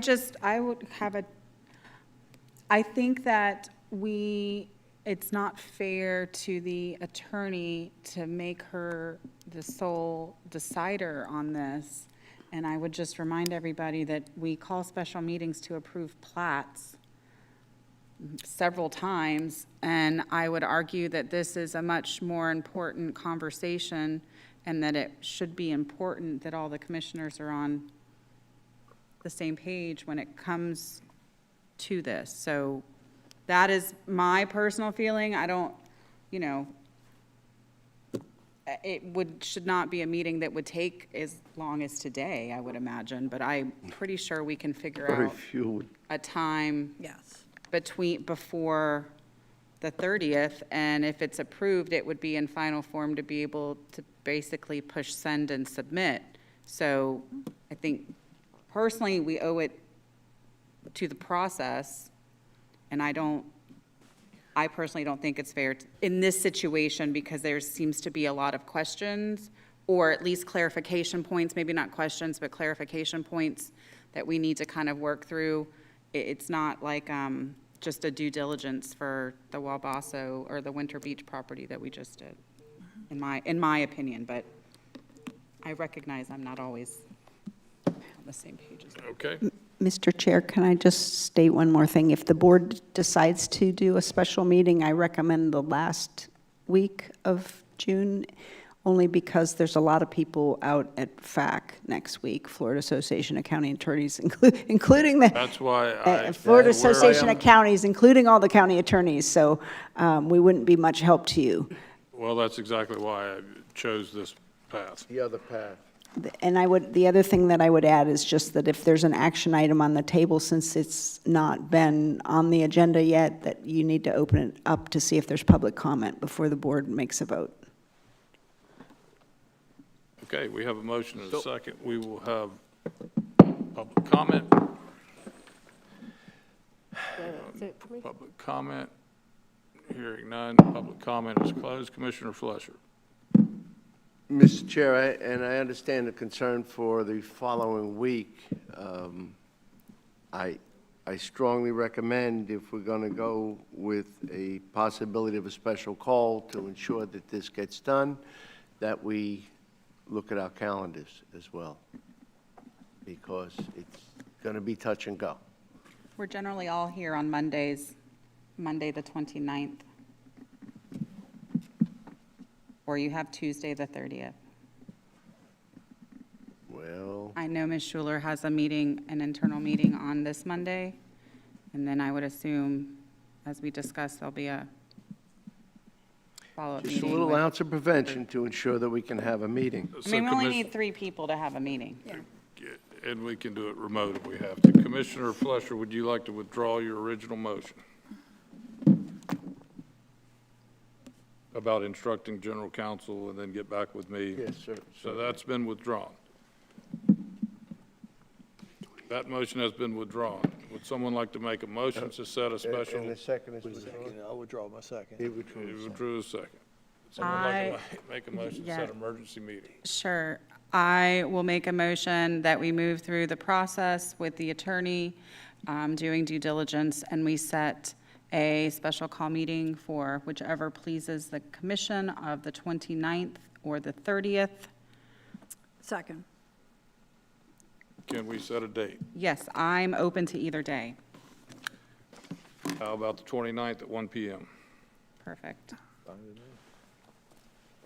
If she'd like to modify her motion for Monday, the 29th I at will 1. be happy to do that. And I will second that. Any further discussion? Hearing none, and the motion carries. Thank you. All in favor? Aye. Hearing none and seeing none further, You sure? this meeting is adjourned.